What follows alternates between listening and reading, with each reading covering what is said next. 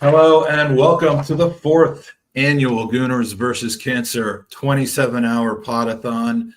I am so unprepared for this, I have to tell you, but we're going to do it anyway because last year, Andy, we got started about 5 minutes late, and 26 hours and 55 minutes later, I had people asking me whether we were going to get those extra 5 minutes so that we'd actually run 27 hours. So we did it.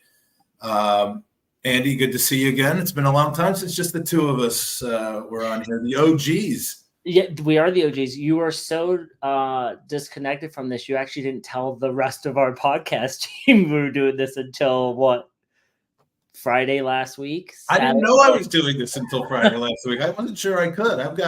If I could tell you what I have going on right now, we're literally putting our house on the market in 2 weeks. So I'm in my old studio up here, but it's completely the Virginia house. It's hard to keep track of all your homes. Yeah, no, we're selling the Virginia house. So I'm in my old office, but it's just completely barren now. So I don't have the cool background that you have. My son's going back to uni on Friday. We've got the Arsenal women coming in on Saturday for a tour and planning all those events. It's a crazy time, but yeah, this all came together, and I cannot be happier with the amazing guest list that we have. So let's get started. If you joined us last year, welcome back. Appreciate it. If this is your first time joining us, buckle up, clear out your next 27 hours, and get ready for a wild ride. And if you're here right now from the start, and I see that there are a good number of you in here. Yeah. Hello, everyone. We are simulcasting this year on two different channels. We are on the Gooners Pod channel. We are also simulcasting right now on Lee Judge's TV. I want to give a big shout out to Lee and Sam, and thank you for lending us your airwaves. The more people have their eyes on this next 27 hours, the better it will be for Gooners versus Cancer, and that's what matters. And then starting at 2:30 a.m. On the UK side of things, Dan Potts' channel, Dan Potts TV, will be broadcasting us as well. And Dan and Lee are very good friends of mine. They have an audience that tends to not intersect with ours too much. So again, it's about getting eyes on some amazing content and getting eyes on Gooners versus Cancer. So Andy, as I've mentioned to our first guests here, you are the man that any of you watching can blame for knowing who I am or why I exist. 8 years ago this month, I think we recorded our first Gooners podcast in 2016 after I think we beat Leicester in the second game of the season. Why did you do that? It was me, you, and George, right?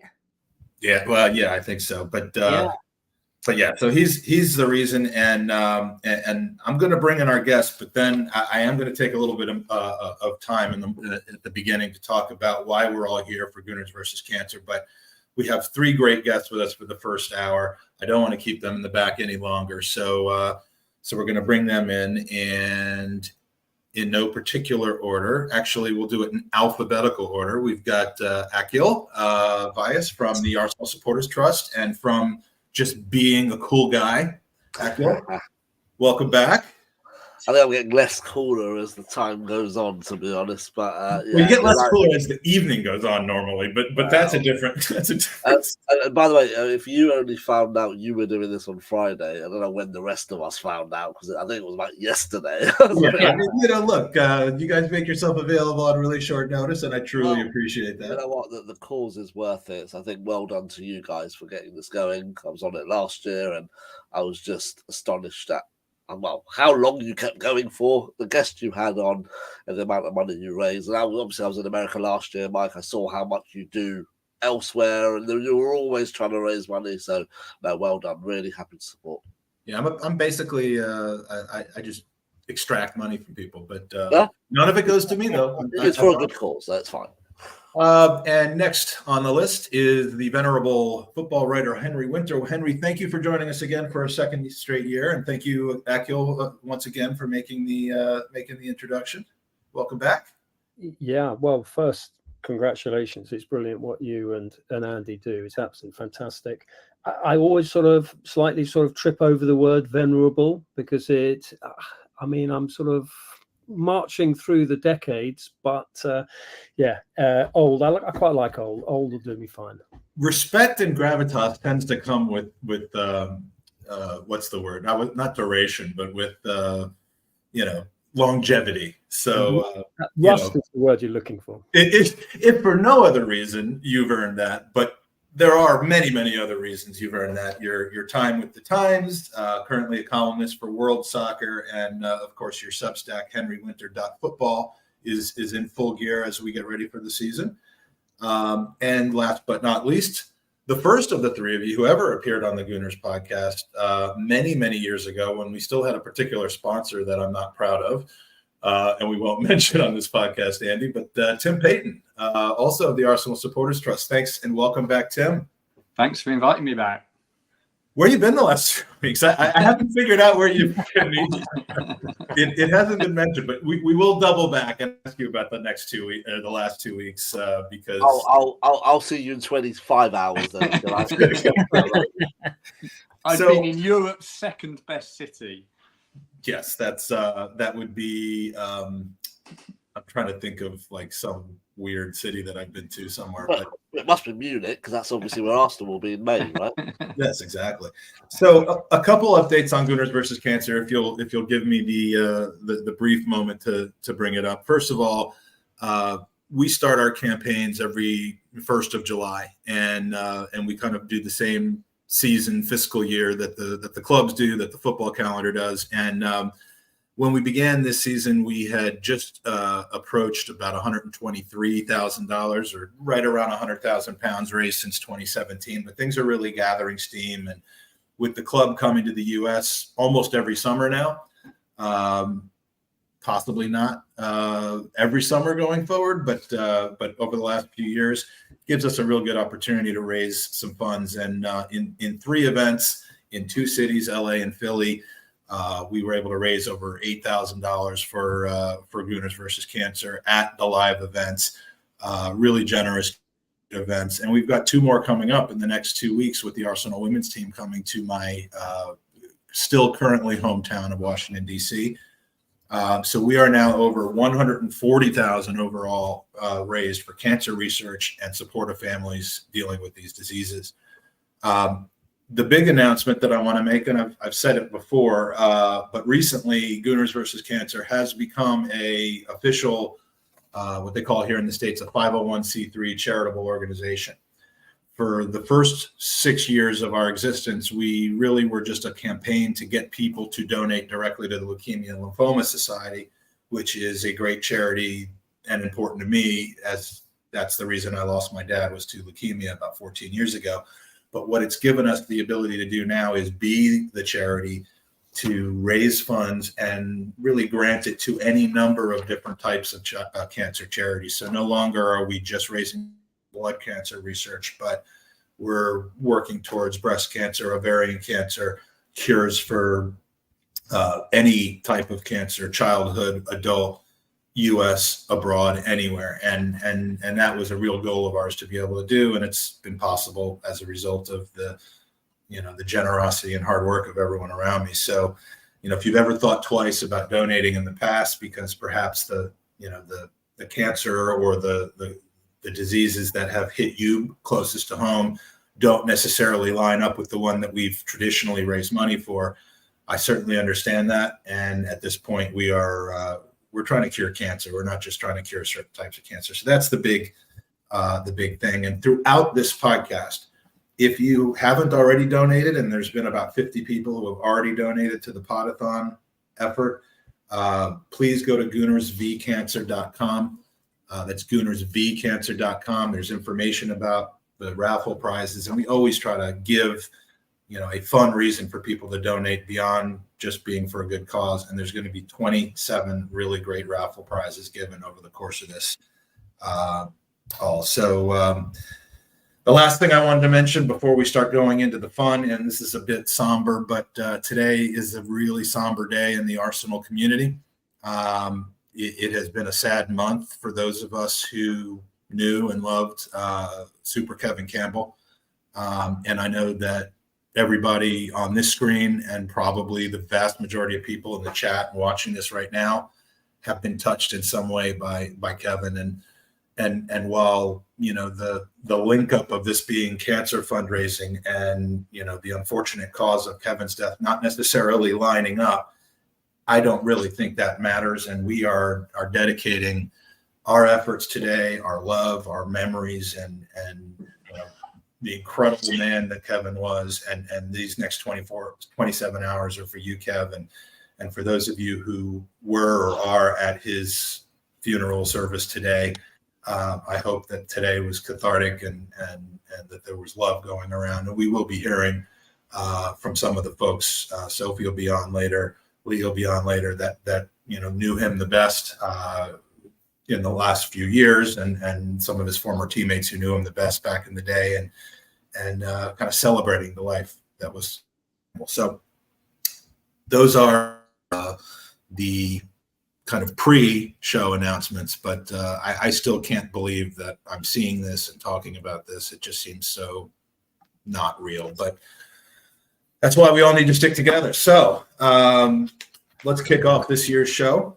Last year, you both, the two of you, Akhil and Henry, joined us in hour 6, which was about 11 p.m. UK time.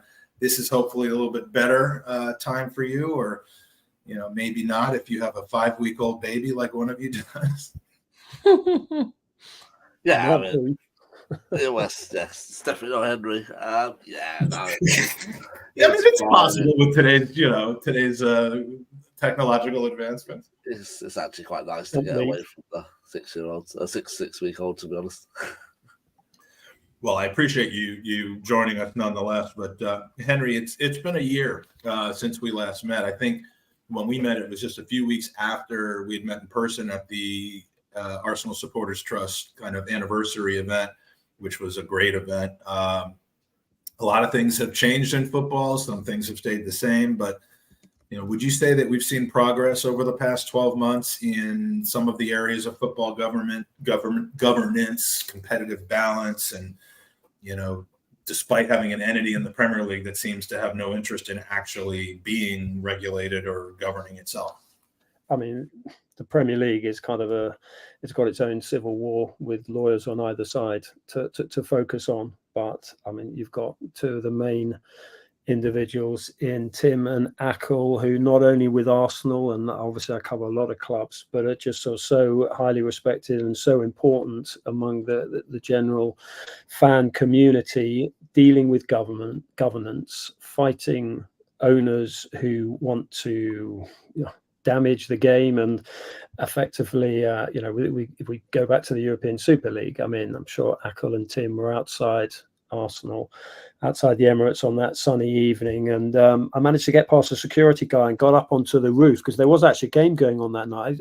Remind me, I think it was in COVID, and so I was up on the roof and just sort of looking down, and I just think looking with a great amount of pride, because it takes quite a lot for fans all over the country in the UK to combine on an issue, and they did on this issue. And the fact the European Super League has gone away for now, it'll come back. So Tim and Akhil and their sort of comrades in arms all over the country, and you guys, you're so important, because without you, the game is nothing. There's no atmosphere. We saw that during lockdown. I went to about 140 games behind closed doors, and it was utterly soulless. And fair play to the players for keeping on, trying to get a competitive edge, but also for the future of the game. So in terms of governance, we've got a regulator coming in. We have probably a more regulator-friendly or genuine regulator-friendly government now with Starmer, an Arsenal fan. So I think that is encouraging. But then you only have to look at the hikes in ticket prices. You only have to look at the way the West Ham fans were protesting by not turning up at their Celta Vigo game at the weekend to show a protest to save our concessions. There's so many issues that fans, our fans, and Tim and Akhil and I have spoken about this many times. fans in England, it's because it's so tribal. You guys know what it's like. Your big enemy is Tottenham, but actually you have to stand shoulder to shoulder with them, even with your biggest enemy, on issues like this. A bit like the sort that they do in the Bundesliga. You see that sort of collectivity amongst the German fans, and I do worry about the future of the game. But then again, I don't worry about it because I know that Tim and Akhil will be out there fighting for Arsenal's future and for the future of the game we all love. And that's what's so special about you as a journalist who's been around the game at the level that you are. You have always connected to the grassroots, not necessarily the grassroots of football, as meaning like Hackney Marshes and that sort of thing, but the fans and the fan groups and the FSA and AST for all the clubs, and that's why you're here with these gentlemen, because you're such a valuable ally. Tim, would you say that the Arsenal Supporters Trust is feeling positive about the future of football, or is there still a lot of work to be done? Oh, there's a hell of a lot of work to be done, but there is good opportunity. I've actually got a bit of an exclusive for you. Henry will be very interested. I went to the Department of Culture, Media and Sport today to discuss with the officials, the team that are working on the legislation that will be reintroduced. This is a football governance bill, which was introduced in Parliament and then fell when the then Prime Minister decided to call a snap general election. But as Henry alluded to, I think we have a government now that is slightly more friendly and positive about what a regulator can do. So they will bring the bill back largely like it was before, but I think we will see a bit more reference to the fan role in it, the regulator having to consult with the fan. I know, and we might come back to this, I think the Super League remains a constant threat, and actually we have to watch that it isn't done by 1,000 cuts to the existing setup. And I still don't think that most Arsenal fans have woken up to the fact that we're going to play probably 4 extra Champions League games this year. I don't think we really want these extra games in a group stage before we get to the real knockout. But that in itself is that momentum. But anyway, we've got to watch that. The other issue that concerns the AST a lot is the protecting the home games being played at the Emirates. So I was talking with the government today about strengthening the wording around that and how the protection could work. And some other things. I don't think that the government will go for regulating ticket prices, but I do hope we can get ticket prices to be something that the regulator factors into their annual report on the state of the game. Because if the regulator itself declares ticket prices as too high or not necessary, it's a very powerful kind of check and balance on a club. You don't want a formal government regulator admonishing you in that area. And then the subset of that is the real attack at the moment from many clubs is the concessions. Is coming after the concessions, and particularly I think for the seniors at some clubs, and even more so for youngsters, because that's the future of the game, isn't it? The game has no future, and the stadiums are better when the young people are in there. Now, to be fair to our club, to Arsenal, and Akhil goes to the does the hard work on the cold nights when we go to meetings at the Emirates with the club, and I'm on the Arsenal advisory board. I think we've got Arsenal listening a little bit. They proposed this year to end concessions for senior citizens, and then they reviewed after we protested and said that doesn't look right. They've reintroduced them, so you can carry on getting a discounted senior season ticket. It's only in one part of the stadium, but it's there, it's an option. And they are doubling the number of junior and young adult concessions this year, putting their focus into what I think, Akhil, you've always been with me on this. I think that we've always felt if there's a audience that you prioritize for some financial support, it's the young adult, the student, or the person in the internship or his career hasn't got going. Because I know, my love of Arsenal came, I was lucky. I grew up, I could hear the crowd, I could open the window and hear the school. I went to Highbury Grove School, and wandering down to that school, to the club, and paying 50p to get into schoolboys.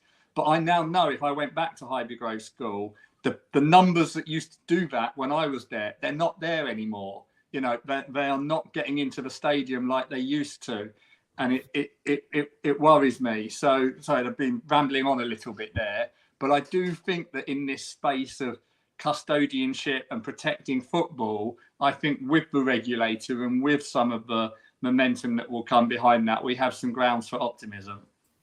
I think just to add, Mike, as well, which is probably more relevant to sort of maybe the audience we've currently got, and folk kind of based in America and overseas. And obviously, one of the other AST priorities is to make sure that we get, genuine tickets in genuine hands of the fans. So that's anti-touting. That's, if you are an American fan, when you come over, you've probably got a red membership, to try and get more tickets in the hands of red members and silver members rather than touts, and rather than sort of, that's why we're always pushing to improve the ticket exchange, the ticket transfer. Obviously, Arsenal introduced something called Use It or Lose It, i.e. those empty seats.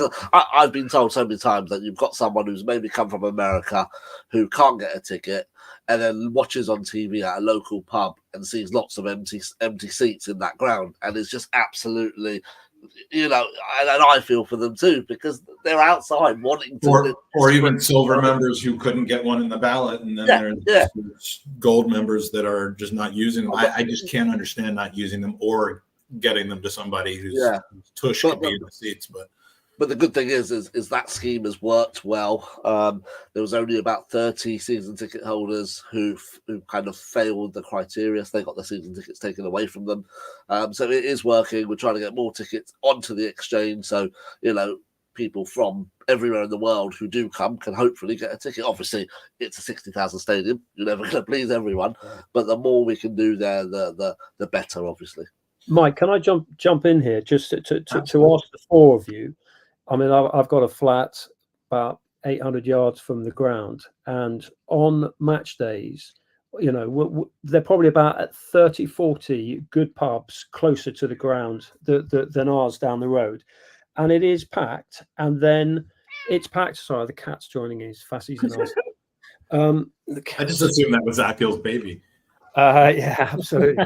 But you didn't tell me whether it was a human or a cat. I mean, he didn't care. There we go. There you go. Bring us some good luck. So, but just quickly on that, do you think, Tim, with your advisory board hat on, and Akhil with your Arsenal Sports Trust connections, do you think Arsenal at any point will expand the stadium? That was another question from one of our listeners. I don't think they will. Partly, I'm not sure that the planning commission could come. I don't think that the footprint allows for it in the space of what they can do in the exit and egress. I think the costs would be hugely disproportionate. So there may be a little bit of room to do a little bit of safe standing and very slightly improve things. But I think fundamentally you're at a capacity of 60,000 for all sorts of planning and safety requirements and getting in and out on the local roads and various issues, and cost in terms of what you would try and do. That is actually squeezed into a very small site if you look at it, Henry, and think how small the perimeter is before you reach those bridges in the streets. So I think we do have to live with the capacity that we have at the moment. And look, we know that the Cronkies will spend money on players, but they will never spend money on a stadium. Oh, well, wait, 1 second.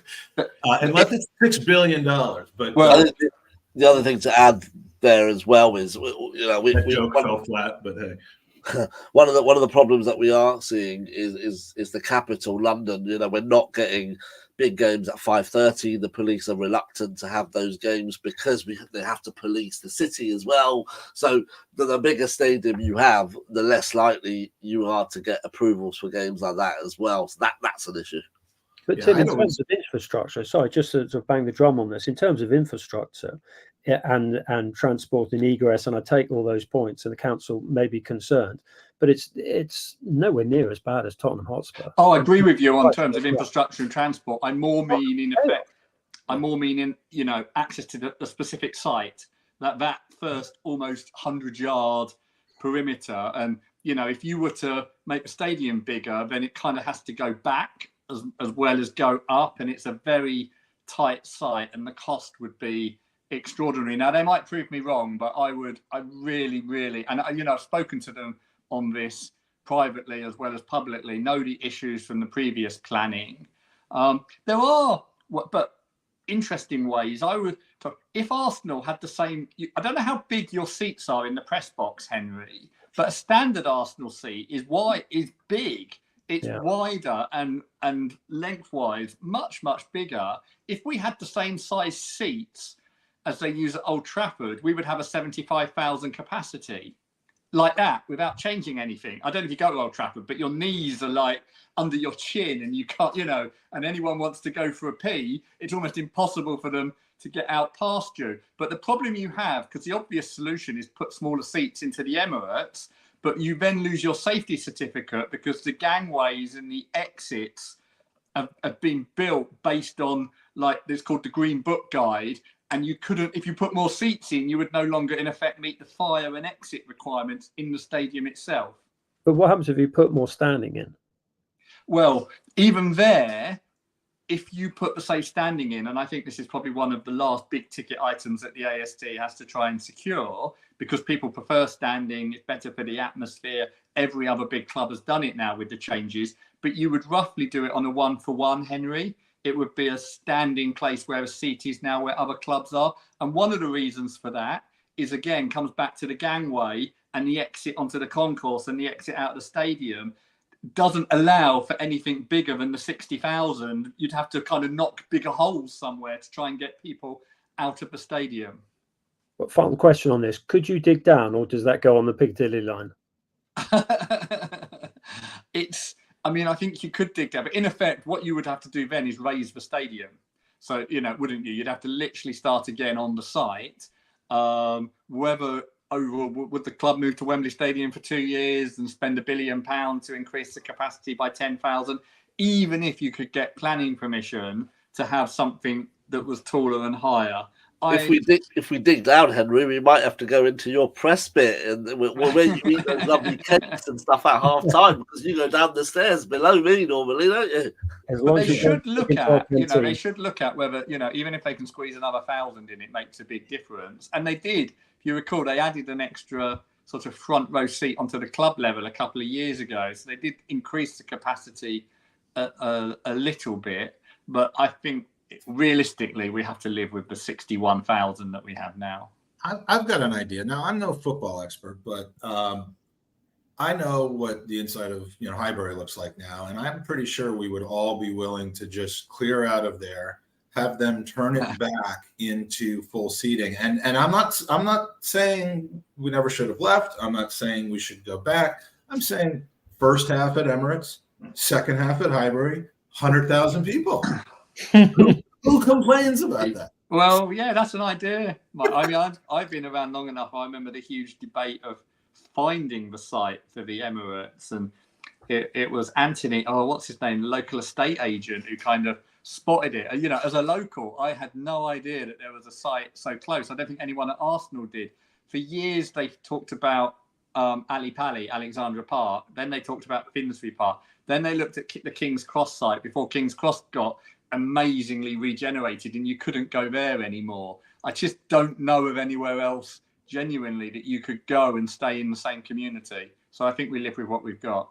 I know why Mike said that. Mike's actually, in the last year, bought a flat at Highbury. He's just thought about the value going up and compulsory purchasing. I'm saying I would be happy to leave if it would allow the club to play the second half at Highbury. I mean, if you want to keep the North Bank flats there so that we could just watch the game, that's a different story. But speaking of getting more eyes in front of football, there's a very controversial, kind of thing that's be getting discussed more, and I wanted to actually ask Andy for his opinion on this, even though I think I know it, and then take it to the folks who have worked directly with the club on this. But it's Premier League games or other meaningful competitive football matches, non-exhibition games being played abroad, specifically in the U.S. Now, Andy, you're a expat, grew up in Hemel Hempstead. You go back to England less than I do, and you for some reason you don't even go to the Arsenal games when you go because your niece or nephew's usually having a birthday party. But you do live in Denver, home of KSE, and if there's anyone that you would think would want to see Arsenal have them more accessible by having them play in the States, you'd think it would be Americans and people like Andy and people like me, but I think what people misunderstand is that I have never met an American Gooner who wants a competitive Premier League game to be played in the U.S. Andy, would you agree? Yeah, no, I agree. I don't want it.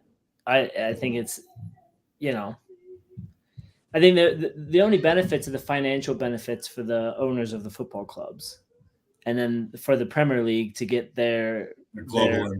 But the global interest is already there. So there's no other reason for this except for the owners of the football clubs. And let's be real, like they're not going to bring an Arsenal match to Denver. It'll be in New York, LA. It won't be, it'll be on one of the coasts. And if they're already charging $250, $300 for a preseason ticket, God knows what's going to cost to actually see a match that means points, right? Yeah. So I don't agree with it. It's going to happen at some point. I just, it's not if, it's when. Well, I need to get the recording of this podcast and send it to the DCMS, because as I was leaving the meeting today, they must know this by now. I said to the officials, this evening I'm going to do a pod with an American kind of focus, and they said, what will they think of your views of what you've just been saying of not moving games overseas? And I said, you'd be amazed. We survey our members, and all the American fans and international fans, they will tell you that they fell in love with a club, and part of its identity is Islington and the Emirates, and it's like a pilgrimage to come. And they don't, and he sort of understood it. And our surveys show this, and other fan groups survey, and I will send it to him. But it's very interesting to hear you actually articulate it and say it. I'll say it in a different way. And Tim, Akhil, Henry, you can take this back to whoever you want to take it back to. But the reason that, and I don't speak for every single person in America, but I mean, as you guys know, I work with supporters clubs directly. I'm the liaison for every supporters club in the country. I get around a lot. I speak to a lot of different people, and you find kinship in this community, and it's because I've always just kind of had this bit of London in me from living there. Other people find it from whatever psychological or life experience reason they have. But the reason we fell in love with English football, despite having the availability of soccer here, and the reason specifically we fell in love with Arsenal isn't it's because it's different. It's because it's not available here. It's not in spite of that. It's because of that. And it brings an element into our life that you can't just get walking around a suburban Washington, D.C. or Denver or something like that. And it fills a void, or a part of you that has become very important. And look, we love when the club comes here during the summer. It's a chance to get to see the club in a different light, possibly a little bit more access. And I know that grates on some of the legacy fans that spend their entire lives following the club, and I empathize with them over that. But there's something different about the summer game. They need to improve the engagement in the UK, not 1,000%. Increase it on tour. I think it's the other way around.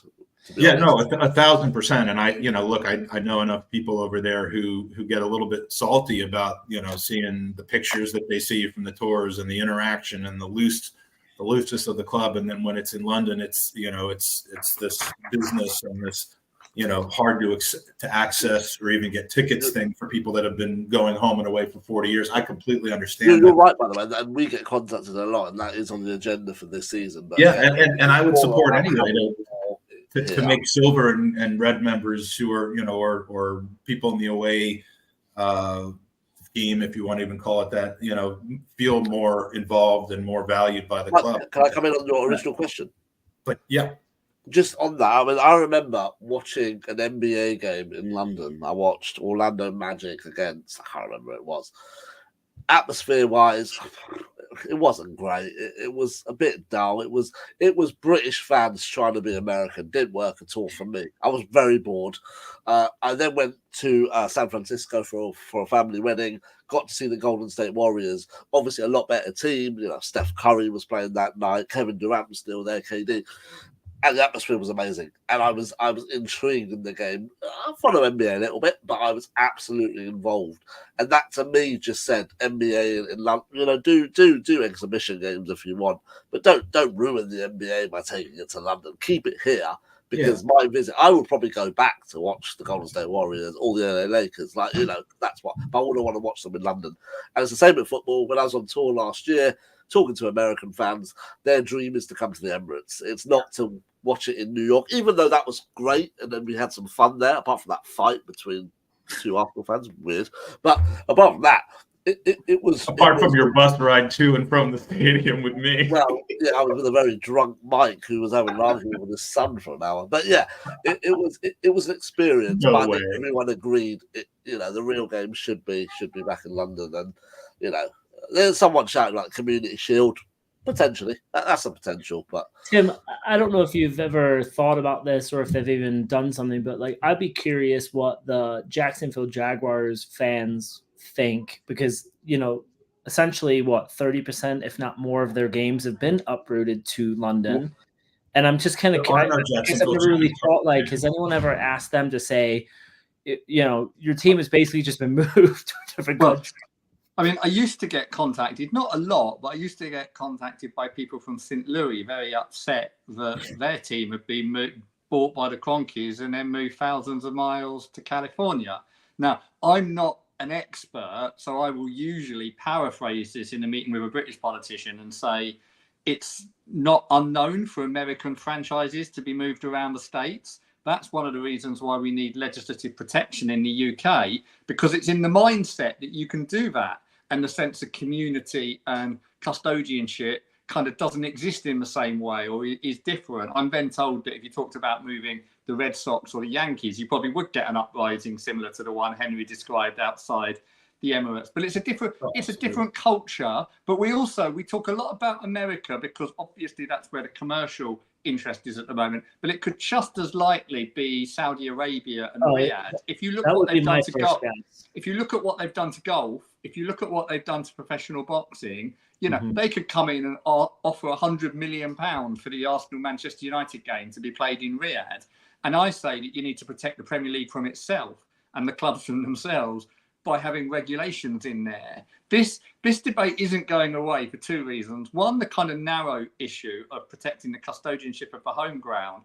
But I think, and this is almost queuing in Henry, and I know I'm queuing in on a sort of leaning on an open door, but the crisis that is hitting football now really hard, that the regulator doesn't go near, is too many games being played.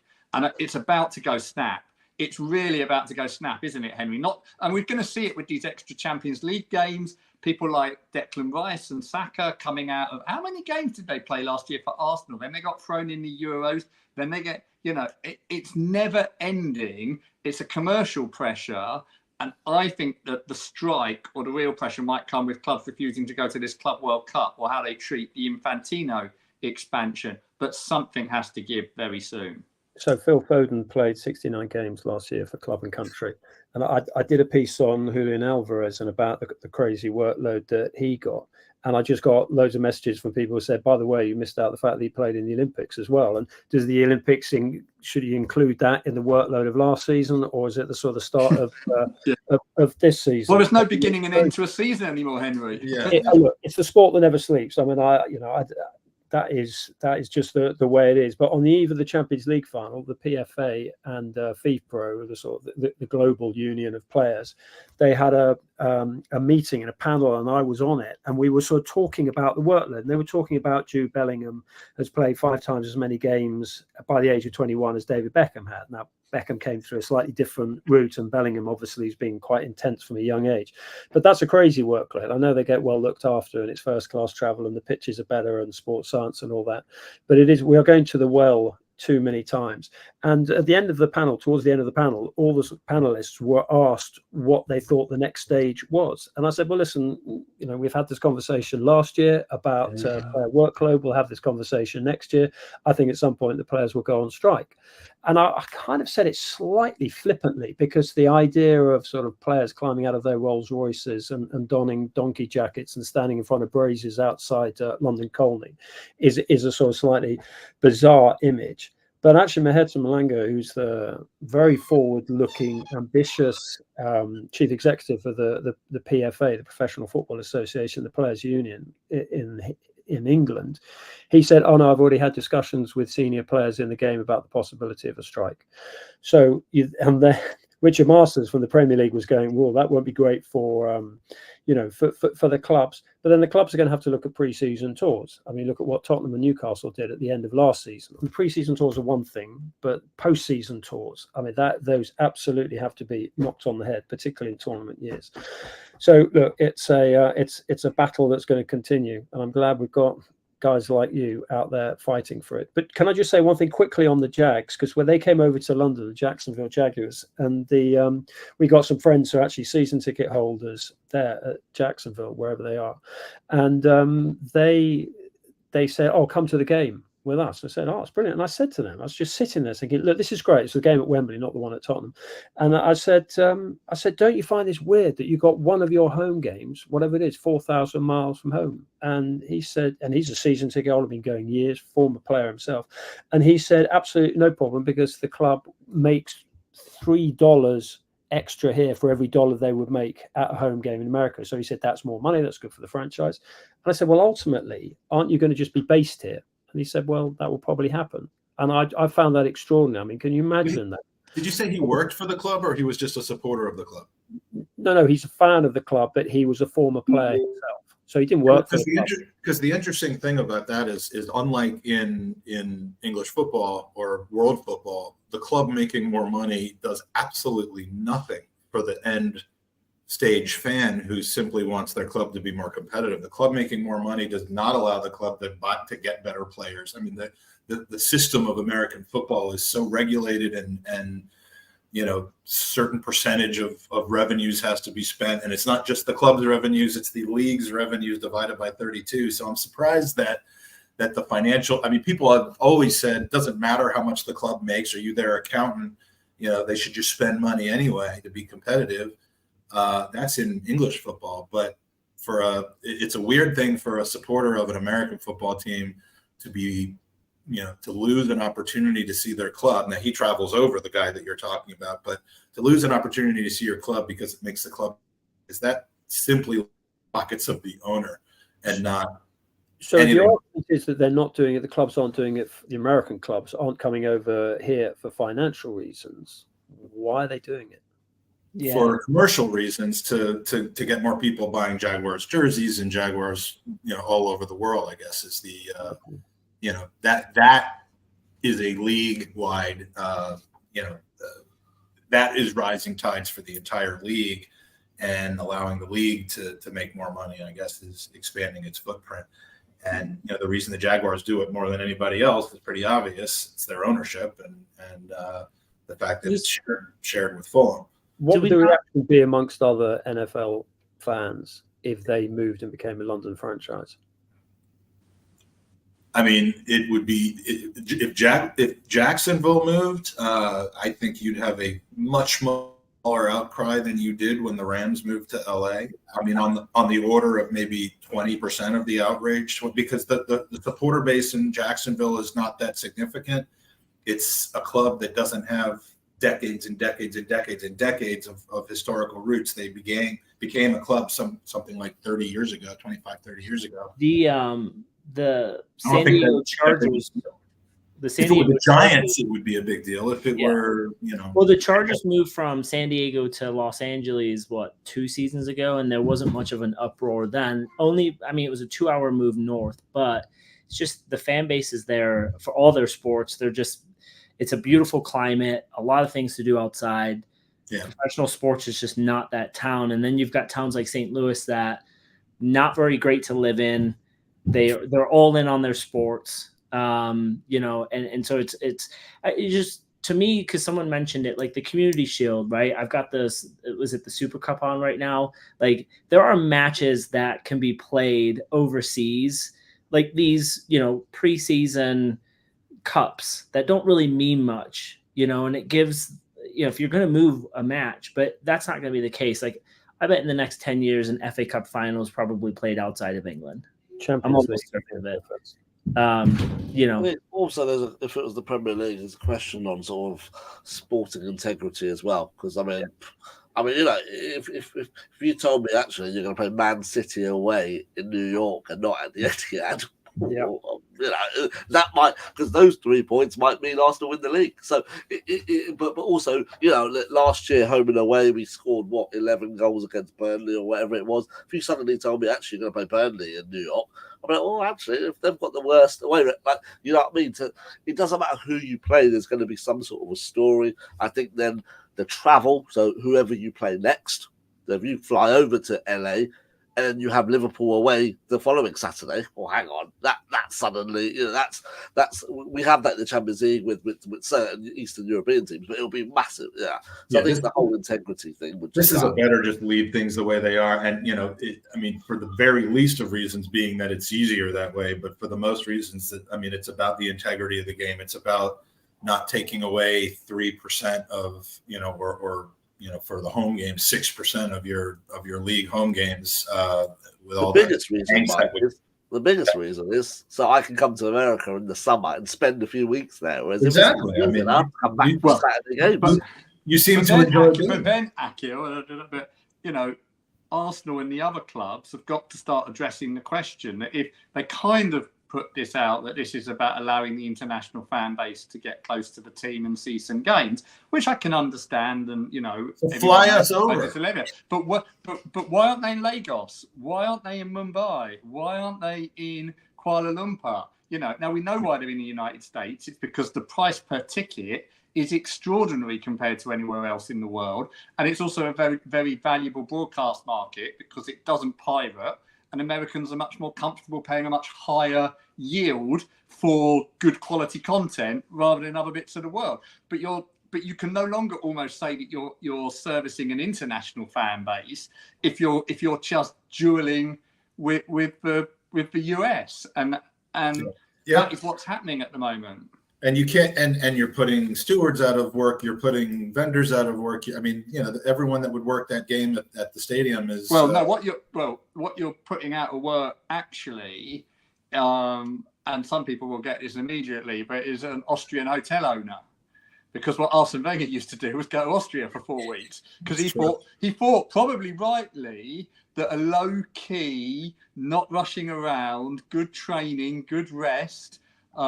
Was the right thing, and too much football was being played, and so barely playing your first team players. I don't know if Henry, you ever went to that hotel to try and get some quotes, but he used to ride around on his bike, didn't he, in the Austrian hills, and it was all very serene.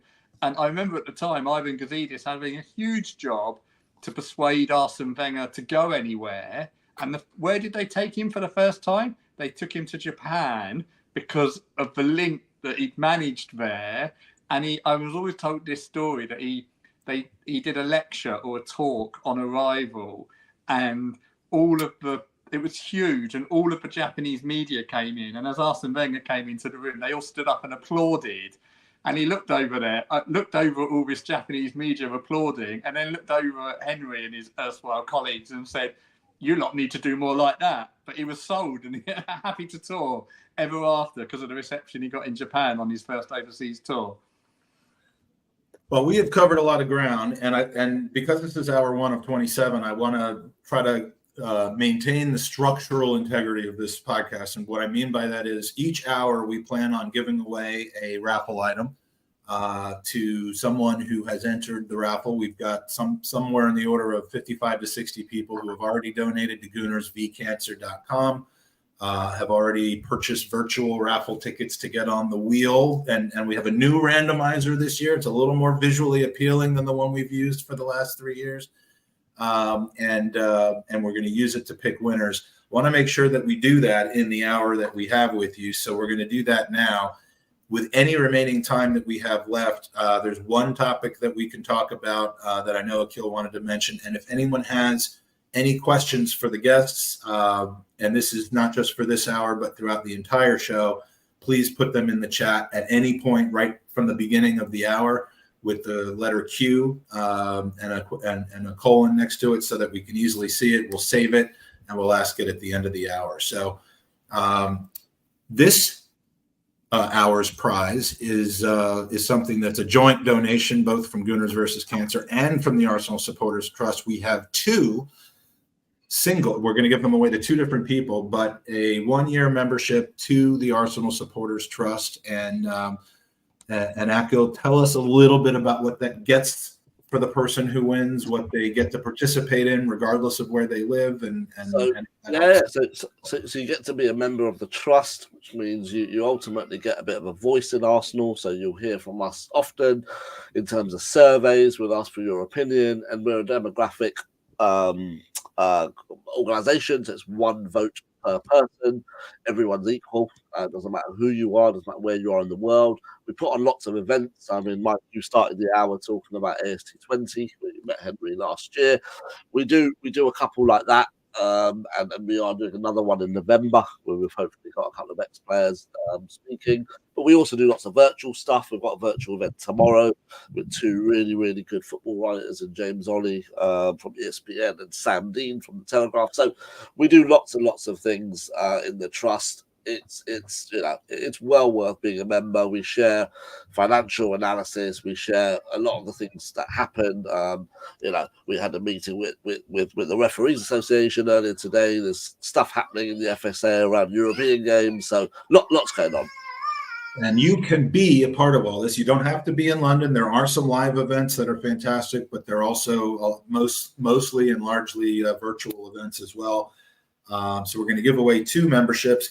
By the way, we've got kind of certain levels of prizes based on the value. And the thing we ran into in the first year was that, someone made a very large donation and as such won a disproportionate number of prizes. And it got to a point where it was a little ridiculous. So our rule here is that a type A prize, which is a valuable prize, usually something like a jersey or a signed kit or something of significant financial value, you can only win one of per the 27 hours. A type B, which is something usually in the order of £50 or less, which is the cost of an Arsenal Supporters Trust membership, you can win 2 of those prizes in the period of the pod. And then everybody is entered in the grand prize drawing, which is a signed kit from last season by the entire Arsenal first team. So with that being said, we are playing Wheel of Fortune this year instead of a text-based draw. So let's see. Exciting. We have everybody entered in here with the proportional number of tickets. You'll see some larger wedges. These are people who most likely donated $250 or the slightly smaller ones, $100. And then, of course, it all helps. And last year's grand prize, I believe, was won by somebody who purchased 1 raffle ticket. So again, we don't want to discourage donations of any size because it all goes towards cancer research. So we are going to click to see who wins the first Arsenal Supporters Trust membership.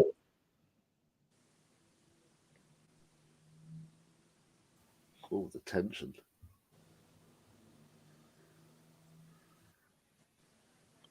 And the winner, Dan Miller.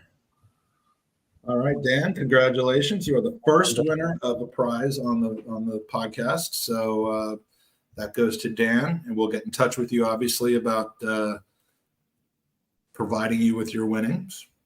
And the second winner,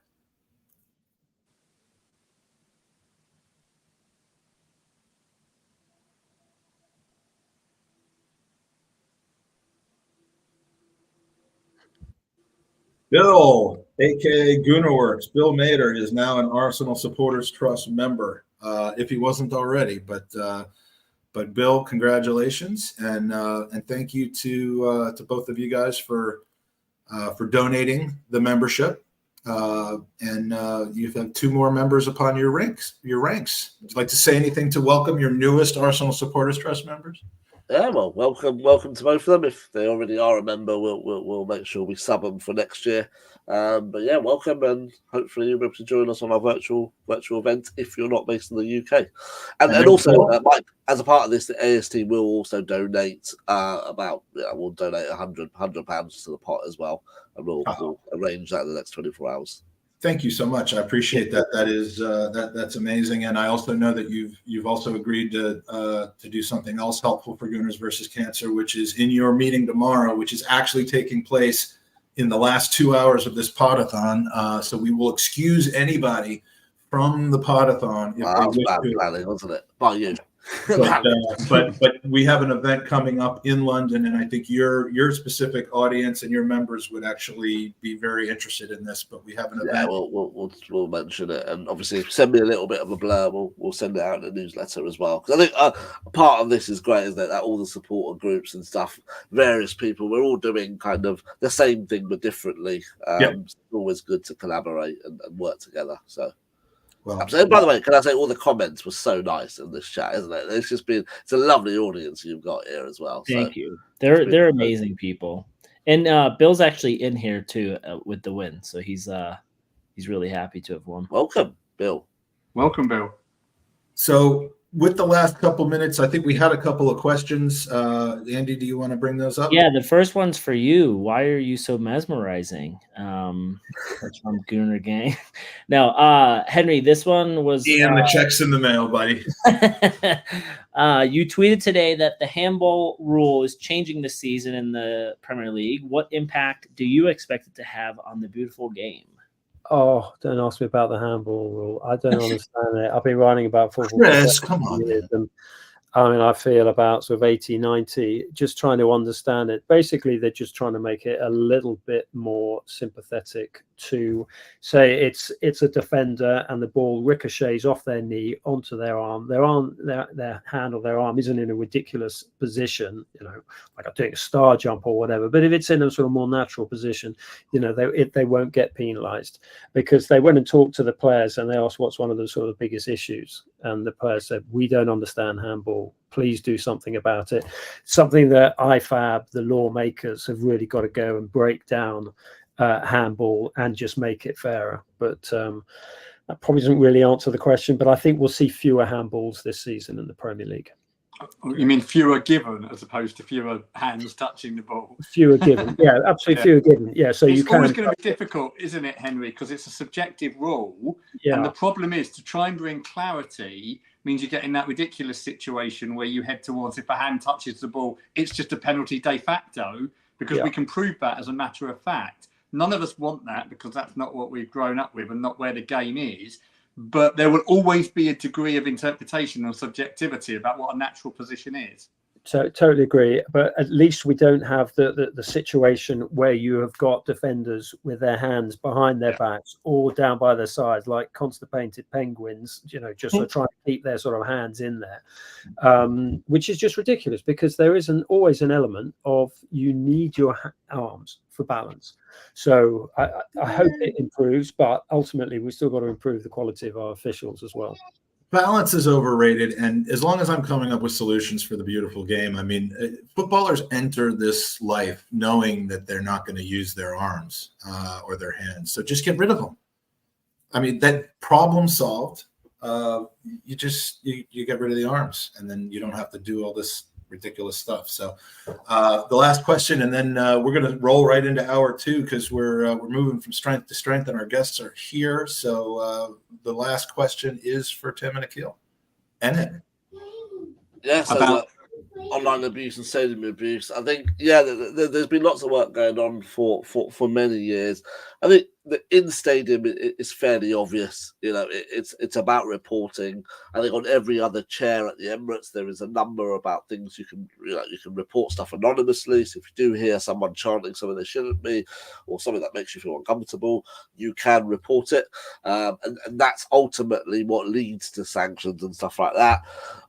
Some of them are hard to prove. There is a process behind it. I think the real sort of kind of interesting stuff is the online abuse stuff. I know you haven't got time for me to go into it massively, but it is something the club have been working on. They work with an agency called Signify on it. Us as Supporters Trust members will remember we actually interviewed Granit Xhaka on this about 3 or 4 years ago. And he was obviously getting loads and loads of abuse. Hector Bellerin used to get a lot of homophobic abuse as well, and there were a few people charged. But ultimately, they have very intelligent listening tools.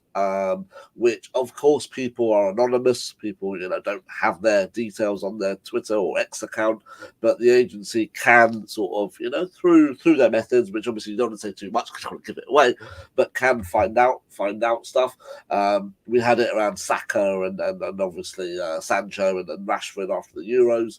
But Arsenal are very proactive on this. I'll give you a quick example where 2 seasons ago, I think, when Jesus got injured, Eddie and Nketiah came in. We could kind of, as fans, we could see potentially, we know Eddie's maybe not at the level, we all love him, but we know he's potentially not at the level. We knew that maybe there could be some frustration there. So the club proactively were sort of making sure it's their aim to protect players as well. And they were very proactive in making sure he's not getting abused on his channels, because nobody wants that, put your Twitter feed on at the end of a game and you get lots of abuse. So lots of stuff going on there, but the message to fans in the stadium is report stuff that you see. If you see it, report it. You don't have to report it then. You can just take the number and report it later, but just get the seat details of where the person was. And that's for touting as well, by the way. If you hear someone's paid £400 for a ticket, just remember the seat number, the row, and you can report it afterwards. Is there any 70% of online abuse to players in particular comes from overseas, and that creates huge problems for Arsenal and for the Premier League themselves, because it's effectively outside their jurisdiction. I think there should be more pressure placed on the social media, the tech companies. Well, you're never going to get that from a particular owner of a particular X-based. There is stuff here called the Online Harms Bill. It's been renamed. Yeah, I hear you guys are coming after us for abuse. That's a whole nother topic, but I don't want to go there. Is it true that one of the people banned from the Emirates was our friend Rick from St. Louis over some shady stuff that he did? I mean, I heard a rumor about that. Here's what we didn't get to in this hour. We didn't get to 115 charges with Man City. I'm sure we'll be talking about that at some point later in the That needs an hour. yeah. I mean, we certainly aren't going to open that now, and we didn't somehow. Mike, just be careful on that, because I remember me and Tim we did an Arsenal Supporters Trust meeting about this, because our members were asking with Nick Harris the charges. Yeah, and oh my God, the amount of abuse we got from Man City. they came for us, man. They said just be prepared. Yeah, well, they can both come for me. I'm fine with that. We did not even get. And most surprisingly, we didn't even get into to Tim's 2 weeks in Paris at the Olympics. No, we didn't. We're gonna have to have you back later. Just be on call in case we have a guest that drops off, because then we could do the Olympic hour. But I appreciate you guys so much for helping us kick this off. Akhil, Tim, Henry, it's fantastic to speak to all of you again, and thank you so much for taking part. Yeah, thank you. What you're doing, and good luck with the rest of them. The next 26 hours. Well done, guys. Bye, guys. What have I got myself into? Thank you so much. Mike, we had a question from Sammy asking what hour is Peter Drury on, and then Jared said 9 a.m. UK time. That is both a good question and a good answer, and 2 more good guests. We are. My vision just improved. I'm getting a little old. Do you see what I did there, Elliot?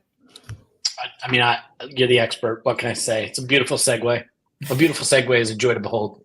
Yes, it's fantastic. It absolutely is. So hour 2 is upon us. We're very excited to welcome our next guests.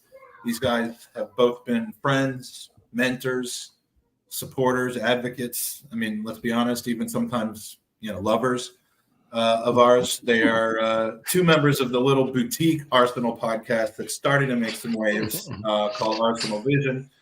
And they're back on the Podathon. Welcome to the show, Elliot Smith and Clive Palmer. Thanks for coming on. Hello. How are you doing, mate? Right now, I'm doing pretty well. I love this. Having you guys on earlier in the podcast is much better than what we did a couple of years ago, and I was really so. You still seem lucid. I am at this point, and that's typically not the case at 3:00 in the afternoon. So. Have you put the diaper on yet, or are you going to wait until late? I decided after that experiment that I wasn't going to do that anymore. Last year was diaperless. This year is diaperless. Yeah. Guys, I can report that it's been 4 minutes into Mbappe's Real Madrid career, and he hasn't scored a hat trick yet. So overrated, overhyped. I mean, I've always thought so. Has he scored at all? No. Okay. Hasn't even provided an assist yet, Elliot. I mean this seems like a career in decline to me. Yeah. So as with each hour, if you're watching this and if you're hearing this, you are watching this, put your user questions in the chat, put a Q before them. We will save them. Andy will save them. I will. And we'll talk about them at the end of the hour. So guys, I'd say long time no see, but it hasn't actually been that long. You were both slumming it recently on the beaches and stages of Los Angeles, California. Clive, your first summer tour in the US, wasn't it? It was, and a very fantastic experience. I got to be honest, 4 or 5 days out there. Every night was busy, every day was beautiful. I lived a privileged life for 5 days. I don't think I saw everything, but if you're literally living on Hermosa Beach and then traveling in Ubers everywhere to stadiums and Cosm centers and different events, you just think that's the way you should live, right? So I had that experience and it was great. And everywhere you went, someone recognized your face. So yeah, not real, not real, but very, very there's nothing real about LA. But yeah, it's very sort of it's interesting, right? When I get recognized around the stadium, I sort of know, I'm sort of used to it and I keep my head down, etc. Maybe I just didn't expect to be recognized so much 6,000 odd miles away, whichever way it was. And the people are just as nice. In fact, the stories are even more humbling because people travel to get to LA to then recognize you, and then obviously you have some fantastic conversations. Elliot knows what I'm talking about. We don't just say hello. We have mini podcasts with people. Do you know what I mean? So and so it's really nice and something that I'll never take for granted. Never take for granted. Yeah, now, Clive, are you ready with signed headshots like Mike is when he gets recognized, or are you just more shake hands and walk away? I'm shake hands and stay there. Right, Elliot has to come and rescue me normally to get me a seat and water. Right, so without him at Cosm, I don't think I'd be. I think I'd still be there. Right, so yeah, it's I'm part of the problem as well. I'm afraid because I enjoy it so much. Now, Elliot, you had an amazing level of success in LA, dodging me. I did actually see you and speak to you for a decent amount of time. So no, we did. We did. But what I'm saying is every event, like my daughter kept telling me because she's 23 and she could stay out. She doesn't need as much sleep as my old ass does, and all that. But she kept me like selfies of her with you guys at some place I had just left 20 minutes earlier. So like, did you actually have advanced scouts that go to the places to make sure that I've left before you guys rock up? Yeah, we have the away team. They go, they check it out. They say, all right, Mike's gone, but his family's still there. Now's the perfect time. We saw your wife and daughter out eating lunch. Saw your daughter out at the bar, keeping it real on your behalf. I do want to say that the credibility is solid there. You've raised a good young woman there who was able to hold her own in a cauldron. Really, it was like if she wants to, come on for the last 10 minutes at Anfield, she's got the composure. She's got what it takes. I don't talk. I talk about my son a lot more on the pod than my daughter because he's the footballer and but she's something special, and it was really, really cool to have all four of them together. My wife, my son, and my daughter all out in LA. It's the first time we've done that on a summer tour together. We've obviously been to London together, and it really was like 5 of the best days that I've had in a long, long time. And one of the events that all 4 of us, because she was only able to take a couple of days off of work, so she was there pretty much Thursday and Friday, and then Saturday for the game. So the first thing we all did together was the event on Thursday night at Cosm, and I want to show some pictures of that, but it was an amazing time. The place is so amazing that the guy who runs the marketing is actually named Mason. After A Mason, yeah, A apostrophe or A period Mason. But describe the experience of Cosm, what it is for those people who don't know, and kind of how you got hooked up with them to do this incredible event.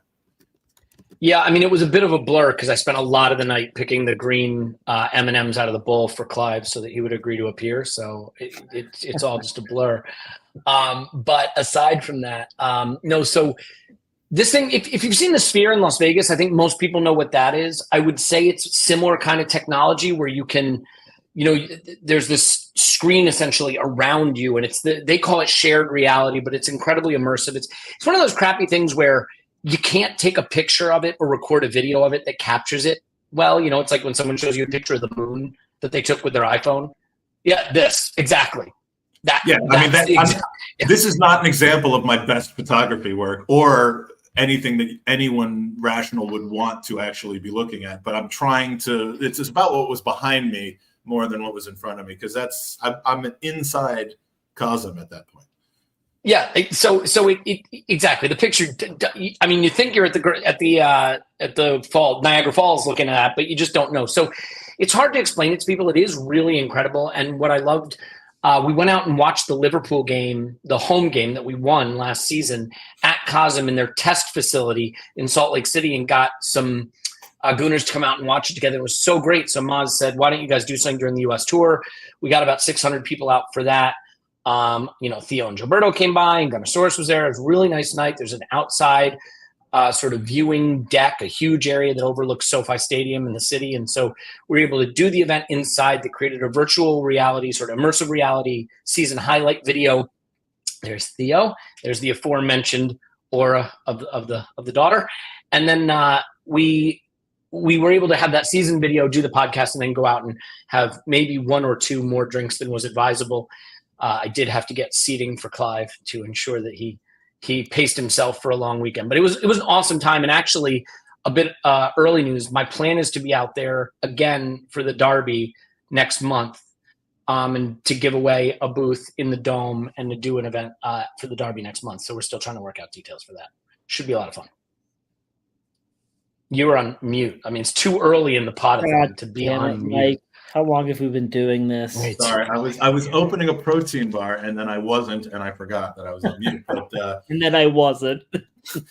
Clive, you mentioned, you said you're part of the problem when it comes to getting stuck talking to people because you just are that nice and you want to have conversations and it never gets old. But I mean, when you guys do a show, whether it's at Alley Pally, whether it's at Union Chapel, whether it's at the what was that pub on Holloway Road the first time? Victoria. Victoria. Or Cosm, like you don't come, stay in the backstage area, come out to the stage, do your thing, say goodbye, and then leave.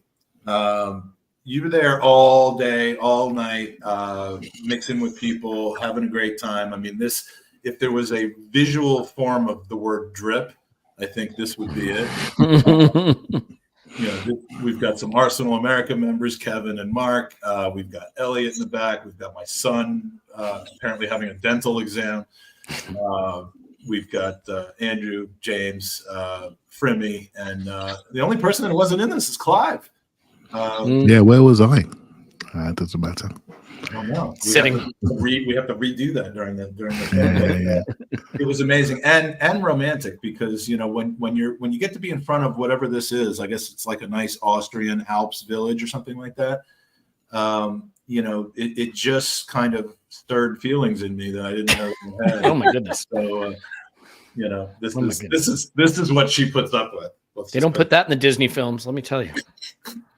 So I mean, the SoFi Stadium. That's the next thing I wanted to ask you about. And Elliot, you in LA. You were in LA last year as well, right? Yeah. Yeah. Of course you were. You did the show the show the night before at The Beehive. Yeah. Clive, what do you think of SoFi? Ridiculous, right? It's, is it possible for a stadium to be too nice? Right, so because it almost feels like that. It's perfection. $3 billion too nice. I don't even think I saw a speck of dust anywhere, let alone. Let's just talk about the facilities. It was just so wonderful, clean. Everything was just really, really good. The game was good. The weather was good. We got in and out of there quite easily, didn't we? Because that's a challenge for many people to get in and out of there. And yeah, it's just it's a wonderful, wonderful, wonderful experience. And I'm sure Arsenal will go back there. And when they do, I will be going back. That's for sure. And I won't hesitate. I'll be clicking that plane ticket because the first year I waited and dillied and dallied. I had a few things going on in the personal life, and I thought I better save my money just in case. And but I regretted it immediately because Elliot was trying to play it down. He said, "Yeah, it's okay out here," and I knew he was lying. I knew it. You know what I mean? And It's just okay. Yeah, it's okay. And I thought I just couldn't quite make it, but this time I did it real quick, and yeah, it was really, really good. And it's a good opportunity. I'm a big fan of preseason. You know, I'm football focused. I know I get serious, but I'm a big fan of preseason because I learn the most. I learn the most in preseason. You can see what people are working on. You can see what the emphasis is of the coaching staff. You can spot improvements in players. You can spot what they've been told they've got to work on. And I can just see it, and I love it. And this is the time to look when you're not scared. When you're scared and worried and nervous, I promise you, your senses are not as heightened, and they are heightened for things that are normally in your own unconscious bias. And that's where you go first. When you watch a preseason game, we can just watch the game with a real broad eyes, and I forget the outcome. Just look at what people are trying to do, you know, and what they enjoy doing, and what comes natural, and maybe what they're having to work on. You know, give you a good example. Me and Elliot sat there in the Bournemouth game, didn't we? Had about 7 rows from the front, watching Fabio Vieira getting a kicking from Ben White for not tracking his man. And then 2 games later, he's running back like an idiot, not even bothered about getting on the ball. He's doing all the off the ball stuff. And so I have to say it.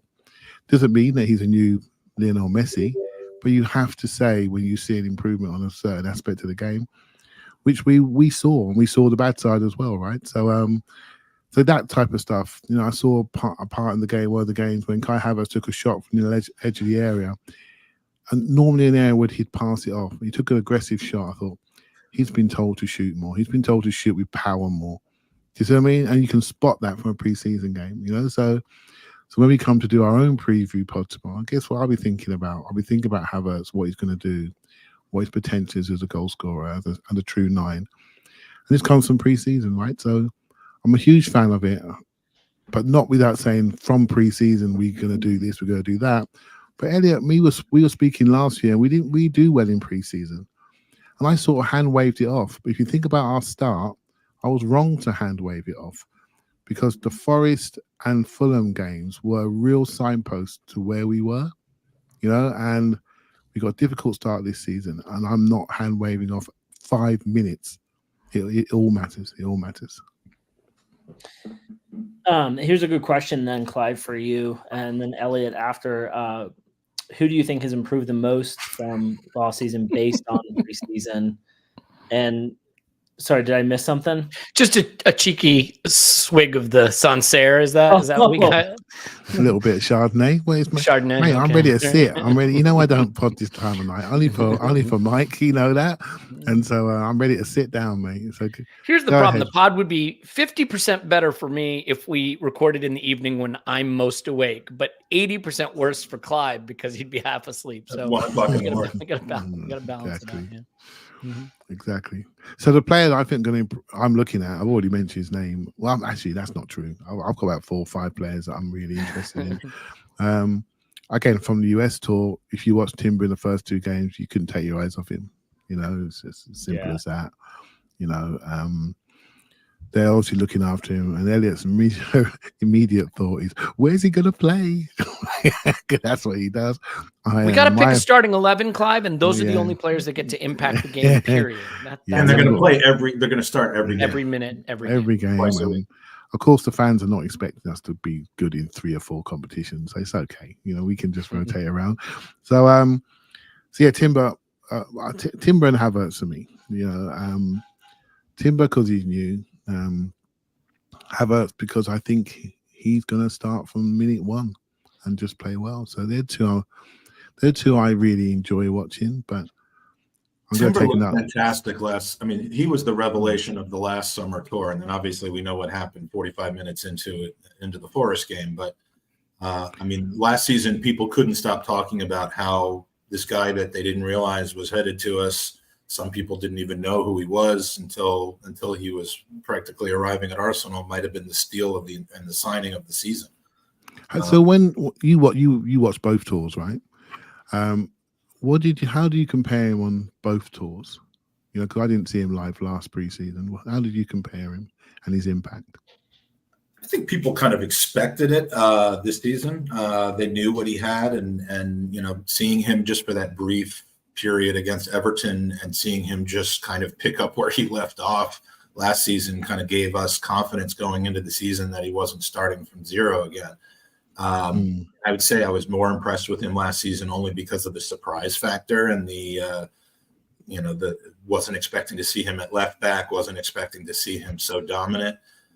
This season, it was almost just like, this is the guy that we have that's, you know, that we bought.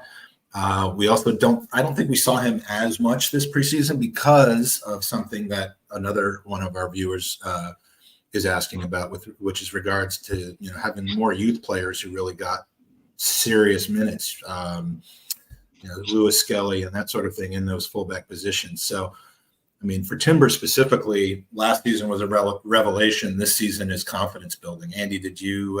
You watched the games, right? I mean, you certainly didn't come, but yeah, I mean, I remember, you know, last season, before the season, we did the bold predictions, and I got absolutely slated because I boldly predicted that he would uproot Gabriel and become a starting center back with Saliba, and then the injury happened.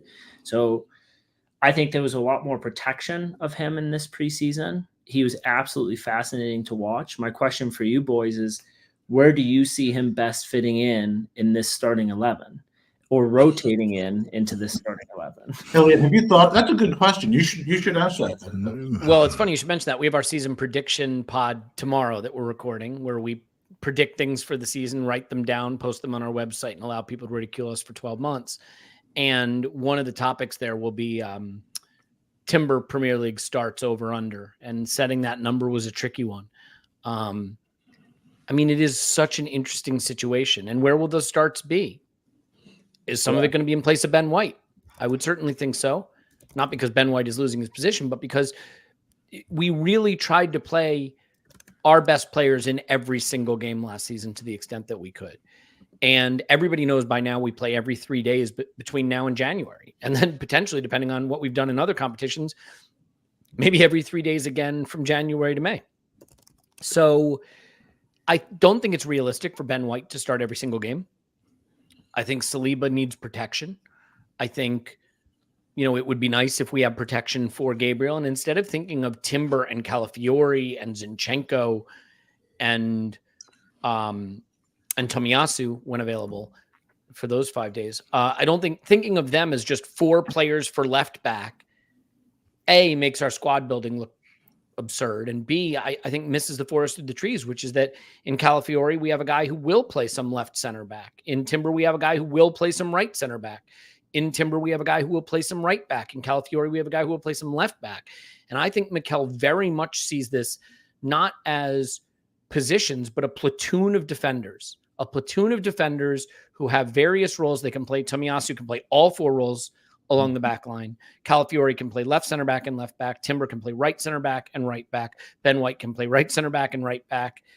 And then you have Zinchenko, who I think is more of a specialist in terms of how we would deploy him. But so I think fundamentally, we're probably going to see this as more of a platoon, where there are certainly players that lean towards being first choice in Saliba, Gabriel, and White.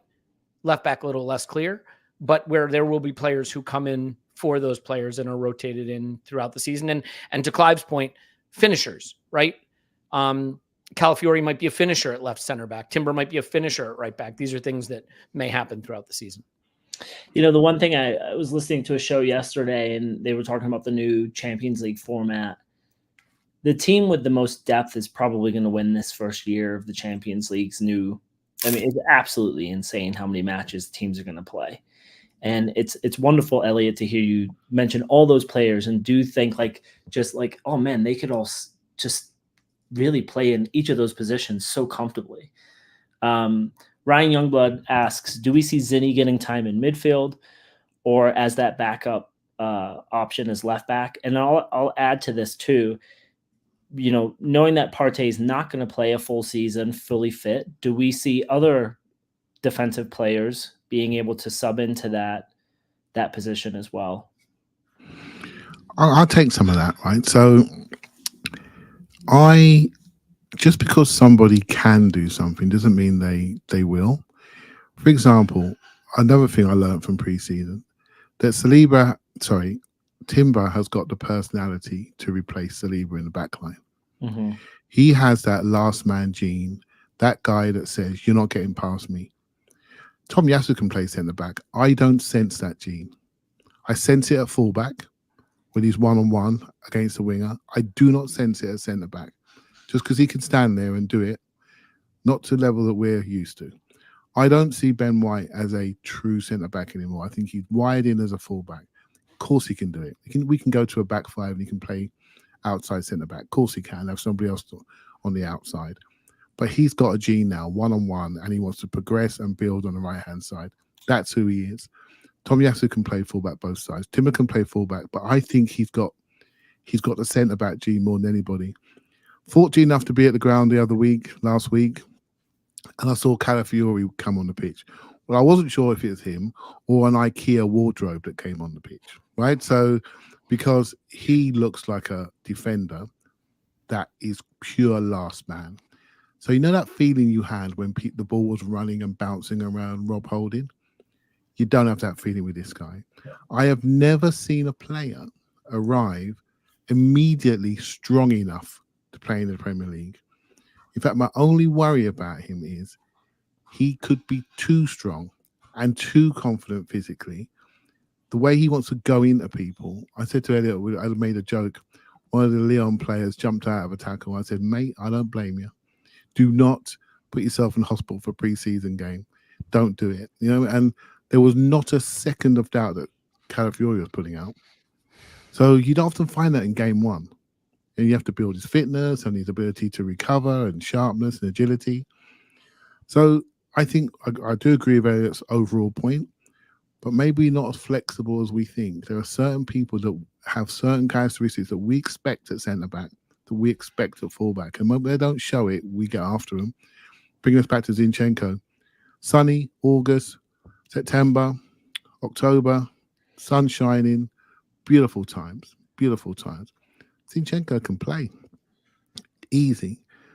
Yeah, let's see what happens, right? Next April, when we go into Anfield. Let's see when we pick our first 11. Let's have a chat about that then, shall we?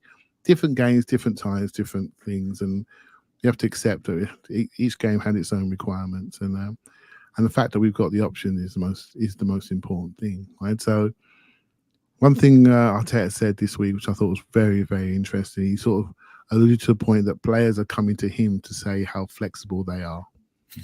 And I thought, yeah, that's what players do, right?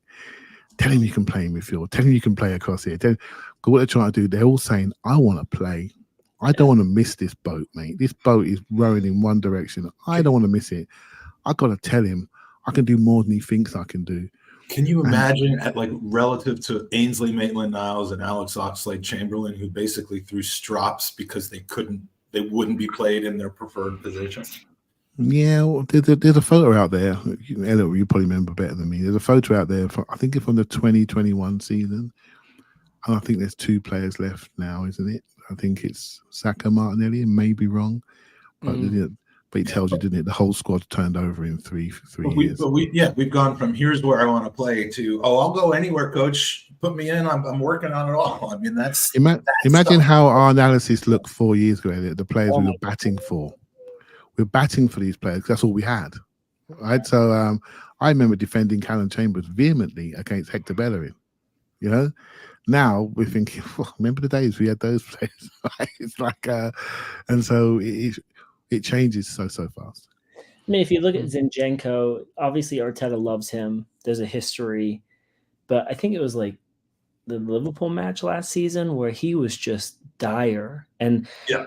There's a lot happening in that man's personal life that none of us will ever understand with all that's happening in his home country. But now, you fast forward to the players in front of him. He's probably one of those guys knocking on the door saying, hey, I'll play wherever you need me, because there's so much competition. You brought up Martinelli, and we have a question, and I'm sorry, I'm assuming it's pronounced Fahad or Fowd. I apologize.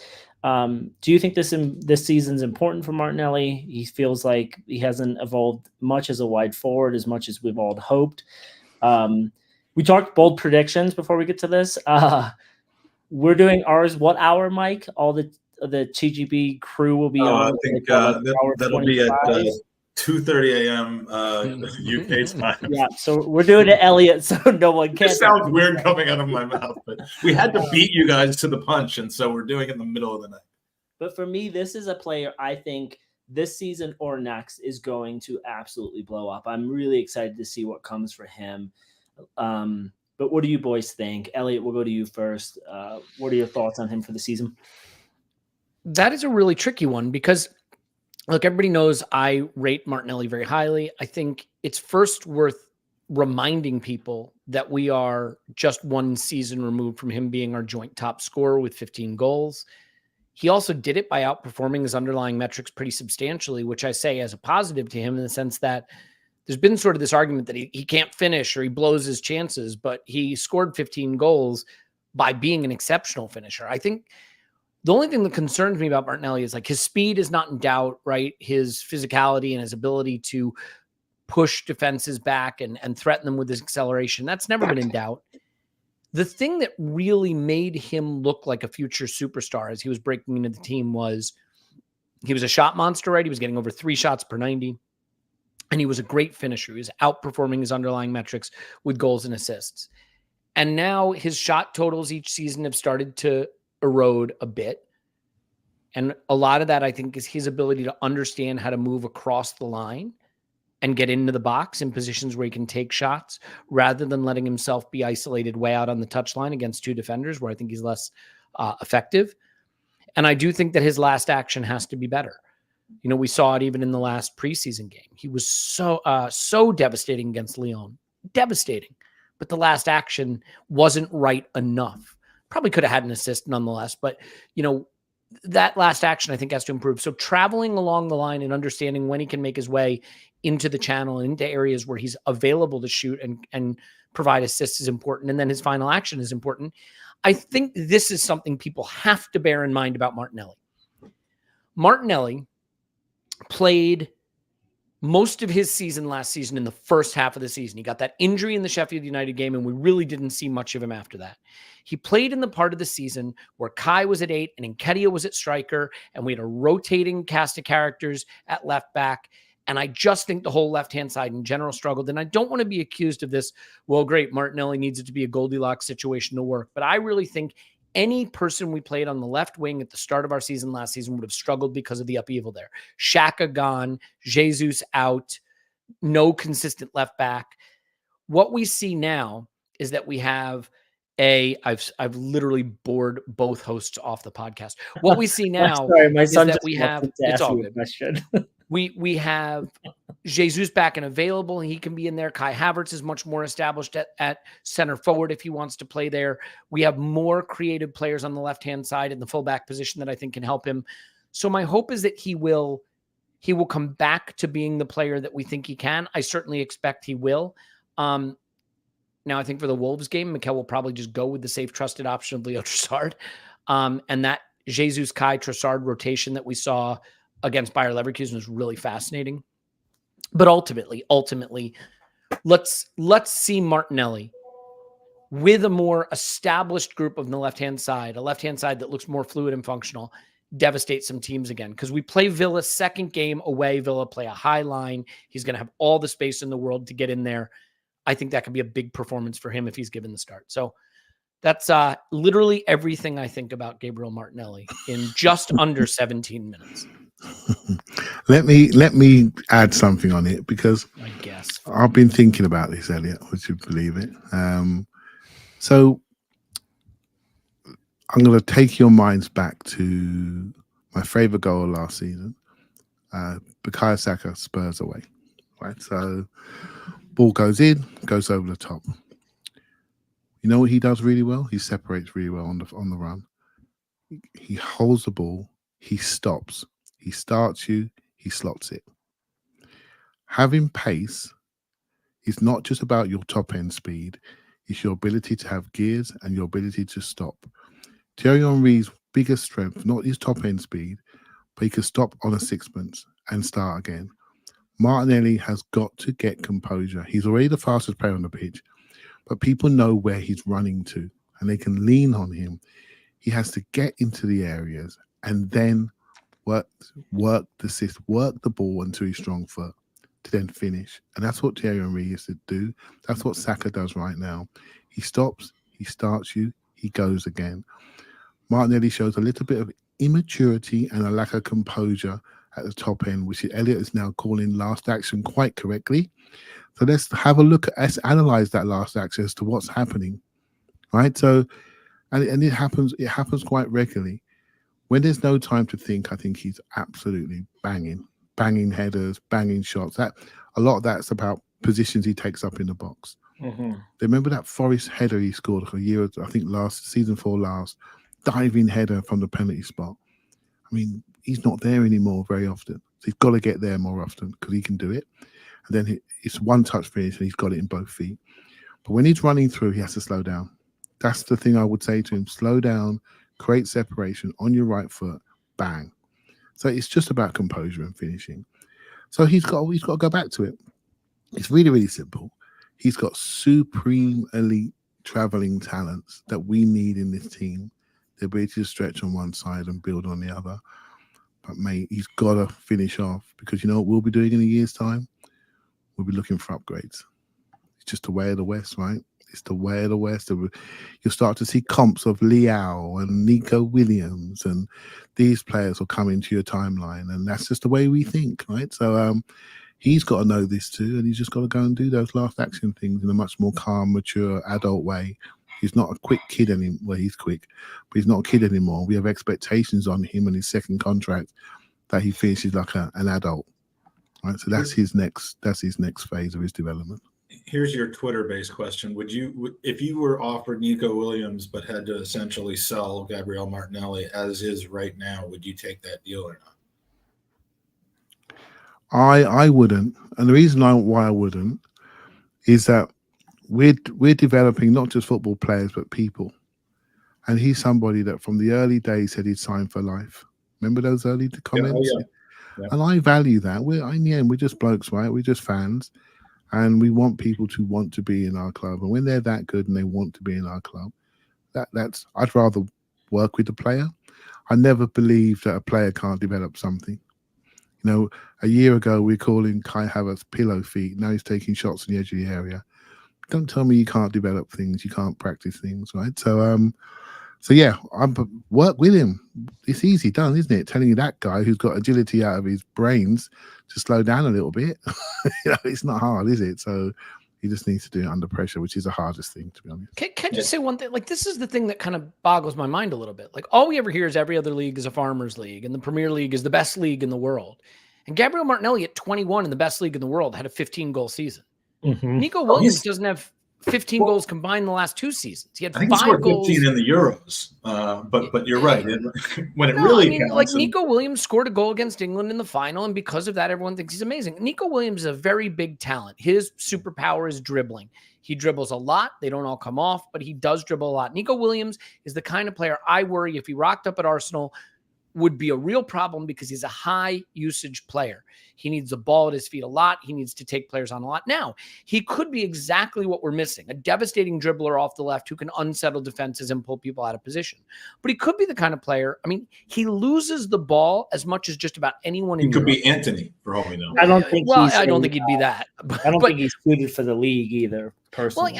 Well, I want to be clear. I rate the talent a lot, but I think Martinelli has already done in the Premier League for Arsenal a season that Nico Williams has not yet been able to do in La Liga. So I'd like to celebrate Nico Williams' talent, but also pump the brakes on this idea that somehow he's clearly this superstar in the making, and Martinelli, who has a phenomenal season on his resume in the Premier League at 21 years old, isn't. I don't understand. And that was the point of my question. I was hoping both of you would say that because anyone who I think at this point would take Nico Williams over Gabriel Martinelli falls into the shiny new toy cult. And you know, you guys clearly are more sensible than to fall into that. And you know, as 1.76 acres, our good friend says the interesting thing about Martin, who had to spend 2.5 hours watching the Arsenal United game in LA with my daughter and I after a few frosted beverages, and somehow lived to tell the tale. Also, thank you to Matt for that experience, Giant Gooner. The interesting thing about Martinelli is his NPXG went up from 2 seasons ago to last season's, as did his shots per 90. My shots per 90 during that game were very, very high. Can I tell you something crazy? Gabriel Martinelli on an XG and XA basis last season had a better season than Nico Williams just had. And everybody thinks Gabriel Martinelli was trash last season. Well, that's an exaggeration, but people are like, "Oh, Martinelli's got to recover from this terrible season he had." Statistically speaking, he had a better season than Nico Williams, who was everybody's darling. They're 1 year apart in age, and one of them is doing it in the Premier League, and the other one's doing it in La Liga. So I don't want this to come across as I don't rate Nico, because I do, but I do want it to come across as we have a tendency to be much more aware of the flaws of the players we have than the players we don't, and much more aware of the qualities of the players whose YouTube comps look really exciting. And by the way, if you want to hear more about NPXG and XA and BBD, East Coast family, you want to hear about all that, we are having Scott and Adam on from Canon Stats. I know you guys know and love them. They are going to be joining us. For you in the UK, you're going to want to get up at 5 a.m. to watch that. Midnight Eastern time. Andy, it'll be a nice 10 p.m. Going to bed thing for you, but yeah, they'll be on. Hey, statistics make me fall asleep, right? You're the numbers guy, Mike. Some people, I love me some numbers. I know you love some numbers. Speaking of numbers, let's talk about goals for next season. So, I think everyone is looking at the Arsenal squad, screaming and saying we need a striker. Seems like Nketiah is on his way out, if not already out of the door. Do you guys think? Sorry. The question. Do you guys? This is from Frankie. Do you guys think we're holding out for a striker, maybe last minute, i.e., an Ivan Toney? I'm assuming that's who he means by Toney. Either that or the tiger from Frosted Flakes. Yeah. Yeah. What do you guys think? I've been thinking about this as well. I think this is where I am at the moment, and this could change in a tweet, right?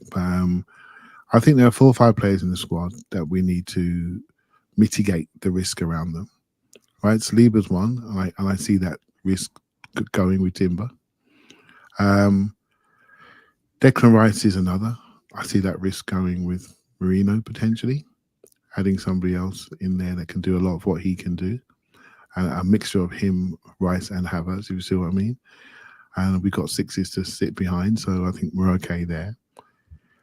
I think I need to mitigate the risk around Odegaard, and that's a combination of Havertz moving and I think Ethan Wanieri coming into the group for some of the lower level cup games. I think we can see he's got the personality to play that position at a serious level. And the only way we can really mitigate the risk around Havertz is by adding another forward. Right, so these are the players that are doing the most minutes, and these are players that we have to de-risk, in my opinion. And so that forward, I'm not sure what it is.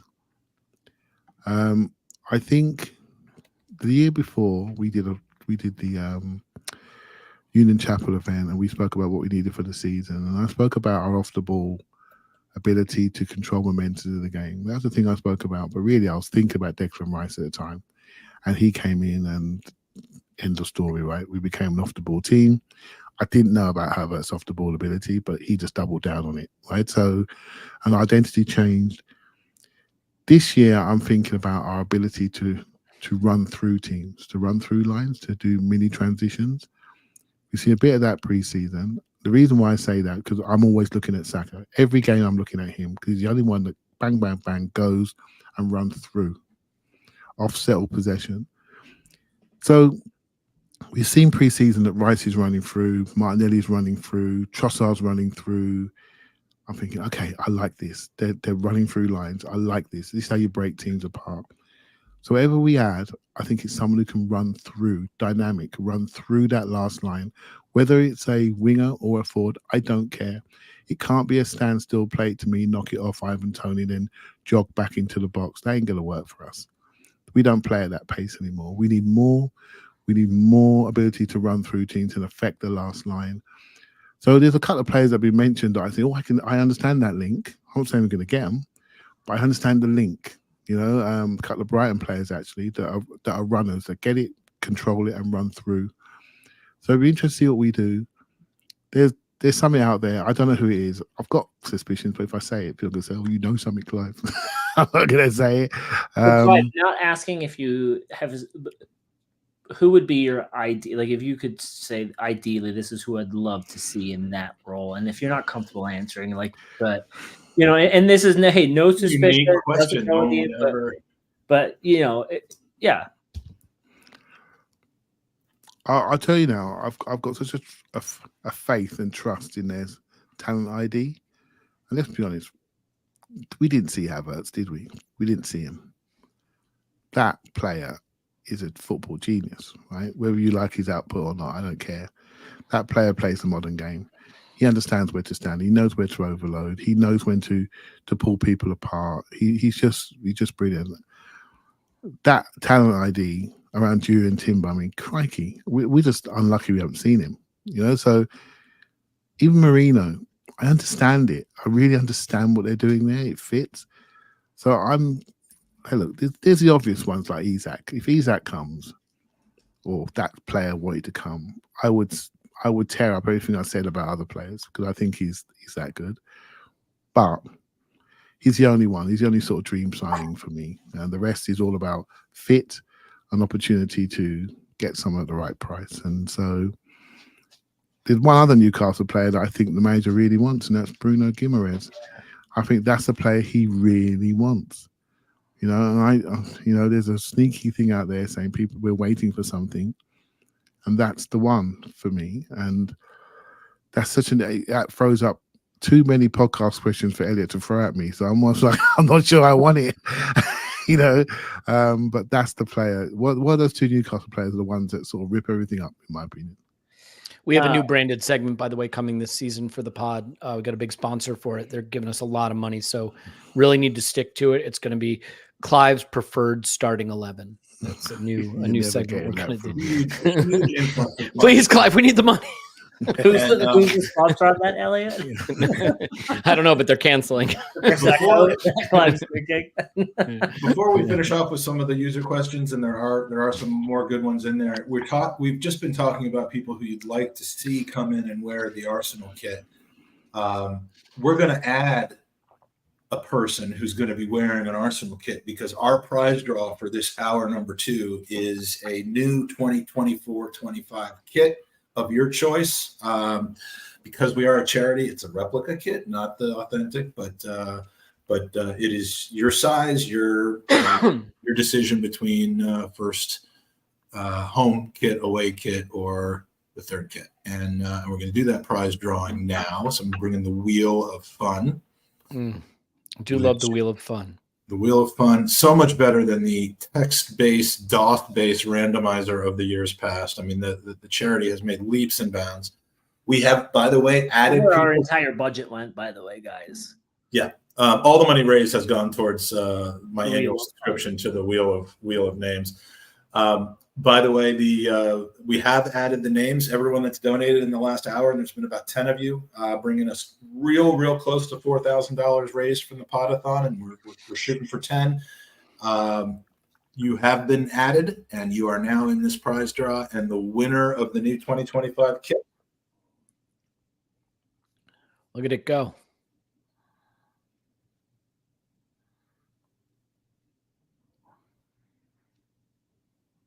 Dale Carragher.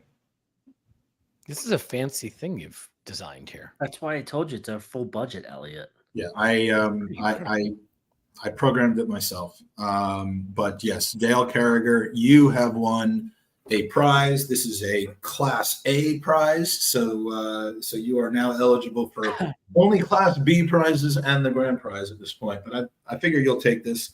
New 24-25 kit. We will be in touch, Dale, and we will discuss your winnings and decide what you would like to have. And congratulations. And with 10 minutes left in our segment, let's get back.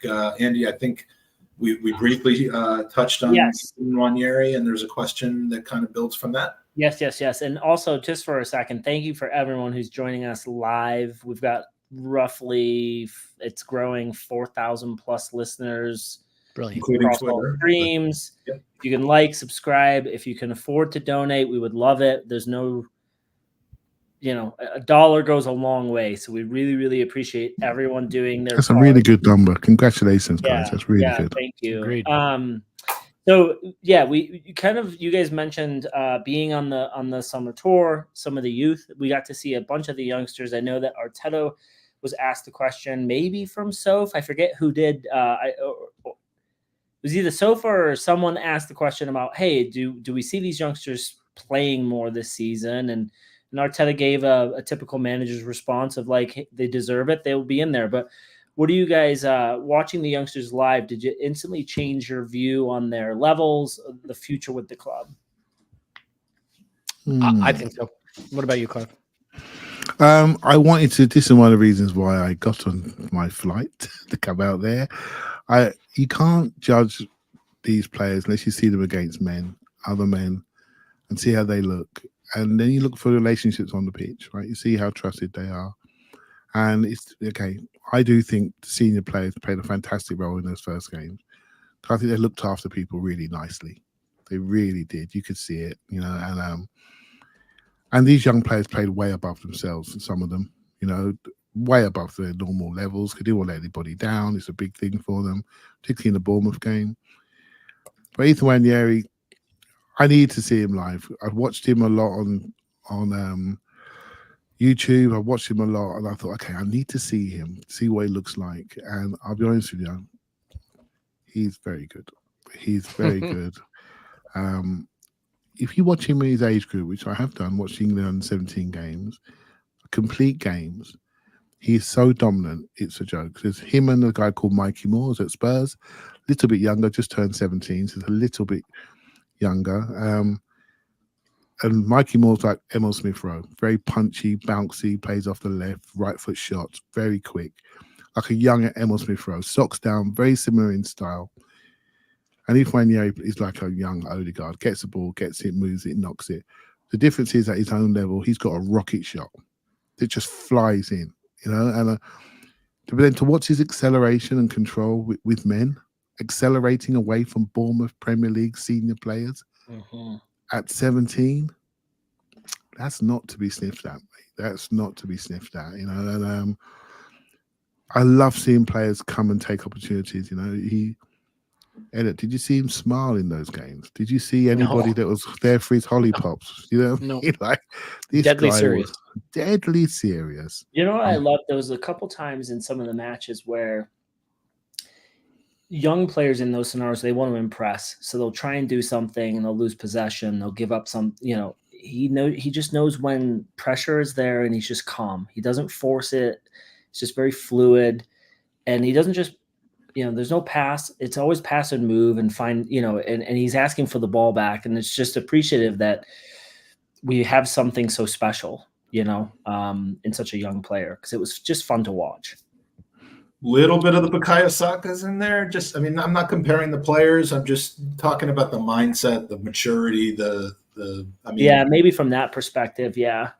Yeah. I'm certainly not comparing talent for talent. I'm just saying in this, to break into this squad, you either have to be such an absurd talent or you have to be someone who, I think what we would have been interested in seeing with Cheeto, had he stayed, is whether he had the mental capacity to break into our team. He clearly has the talent if he continues at the trajectory that he was, but we don't know whether he has the Bukayo Saka or the Ethan Ranieri in him.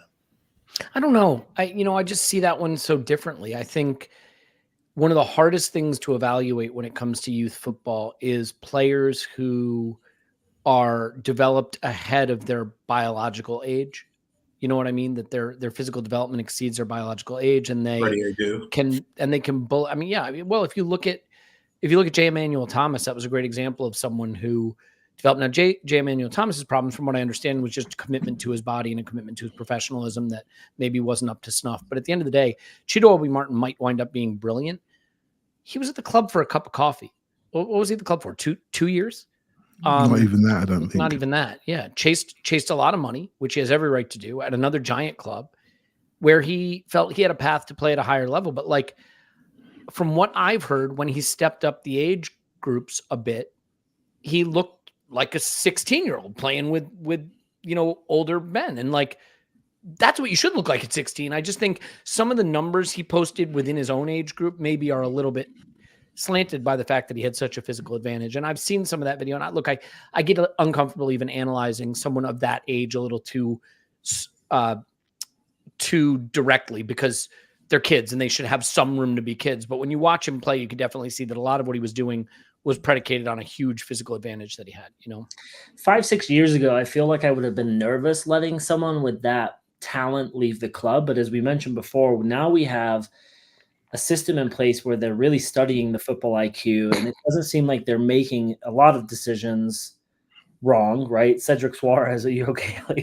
Suarez may be one of those where we just, it's the one signing under Arteta.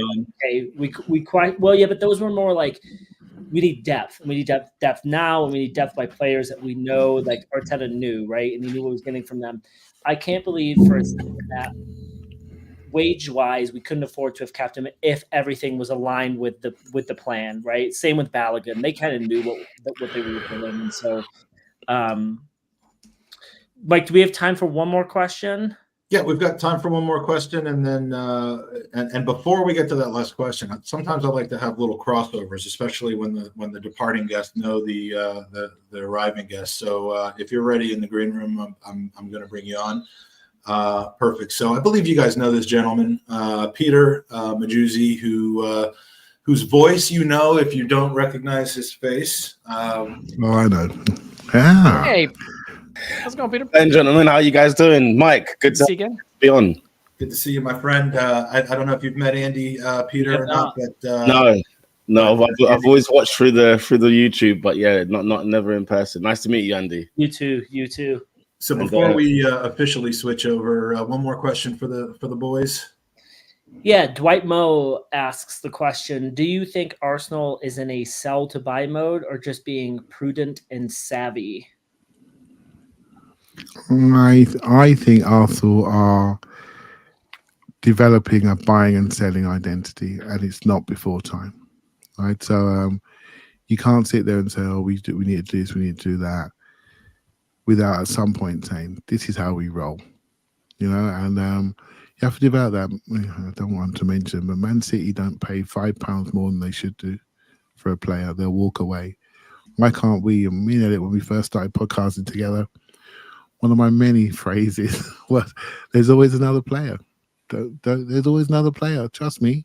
Let's be honest. Did you know Ricardo Calafiori 3 months ago? Did you know him? I didn't. I mean, no, not personally. No, I didn't know him. I still don't know him, as it turns out. But I looked at my Twitter to see if I'd spoken about him, and one guy mentioned him to me. I don't think I responded. So, and now he's a big hope in all our lives, right? So we just have to be cool and wait and trust the people who know what they're doing. And so, not selling Nketiah for 27 million isn't about 3 million euro. It's about the next sale and the sale after that and the sale after that. Not buying Marino for whatever it is.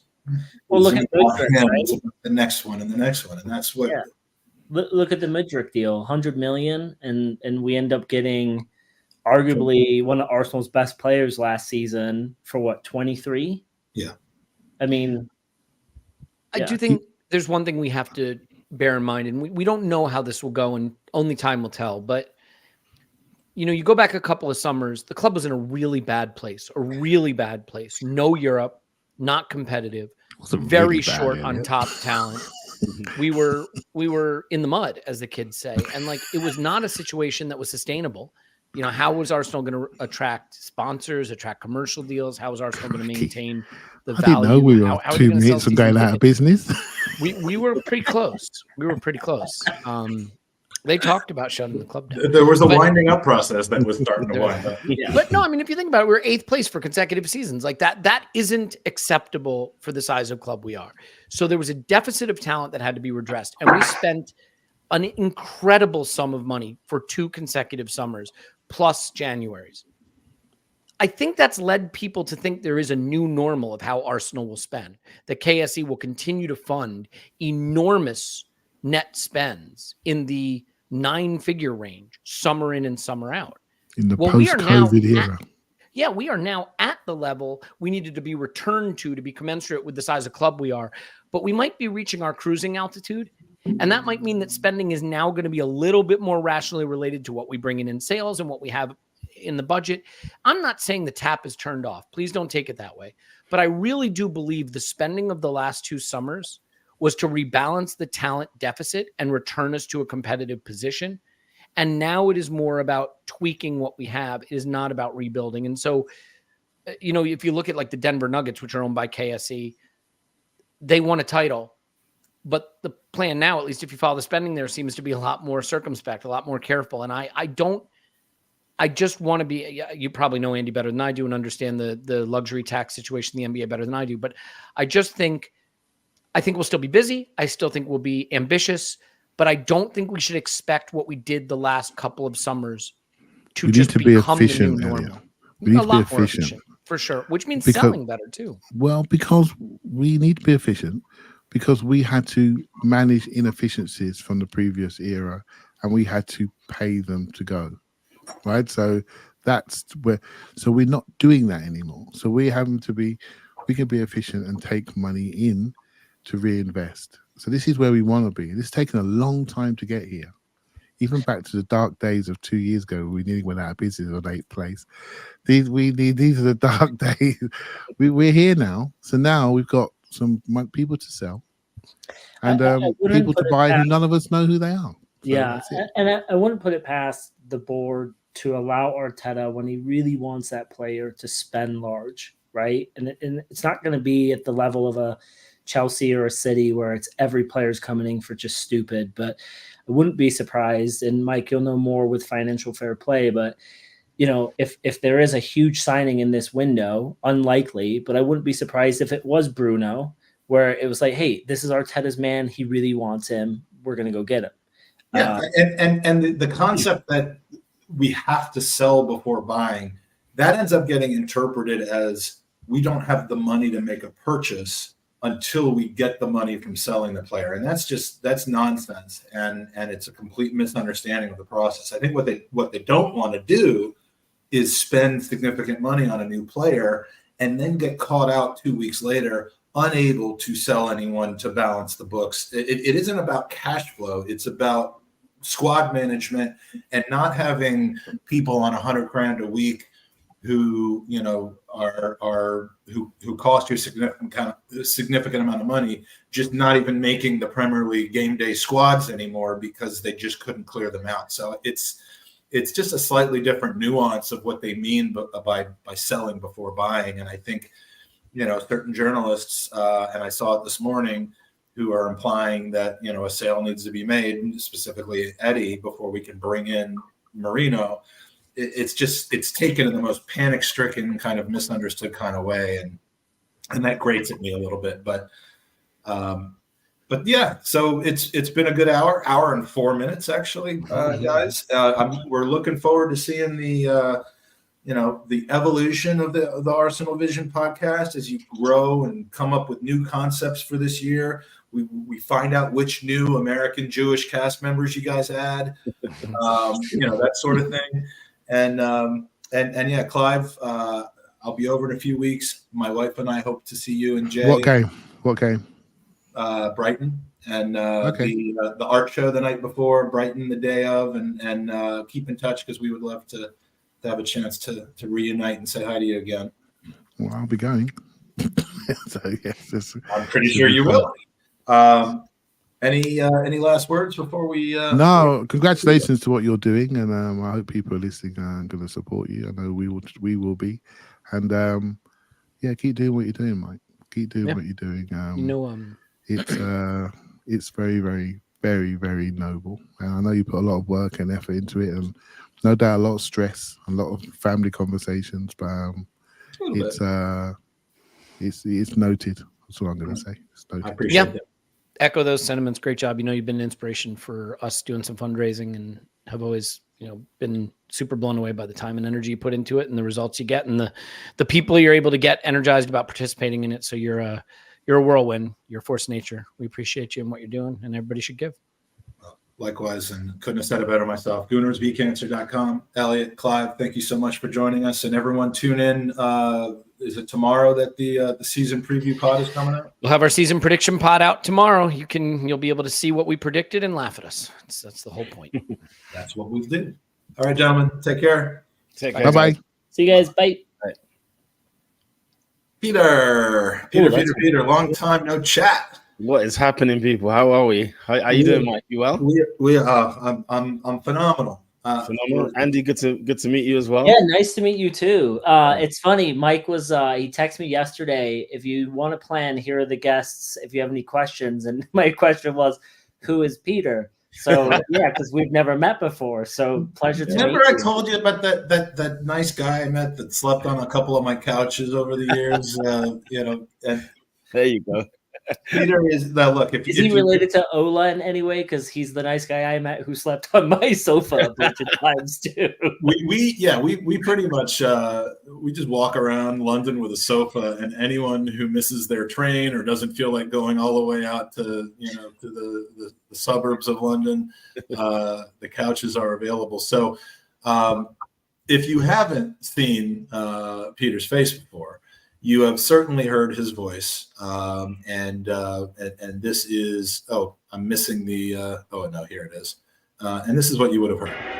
The Arsenal goal scorer 29, Clive.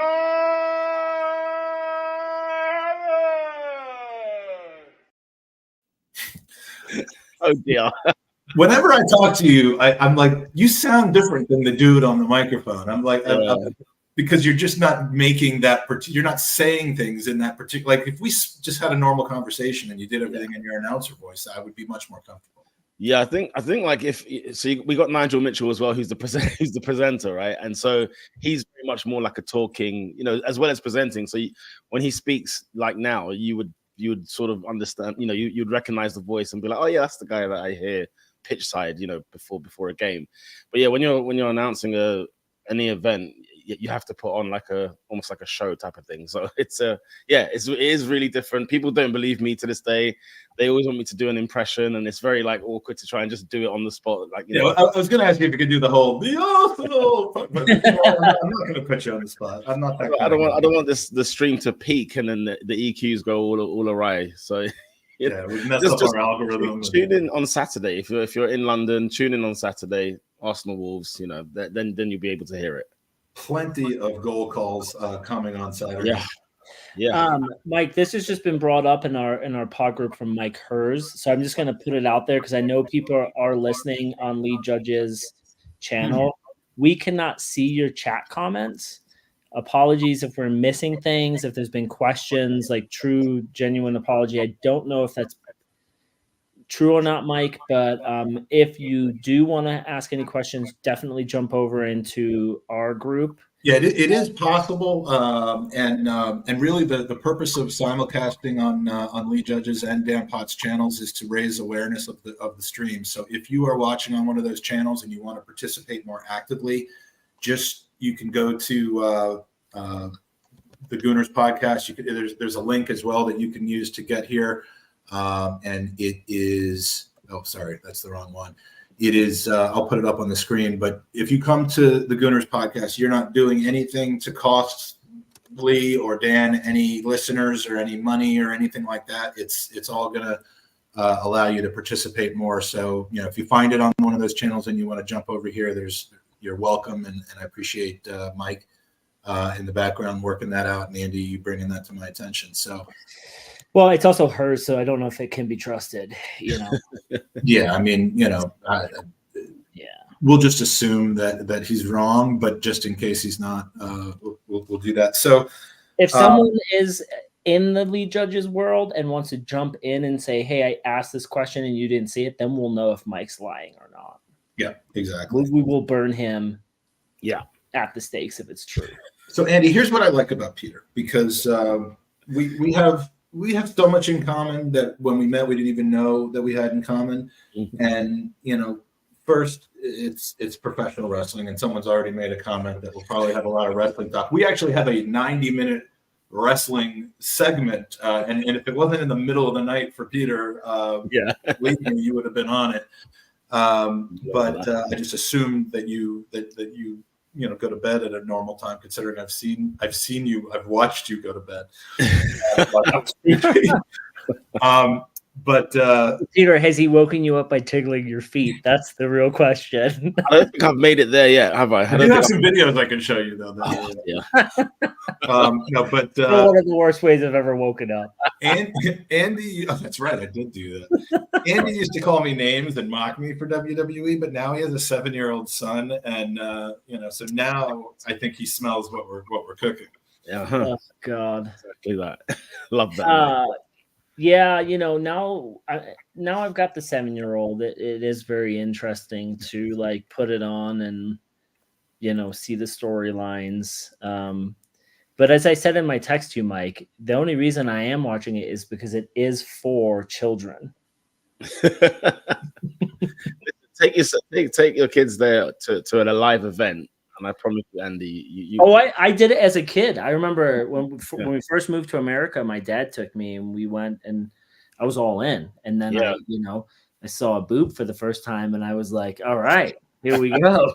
Life moves on. There's plenty of those in professional wrestling if that's the kind of thing you're into. And that wasn't, they didn't have the female presence back when we were growing up. I don't know how old you are, Peter, but I'm 40. Yeah. And it wasn't as big of a thing.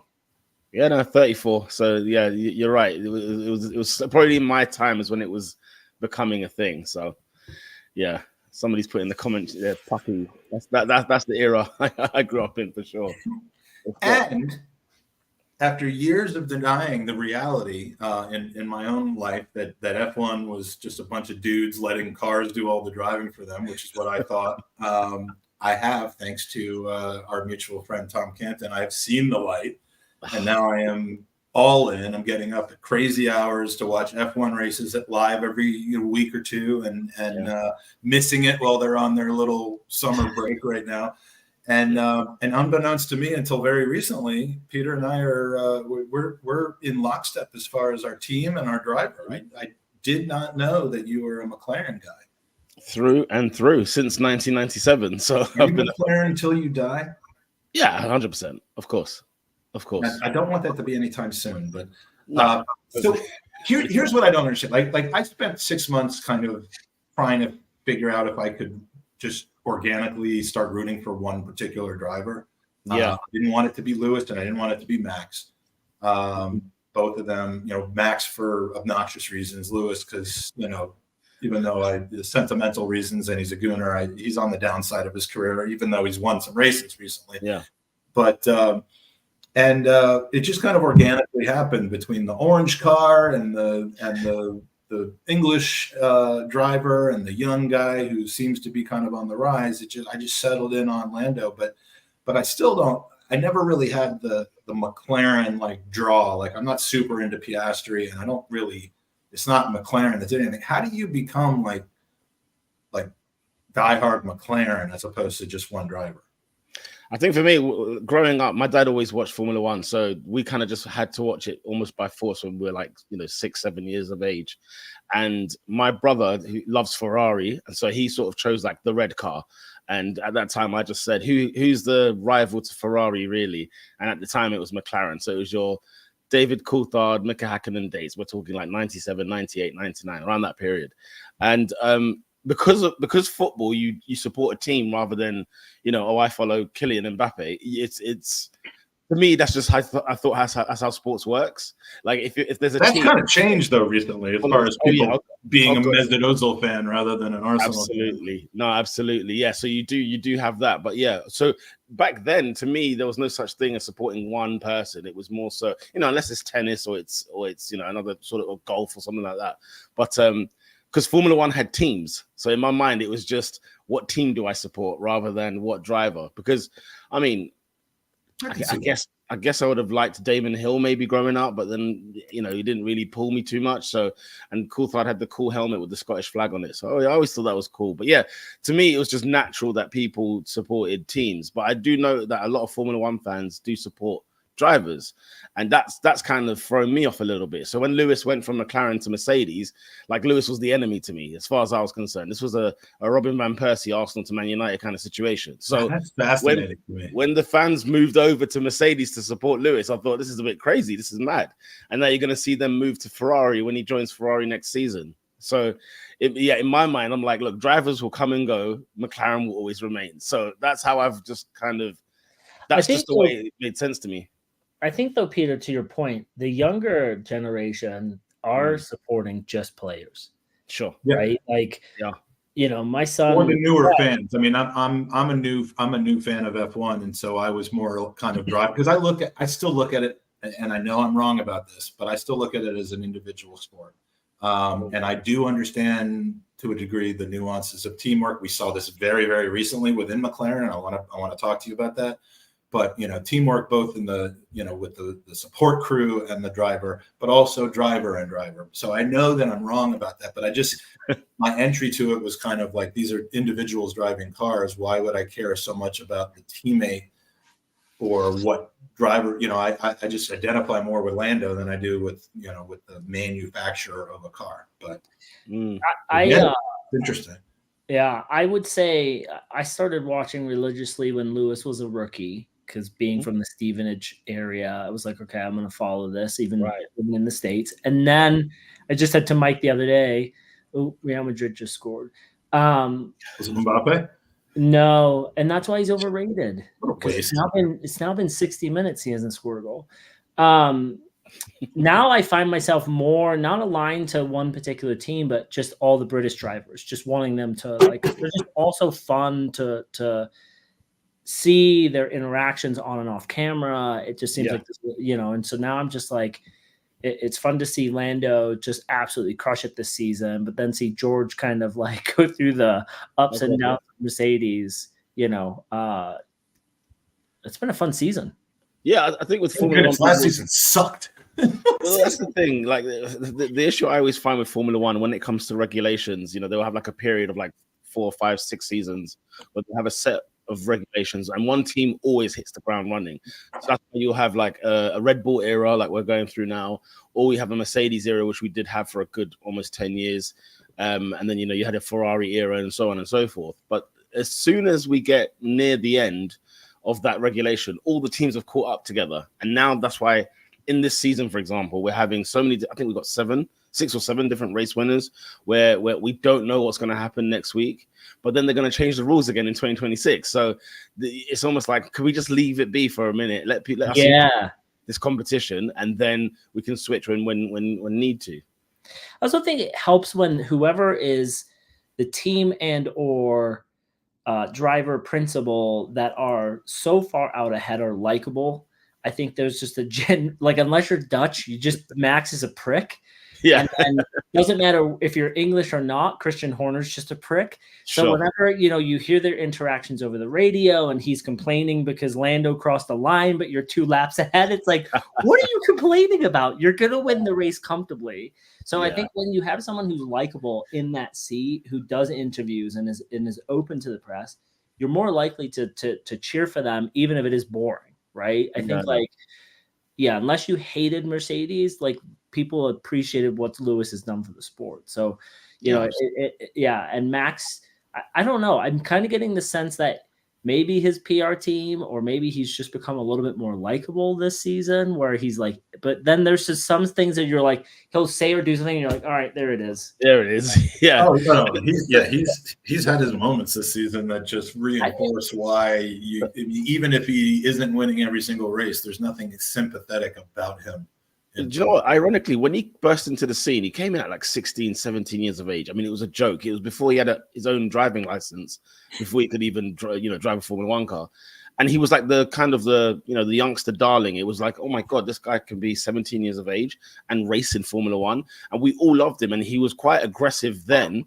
And we loved it because it was, he's not taking it from anybody. It doesn't matter how old you are as a driver, how many years experience. So we loved that part about him. And I just knew one day that's going to be the very thing we will hate about him going down the road. And especially with the way he won his first championship. I mean, it's going to be ones to talk, it will always be an asterisk on that title race, all because of how it ended. But yeah, you're right. There always seems to be the villains, but you need like your Jose Mourinho's in Formula One. You need them in sports, don't you? You need your Man Uniteds and your Tottenhams in there. So you need them, but you don't want them to win every single competition, and that was pretty much what last season was. I mean, towards the end of last season, I was in England watching the race that I guess it was it Vegas no, it wasn't Vegas. The one that Lando finally won.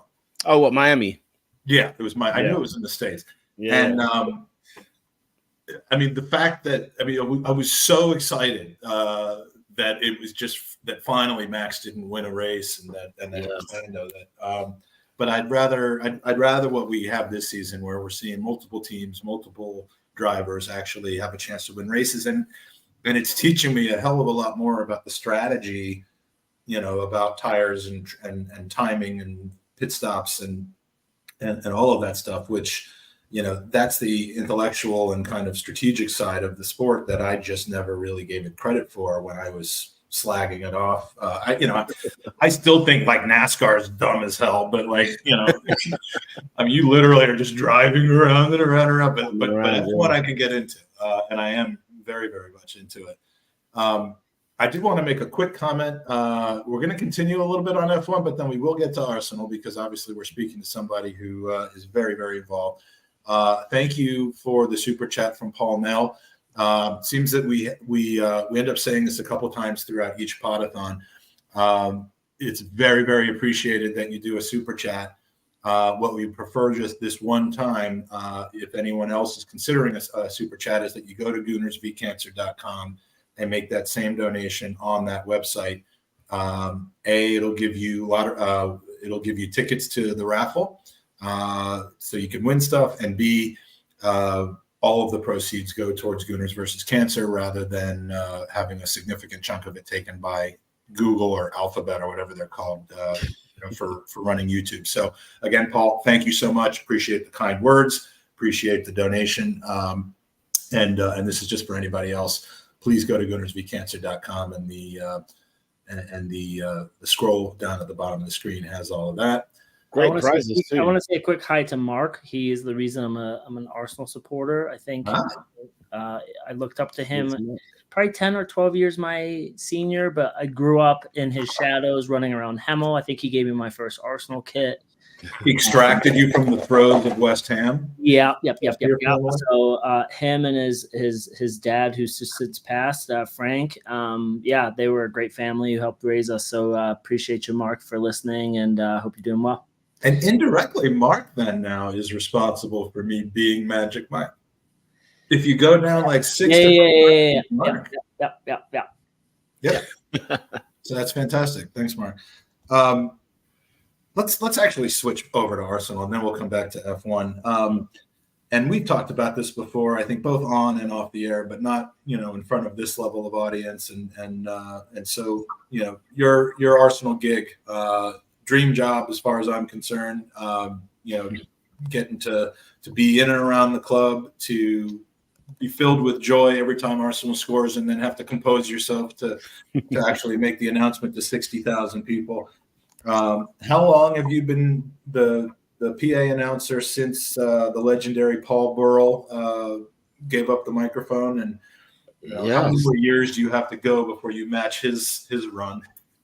I think he did about 30 years, Paul. I was his assistant from 2015 to 2020, and then during the pandemic is when it kind of all went like quite weird. And you can only have like one person in a booth because of social distancing. So I started doing them behind closed doors. My first like game, I think it was like Norwich City when we were playing like in June or some random month. And yeah, it was weird because you were announcing to just basically the players who know what's going on, or like maybe the press that were there for that game. So since 2020 up until now, so I'm entering my fourth season now, doing this, and yeah, it's still difficult to even like say what I do or even believe that it's still a thing that's actually happening. Like I feel like at some point it's going away somewhere. Someone's gonna snatch this away because it's not.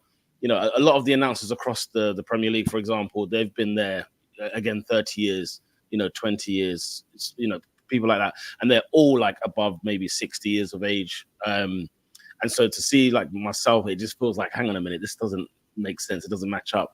But I think everyone's going through that turn. I think Liverpool have changed theirs in recent years, and I think there's a lot more younger. I think Crystal Palace's one is younger as well. So there's quite a few now younger ones that are doing them. But yeah, it does feel like, I'd love to be able to clock 30 years. That would be amazing. But yeah, the seasons come and go. They come pretty fast, to be fair, because I can still feel 2020 like it was yesterday. I can remember it, the eeriness of it, the just like the weirdness. And then the first game we had back was Chelsea at home. We had a few, like 2,000 seats where it was like Rapid Vienna. I think we had Brighton at the end of that 2020-2021 season, where we had, I think, Brighton at home. We won 2-0 final day. Pepe scored. I remember that much. I think that was about 10,000 people.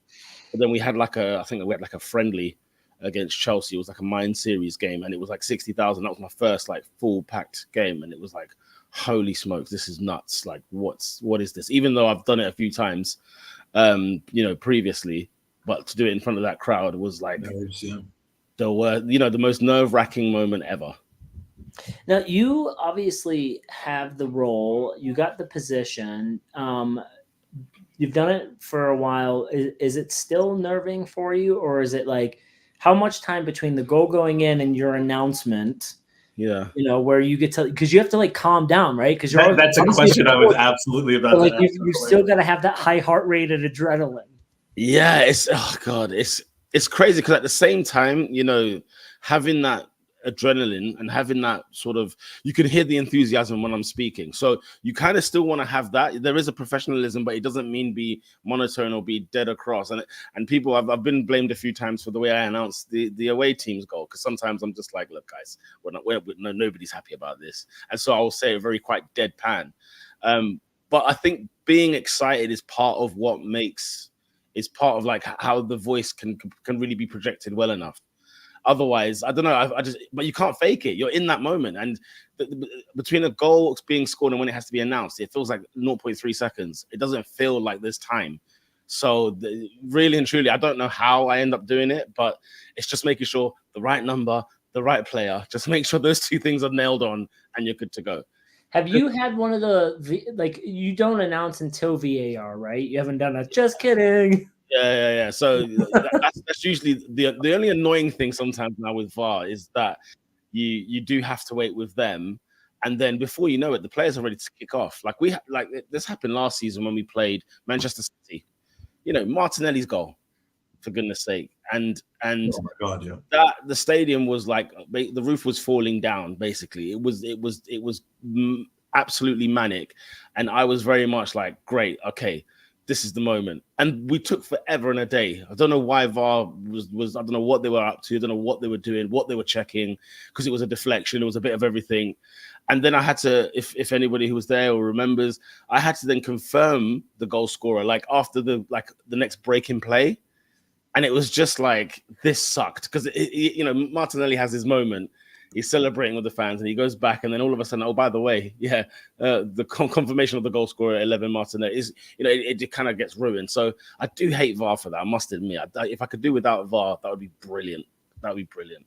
But yeah, I do have to wait for VAR for sure, because they control the big screens as well. So if there is a decision to be made, they then take over the big screens, and then that's when you get the screen changes and everything else like that. So if I do start announcing goals whilst they're doing decision waiting, then you look stupid.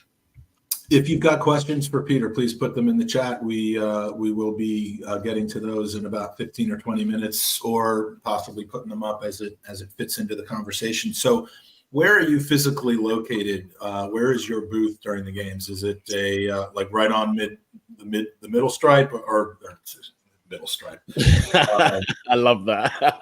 What is the middle stripe? I mean, are you in the center? Are you in a corner? Like I would think that you need to be kind of equally able to see the same distance on both ends of the pitch. Yeah, sure. So I'm more so on the corner towards the north bank. So if you're more so, imagine you're at the players' tunnel, and you go towards the left. I'm on sort of the middle tier there. It's in the basically in the control room where Arsenal's like sort of main event safety team are.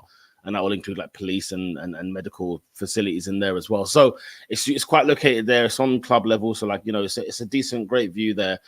There are fans that are sat in front of me. So sometimes as natural, fans would stand up when there's big chances and everything like that. But I've got like 1 million screens in the booth that I'm in to check angles, to check, if I've missed something, I can look on the screens to confirm it. You have a spotter? Do you have someone that says something in your ear? Like, correct. Yeah, there's all sorts of communications going on. So we have a floor manager, literally pitch side. We've then also got a connection to the gallery, which is into my earpiece, which is basically the sort of the TV director and the big screens director, basically. So they those who will be managing the screens and so on, I kind of work in tandem with them. So yeah, there's constant communication amongst us. So we do we do our best to make sure everything is precise and accurate. And so it's a great view on match days. I like, and I still to this day still pinch myself when it's a game. So Saturday I'll be there just standing there before the stadium opens, and it will just be like brilliant. Here we go. Another season in the book. Let's go. It's a great day. It's fantastic, and I know how much. I mean, it's great to know that the person in that position is feeling the way that you just described, as opposed to, I've come here to do a job. It shows, you can hear it, and this is something that a lot of people probably wonder. Obviously, we know the answer to, but you also control the pre-match and halftime music. Seems to be a lot of WWE themes played. Yeah, I'll tell the story about Sunday morning. Well, Sunday morning at my time. Conversation we had, but I mean, the quick answer to this is, guilty. I'm in control of those things. Yeah, pre-match, halftime. Yep. Full time as well. Don't forget we have the full time bit as well, and I usually tie that with our man of the match maybe on the day. If anyone scored a goal, their music, the sort of the original music to their chant gets played, so that the fans can then sing the chant, if that makes sense. But yeah, there does seem to be a lot of WWE themes, and I've heard "Rice Rice Baby" after the end of the game. A handful of times. You got your finger on the pulse of what people want to hear. Yeah, this is it. Maybe at halftime, because I'm not sure how many of the 60,000 people are like, of the 4 Triple H entrance music songs, this is my favorite one. And that's what I texted to Peter, figuring like 2 hours after the game I'll get a response. But like while I'm hearing the Triple H WWE music coming back on the pitch against Leon, I'm like, this was always my favorite of all the Triple H entrance musics. And he texts back, he's like, I know, right? Like, and it was still on, like it was still playing in the stadium. I'm like, I didn't think you even had your phone in there. No, normally I wouldn't. I would normally just have everything like kind of off, because I'm really like just trying to be in the zone, be in the moment. But yeah, no, when you text it was like it hit me, because it was like, I honestly I feel you. That was my favorite one. Like he went through 3 or 4 different ones. What was the name of the band that did the the King of like he went Motorhead. Like those. I mean, those were cool, but like that first one that I love that one. But my time is my favorite one for sure. No, for sure. So, and if you don't want to answer this, let me know. But have you made any big kind of mistake moments, either saying a player's name, voice cracking, something other, that you wish you could have back? 100 times. Yeah, I definitely have. Anything that would have been like clearly noticed by people, or so just like you're being hard on yourself type of thing. There was one absolute like clanger that happened, but it wasn't in a men's first teams game. It was actually an under 20. It might have been under 21s back then.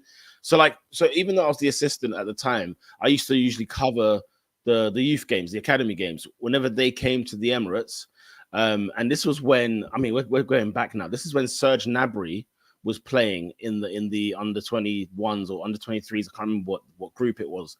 So you had Serge Gnabry, you had Reece Nelson in the team. I think even Willock was playing back then as well. And on my team sheet, now the thing with it not being like a professional like Premier League game or whatever, on my team sheet it had like a Gnabry at number 7, and then it had Reece Nelson at number 11. But you didn't do a Chamberlain Gibbs thing, did you? It was exactly a Chamberlain's Gibbs thing. No. Because especially with the under 23s, under 21s, you didn't have the name on the back of the Right, shirt. there's no name on the back. And then also you've got, so because it wasn't live on TV, I'm not getting, constant replay action. I'm not getting any of that. So I'm watching it bare right there and then. And it must have been actually Gnabry who scored, but I've gone on the mic and said, number 11, Reece Nelson. And so someone's obviously got back to me and said, Pete, did you just announce it was Reece Nelson? I said, yeah, what's up? He goes, that's Serge Gnabry. And I was like, oh my God. And at the time, if you remember before Gnabry went to Werder Bremen, both him and Nelson had this same hairstyle where they had like a little bit of a sort of half afro with the little highlights on the top. So they all just looked similar. And it was like, and from where you're standing, they're just like teeny little dots that are just running around the pitch, especially kids, when they were kids. That's usually what happens. So yeah, announcing the wrong goal scorer, that's got to be the biggest. I did one against Aston Villa 2 seasons ago. If you remember, we beat Aston Villa. I think it was 3-1 in the end. And I'm even forgetting what his actual name is. But yeah, Jacob Ramsey of Aston Villa. You know that kid. Yeah. He scored an absolute wonderful goal at the Emirates. And I'm there thinking Jacob Ramsey, and in my mind I kept. You said Aaron Ramsey. No, so I didn't actually say Aaron Ramsey, which is good. But when he scored, I called him Jacob Murphy. But straight away, I went back and corrected it and said, "Look, correction, 41 Jacob Ramsey." And then it got a little giggle from the crowd because it was like, "Oh, there he is." I don't think people would have noticed if I just left it alone, but the fact that I went right back on top of it afterwards. So yeah, that's probably the most embarrassing, I think. Or even the Emirates Cup on Sunday. I don't know if anybody was there or anyone in the chat that was there, but basically the rule was to have penalties after the game, regardless. Right. Yeah, that's right. Yeah. Regardless of the result, we're going to have penalties. So, we've announced pre-match, we've announced at halftime. Me and Nigel have done, a few announcements about please remain in your seats. There will be penalties and a presentation. Great. Full-time whistle came. And the thing is, around the 80th minute, a lot of people started to leave. And so it was one of those ones where I thought, okay, at full time, I'll confirm the score and then just remind everyone, by the way, please remain in your seats. There's going to be a penalty shootout, trophy presentation. Soon as that happens, as soon as I've put the mic back on mute, I've got in my ear, they're like, did you just announce that there's going to be penalties? I said, yeah, what's up? They were like, yeah, no, we're not having any penalties. And I'm just like, wait, what?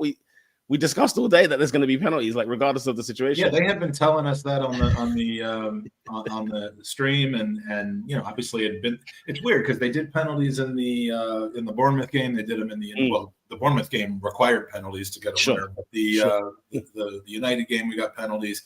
They didn't do it for Liverpool. We were all standing around waiting for it. Not that we care, but just like continuity. I thought they were going to do that in the Emirates Cup, and they just didn't. Yeah. And so then I had to go back on the mic and be like, sorry guys, actually there's no penalties. And then I got out of the building and it was like, oh man, obviously, a good people blaming you that there's no penalties. Yeah, exactly. But in fairness to them, how can I just tell you that wait, stick around? And of course, I think then it was one of those where I think everybody then charged out of the stadium as soon as they could. And then it was I don't know if people saw it, but it was absolutely packed outside. People couldn't move anywhere. If you tried to get to any station or even to the even getting down to towards the Tolly, for example, you couldn't. It was absolutely gridlocked outside. So yeah, that's one of those ones where I'm like, I laugh at it now. At the time I was fuming. I was like, come on guys, let's find out this information. I think Leon just said, no, we're not doing them. I was about to ask you to give a reason why. Say again? I was going to ask, did they give a reason why? I don't know losers. why they didn't want to do it. I think for them it was just like, what are we doing? Why are we doing They're this? like, we're taking our ball home. We don't want to continue to play anymore. Yeah, there's been noise about catching flights, stuff like that. But yeah, I don't know, because even at full time, I don't know if anybody saw it, if they watched it. But you saw the Lyon players already doing the rundown, whilst the Arsenal players are doing the lap of appreciation. You just see these Lyon players just one by one just flying past them, and I'm thinking, I thought like a helicopter just came down to pick them all up because they had to get back so quickly. But exactly. So yeah, that's what's true. I don't know, but yeah, that was a weird one. I also seem to recall maybe a year and a half or 2 seasons ago, there was, you read at halftime a lot of dedications. Yes. I recall there being a dedication that was very smartly written by somebody to the point where you got halfway through it, sussed out what they were trying to make you say, and then just kind of finished it with just the final word or something like that. No, we don't have to go over what the topic was, but you remember what I'm talking about. Yeah, I know exactly what you're talking about. Yeah, oh god, that was hilarious. Because I don't know why. Something like he's taking his wife out to her first football game or something like that. But it was not. It wasn't using those words. Not quite those words. Yeah, it was exactly along the lines you're talking there. And I was like, oh, right, okay. Like it's all coming back to me now. Like, hang on, slow down. And then, and normally I would reread like, the dedications. I usually get them like a day before the game. So I normally have like time just to sort of go through them, rehearse them, whatever. But then, I'm getting team sheets, and on the day of the game, you get team sheets like, an hour before kickoff and whatnot. And so you're there trying to make sure you get that side right. And then sometimes you'll look at the dedications and think, okay, cool. There's about 10, shout outs. Let's see, pronounce the names properly, and then go from there. So sometimes I don't even necessarily read the full sentences of them all. I just read like, okay, these are the most important parts. It's your name, where they're from, and first time at the Emirates or whatever. I've been going to the Emirates for 20 years, whatever the case may be. That's it. Not realizing that someone's taken somebody to the Arsenal. So I thought, okay, fair enough. Yeah. Now I remember what it was. Yeah, exactly. Do you get a lot of people trying to do the whole Simpsons thing where they try to get, huge ass coming to the Arsenal for his first game? Like, do you get that a lot? I mean, to be fair, no, I don't, because the way it works, a very mature fan base. That would never happen. Very mature fan base, of course. What the way it kind of works is that people will put a donation into the Arsenal Foundation. So it will go through our community department, and so when people have put money in, they will, the community department will be the ones who will proofread and brief everything, and then they will send that to me and say, okay, these are the people that have put their money in, and this is what they want to say. We could add that as a prize actually for this if you wanted to, for this. If people, you can add you get a dedication that you're. That'd be cool. We're putting money into charity. Why not? So we can do that. That's kind of how it works. As long as you're not out on the concourse getting wine like I usually. I've missed all of your dedications to me in halftime because then you have to sit in halftime in order to. They should be pushing it out onto the concourses.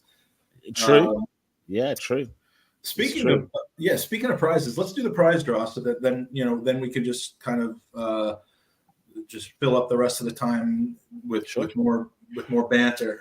So we've now got 2 prizes for this hour. We've got a 2010, 2011 signed first team photo.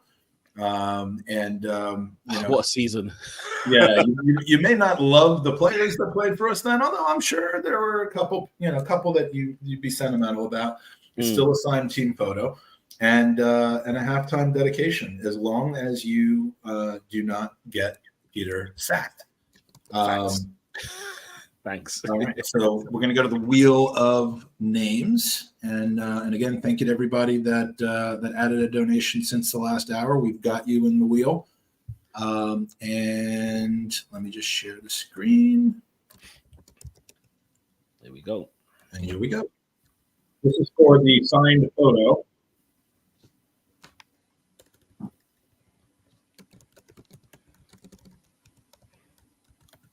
It's like countdown, isn't it? Dun, dun, dun. Stephanie Holst has won the signed photo. Thank you, Stephanie. And we will be in touch with you. And then the halftime dedication. And we'll tweet out which game this is going to be for, so everybody can listen for it. But the halftime dedication Peter, goes to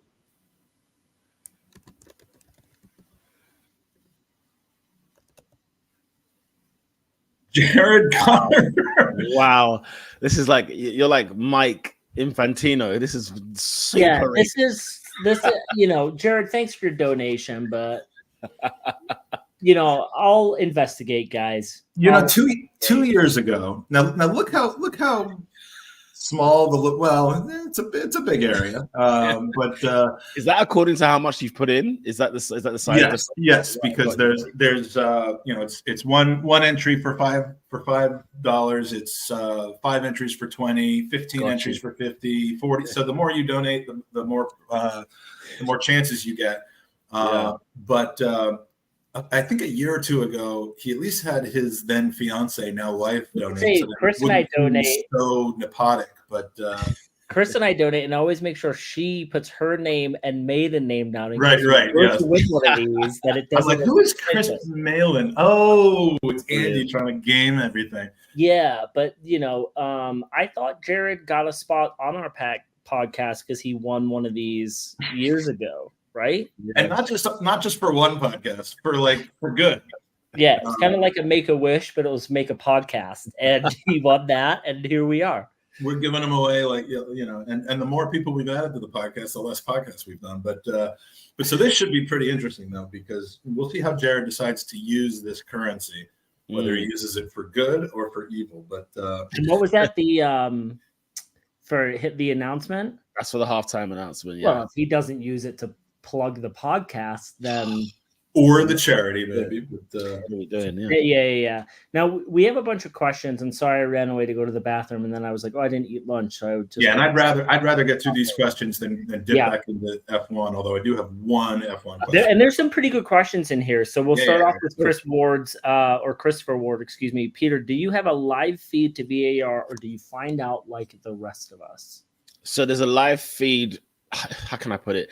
There's a live feed that goes into the gallery, which is basically the sort of the broadcast compound, which I then hear. So I hear that indirectly. It's not necessarily to me, but I overhear what's going on there. So yes, I will hear what's happening. And everyone that sits in front of me, they're all looking at me just to be like, "What's the decision? What's going on?" They can see on my screen of the different images and what the referee's checking, and you obviously they won't hear any audio, but yeah, so they kind of get to see a little bit of that. But yeah. I do indirectly hear which way they're going to go in terms of decision making, and how often they're looking for things. Yeah. Cheers, Chris. Yeah, thank you. Sorry, cluing up the next one. Tom asks, how long were you before being an assistant?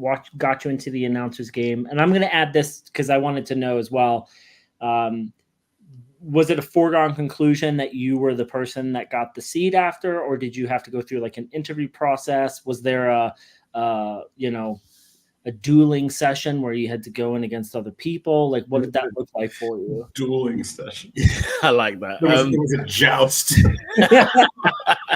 It was like a WWE showdown, but just two microphones. Yeah, this Sunday. A rap battle. Yeah, a rap battle with just names and goal scorers. Oh, fantastic! They should have done that. Honestly, they missed the trick there. But before being an assistant, we'll go into that. So I was sort of, this job was weird how it came about, because it did say PA announcer, but when you looked at the job description, it was more so about are you good with like equipment, sound equipment? So when someone's speaking into the mic, are you good with that kind of, level checks? Are you able to? Yeah, basically. And then also, to play music, when to cue the announcer to say certain things, when to cue his substitutions, whatever the fourth official is saying in the earpiece, stuff like that. So I came from a background where, like at my church, for example, I was a sound engineer for like 10 years almost. And so the sound sort of side I'd always had locked down. And then also I DJ part-time as well. And then I also worked on radio stations. So when it came to like that kind of thing, it was more so kind of sold in that way. And then when I had my interview for being the assistant, it was basically like, what kind of music would you play to keep the crowd kind of going? And I kind of gave examples of what I would do. Then it would be a case of like, how would you be, how will you sort of, what's your experience in being an assistant like a broadcasting assistant, basically, because that's what I was when I was on radio, and I was also a DJ. So I kind of played two parts and sort of understood what one person needs and what the other one did as well. So it was like, honestly, it was one of those things I never saw. I never thought I didn't even think that job exists, Tom. Like, put it that way. I didn't even know that's even a thing. And it was only until that came up, and then I started to realize, oh snap, this is actually a lot more than I thought it was. Where, like, if one of the people interviewing me was saying, what you got to make sure you concentrate and watch the game. Make sure you're always concentrating on the game. And I thought, this is a joke. You can't get paid to go and watch football matches. Surely not. Like, that's kind of like, how it came across. And then so during the pandemic, because I was doing them, behind closed doors, it was a case of, I think, like, I didn't have like a formal interview or anything of that nature, but people did ask, like, okay, we're going to see how you get on with the first game with a full crowd. And then from there, they were like, yeah, sweet, off you go. You know what you're doing, so you crack on. So because I had like that 5 years experience previously, watching how it's done kind of thing. So, and I always had, like, if there was ever one day, I could become the announcer, like, what are some of the things I need to pick up from Paul? And he was a great help, to be honest, because he sort of coached me through the under 23 matches, under 21s. And then even, I think he missed, only one game ever since I was there, due to like a throat issue, like he lost his voice, which is, it sounds crazy. You got to remember that's the most important thing for them. And we did Watford, at home. And we lost in the FA Cup. That was the 2016-17 season. So 2017, we lost 2-1 at home to West Ham. And I remember, like, that was like my first day, but then it was like my first time ever doing it. Nervous as hell. I was awful. So if anybody's can remember that game, they will know that was a terrible day. You hear Peter, who scored again? He's on the microphone. Because even learning to do that, welcome to the Emirates Stadium, doing that was also like, you think you're doing it in your own mind, but then you're not. How it comes across, it's like, welcome to the Emirates Stadium, and it sounds very nerve-wracking. You can hear the nerves in my voice. You could heir it all. Yeah. I mean, there's no hiding any kind of tentative nature. I mean, your confidence level is very audible in what people hear in the stadium, because it's just so loud and so ever present. So correct. By the way, having been introduced to Paul by you on a very interesting, unique evening. Oh, a great I can tell you that guy is a character. I still want to try to get him on sometime. Where did we meet him? We met him. Was it Arsene Wenger's? It was at the Arsene Wenger David Dean event. Yes. And after the event, the three of us ended up like I think we went out for a drink that turned into about 4 or 5 drinks. As happens sometimes. And he was just, I just remember him smelling very much like smoke, like cigarette smoke, and being absolutely hilarious and very, very friendly. No, really, honestly, like, good as gold. Like, he typical, like, Arsenal man, if that makes sense. Like, honestly, different level. I'm still in contact with him today. So, that's a friendship that I can't lose, for sure. Jared left, wasn't even listening when he won. I think we have to pick a new winner then, because you're not going to have dedication.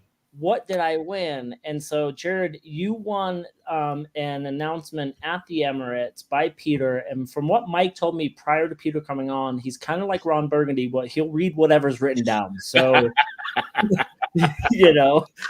oh dear. But no, for real, Jared, this whole thing is now suspect, and you've completely brought the integrity of the entire charity into question. And someone who's given a lot of his energy to the charity, I never really saw this coming. This is a massive heel turn from charity. So cancer won't be defeated, Jared, and we thank you for that. Question from Christian. Outside of your duties on game day, is there anything else that you have to do at the matches? This is interesting. So you have had another job as well, right? So I have another job at Arsenal where I basically work for, I guess it's now called the operations team, but basically it's the more on the facility side of the stadium.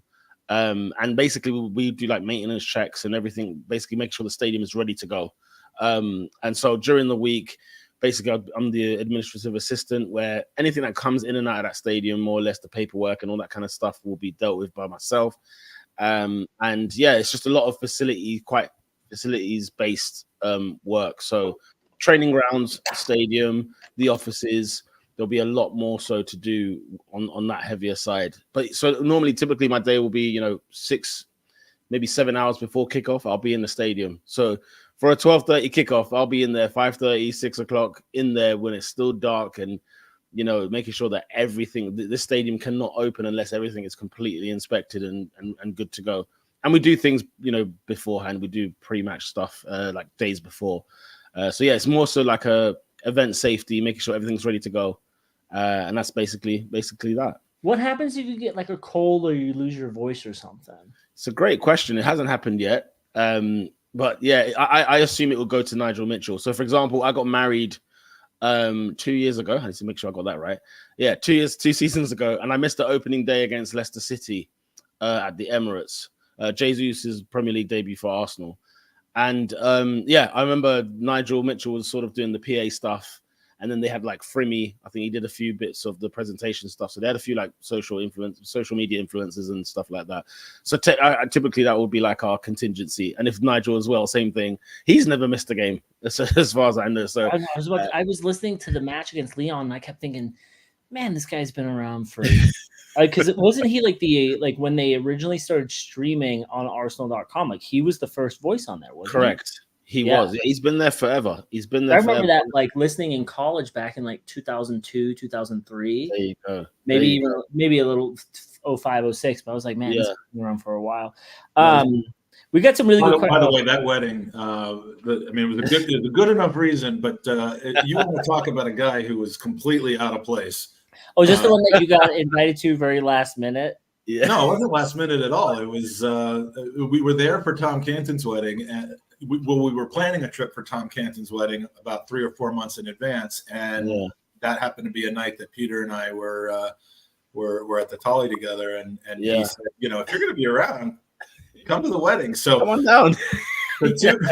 So two Jewish American people at a traditional Ugandan ceremony and wedding. We had so much fun, and I just felt like the cameras were going to be out, like it was going to be like a candid camera type of situation or an improv, like what are these people doing here? But I couldn't have enjoyed it more, and I'm still honored to this day that you actually. I mean, I thought that was just like over pints. You said that and didn't mean it. Stuck to it, man. Absolutely, you certainly did. And I'm glad I made sure to eat all the food that was made available to us because you would get your money.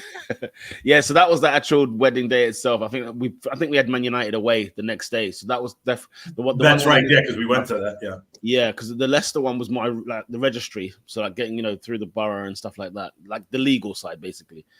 So I think that was like the week before or something like that. Yeah, so it was mental. What a mental time that was. But yeah, that's what would happen if either one of us had missed a game.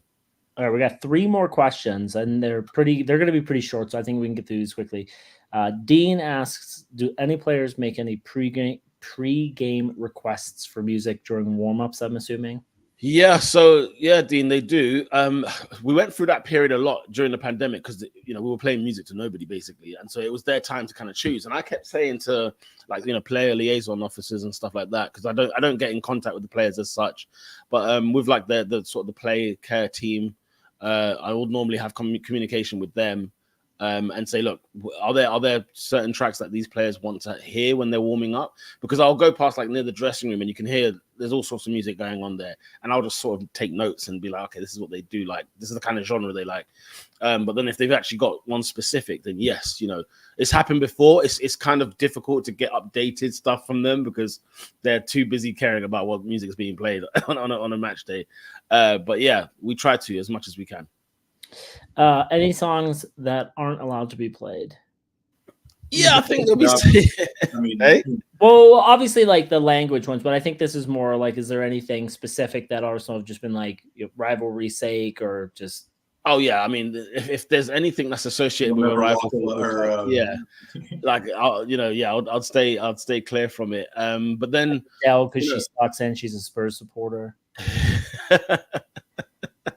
Say that again. I said Adele because she sucks just generally, and she's a Spurs supporter. I mean, I can't think of an Adele song I would have played at the Emirates, to be honest. But yeah, things like that I'll pay attention to. If you support them, it depends. It depends how big they are. But like Kanye West wasn't so great in the news over the last couple of years, and so like I could just kind of stay away from that a little bit, or like things like that. So you got to be careful. Chris Brown's a bit of a techie one as well, so it all depends. It depends on what now.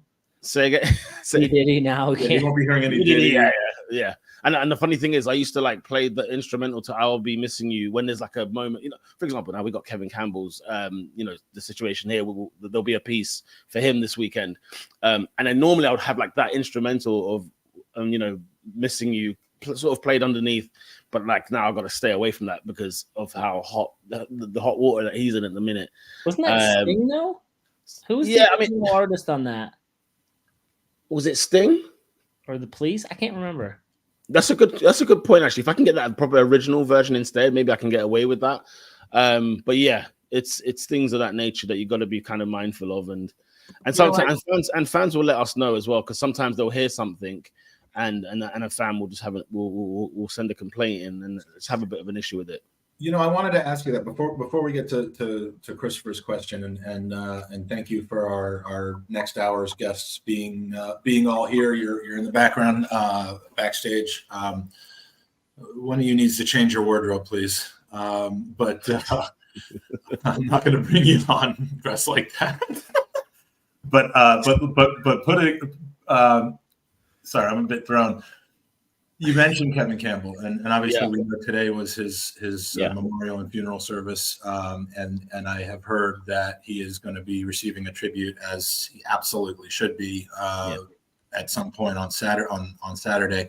Are you able to tell us kind of in what form that's going to come, at what time that's going to come? Because as someone who's going to be unfortunately watching on television, and with just probably a couple hundred people as we're doing a watch party while the Arsenal women are here in Washington, D.C.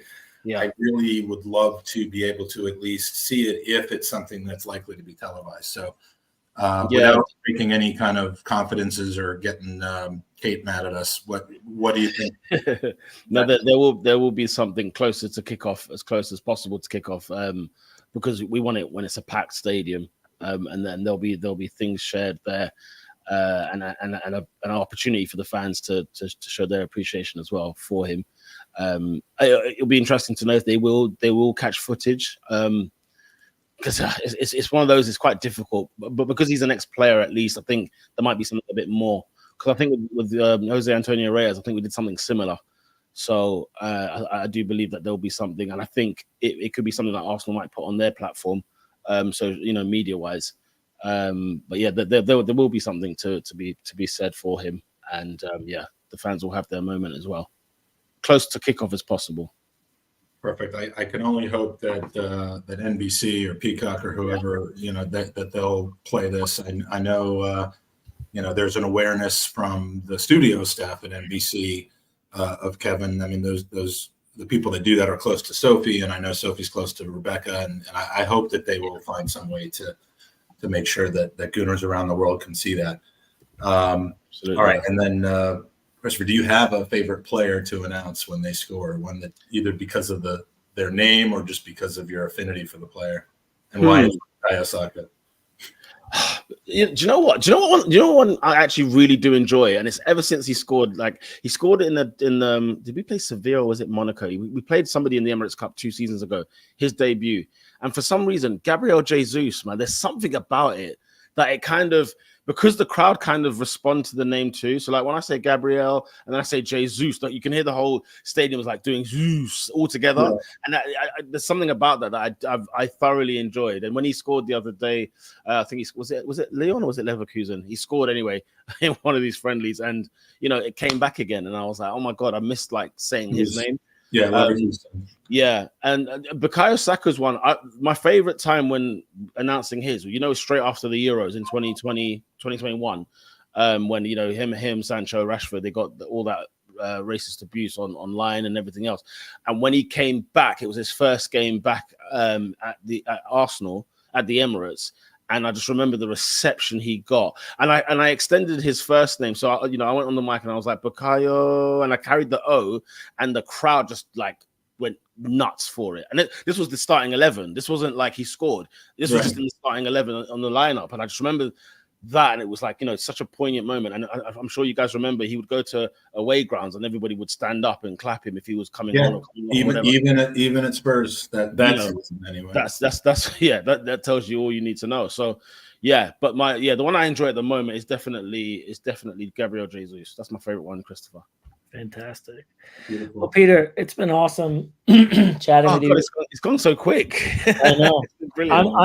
I'm back home in May, and I'll be there for 2 weeks. So I think I got 2 matches, so we'll definitely have to meet up. Will you be there? Is it the last home game? Because I know the final. Yeah, my son actually got invited to come train with the boys' academy, so I think it's like it overlaps the last 2 matches of the season. So I think it's the last home game. Yeah. Are you able to stay for the parade? Yeah. Well, we're going to be staying for the whole thing. Make sure till June the 1st and fly back on June the 2nd. Okay. Because there's a certain European final that we need to get to as well. So bear that in mind. Guys, it's been a pleasure. Honestly, Mike, Andy, thank you very much for having me on. And guys, make sure you do go on, Gooners versus Cancer.com and put your donations through. You guys are doing amazing. Thank you for letting me join on the 4th annual year. Thank you, mate. And tell us where I know you do some content for F1 on YouTube. That's separate from your Arsenal duties. Where can we find you if we want to watch that and social media and all that? Yeah, so social media, all my YouTube stuff is on. All my Formula One content is on YouTube. It's Peter on pole, like being on pole position, not on a pole, not on the pole. I'm on pole. I have to stress this. I'm on. Yes, that's all it is there. Basically, if we go to another website, we're going to see something else. Exactly that.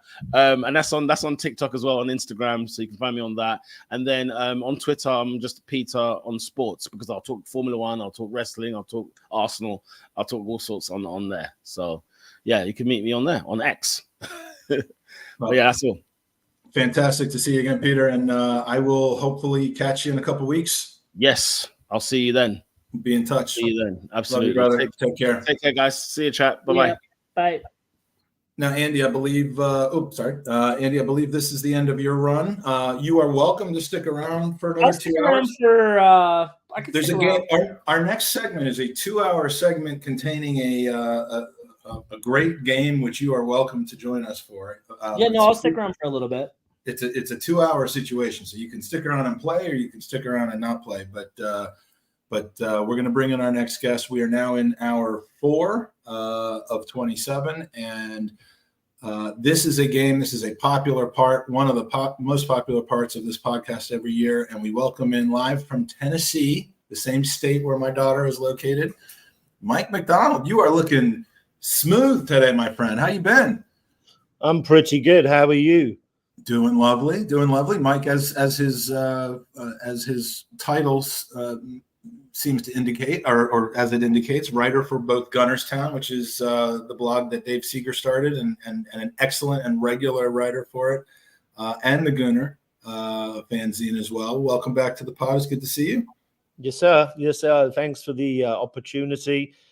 This is such a fantastic thing you do every year. I'm glad to support. Well, and you do support both with your time and your effort, and of course, last year getting your school involved with fundraising was really, really touching to me. And we're going to bring in the rest of the crew, the rest of the contestants. We've got Melvin, we've got Danny the GFP, and beginning a 4-hour run on the podcast is LL Cool James Johnstone, who's on mute, but we want to say hello first to James. How you been? I'm good, man. How are you? Fantastic now that you're here, and now that we're getting rid of Andy. Thank you for inviting me as well. I echo the sentiments of Peter before. Thank you very, very much. Well, it's great to have you. And Danny, my pre-written intro for you literally was Danny, who finally for once has a shirt on, and then And then I see him go backstage and he's got no shirt on. And I'm like, I'm so sorry, man. I know this is, I'm betraying my roots as a podcaster of kind of being, maybe a little on the PG-13 or R side of things. But, as you try to grow a cause like this, you have to be a little more mindful. Well, Thank making you. up for Jared's, putting us back.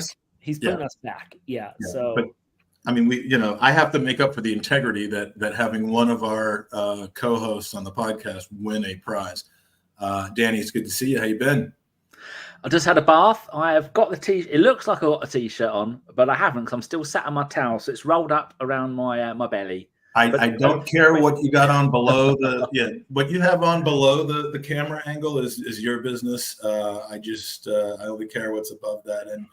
And speaking of someone I cared greatly about, Melvin, my partner in lunches, someone who we go out to lunch every time we're together. We fight over who pays the check, and then he tells me about his time, chatting and podcasting with Herb Chapman. That was Herb Chapman's early days, of course. Not the days when he was like putting numbers on the back of shirts. Nothing right like that. Right when he arrived at Woolwich. Yeah, just after he came from Huddersfield. No, thanks for inviting me. I really enjoy it, though I'm probably going to come last. Andy, would you do me a favour, please? Would you play the whole game? Because I might have half a chance of not coming last. Because you don't know what the game's about. If it's a game that Mike has created and designed, none of us have. It's a game that Mike McDonald has created and designed, and that means it's intelligent, it's entertaining, and it's something that a debutante last year won in the form of the man you see on the lower left side. Right. Yeah, that's true. So we have the returning champion joining us. Andy, if you can be here for most, if not all, the next hour and 45 minutes, I don't think you'll regret it. It's a good game. I can be here for the next hour. What do we say, guys? Can you thumbs up or thumbs down? Can he play and then leave? If his score counts, definitely, then I'll still have a chance. Hi, Danny. We'll take the number of points that he has and we'll divvy it up amongst the rest of us. But this is always fun. And I want to get right into it. So Mike, again, the way you put these games together is amazing. And a little over 3 hours in, I'm tired of saying things with my mouth. So I'm going to hand over the reins to you to explain how the game works, and then we will play. We're going to take a quick break at 6 p.m. Eastern time, 11 p.m. UK time for a prize draw. And Mikey, take it away. Okay, perfect. Well, this is what's called a Who Am I quiz. Ordinarily, when we do this, it's Arsenal and world football questions. But today, we're doing specifically just Arsenal. Every question is an Arsenal player. The answer is an Arsenal player. So this is how it goes. I'm going to read out 5 clues one by one with obviously a pause in between to a current or former Arsenal player.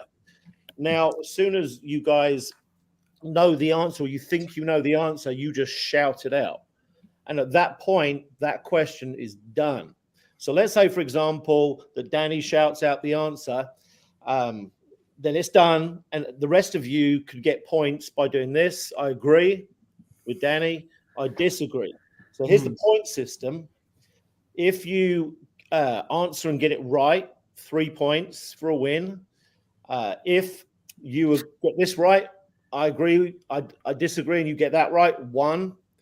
If you get it wrong, 0. There's only one twist, which is if you guess on the first clue and get it right, you get 5. But if you guess on the first clue and get it wrong, you get -2, just to stop people ruining the game. Okay. Is that make enough sense so far? Yes, boss. So there is a incentive to being quick, but there's also a risk to being quick, and you can win the game just by getting right on all of your agreements and disagreements. But that would be boring. So can I have 20 quid on James to win, please? I don't know. I'm thinking about going with you this time. Yeah, I was gonna say, Danny, you're an encyclopedia. Although I will specifically say that didn't invite lead judges to this today, though. So. Melvin asking me to stay around to say I'm going to take last was, Kicking the balls, but I'll take it. Well, we have. We'll get cracking. We have. This is divided to be cute. This is divided in months of the football season. So the first 4 questions are in August, the next 4 in September, all the way through May. We'll see if we get to the end of the season, so to speak. So there's 38 questions, but we're going to finish when the time's up. So whichever comes first. Is that good, Mike? That works for me. Yep. Okay, let's crack on then. So here we are, the month of August. First question of the quiz. All right, clue number 1. Not the guy who greased his torso. Clue number 2. Got a song quickly because of another Arsenal player. Fabio Vieira. I was going to say that. Okay. Do you agree with Fabio Vieira or disagree? The first part threw me off, but I was about to say that. Okay. All right. So everybody likes Fabio Vieira. So let me read out the rest of the clues just for fun. Clue number 3, similar build to Bernardo Silva. Clue number 4, out of the blue signing. Clue number 5, alternative to Odegaard, or at least he was signed that way. James, you've taken the lead. 3 points. He has no body to grease. So he gets how many points for that? He gets 3. He gets 3. James gets 3, and the rest of you got 1 because you all got the thumbs right. All right, we're going to crack right on. I'm good at it's getting my thumbs right. Getting your thumbs right. I don't know if that's an insinuation or not. I'm too tired. It's absolutely not. I would never say such a thing. All right, question number 2, clue number 1. At Fulham first.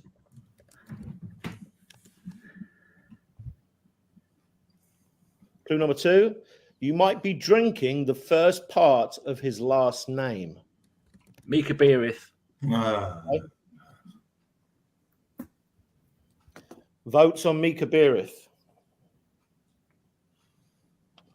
That's it. I've peaked.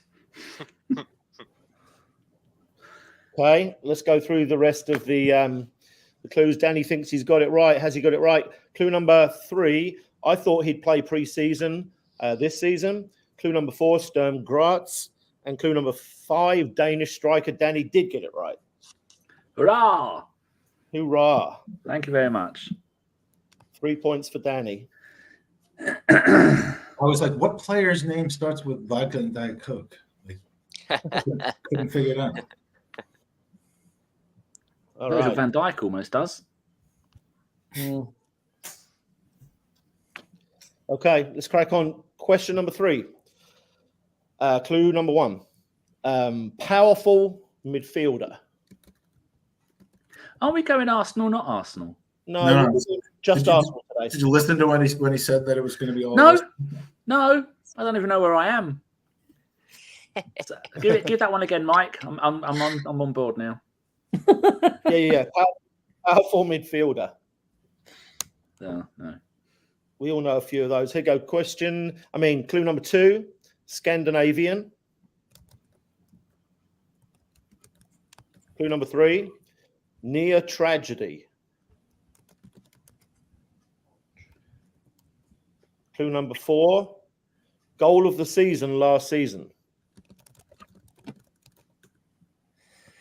Near tragedy. Clue number 5. Oh, Odegaard. Okay. Andy said Odegaard. What do we think? Mike says no. Melvin, no.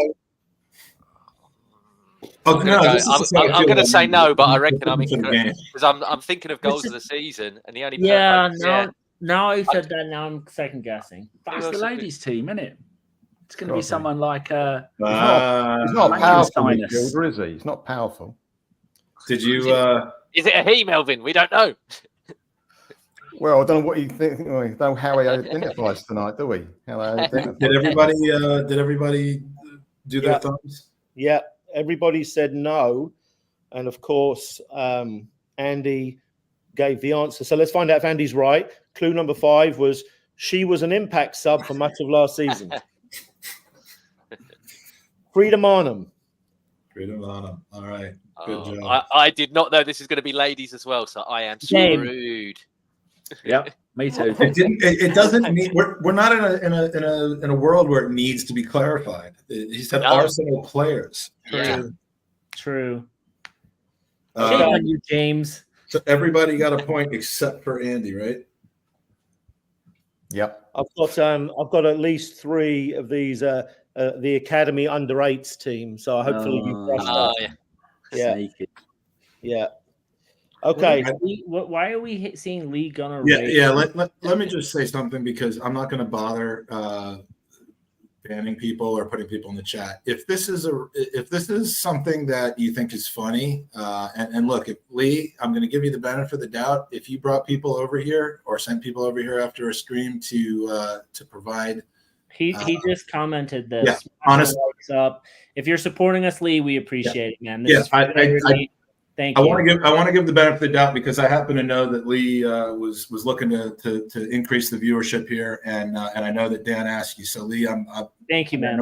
I got no gripes with you on here. I just was waiting to find out where this was leading. So if you brought people over here, please go to goonersvcancer.com. We appreciate any eyes on this on this stream, and you got a chance to win some cool Arsenal prizes. So enjoy the content, and I've said that, cool, Caleb. And enjoy the content, and appreciate you bringing everyone over. Thank you, man. Appreciate it. Okay, so we got the last one in August. Question 4, clue number 1. Transformational.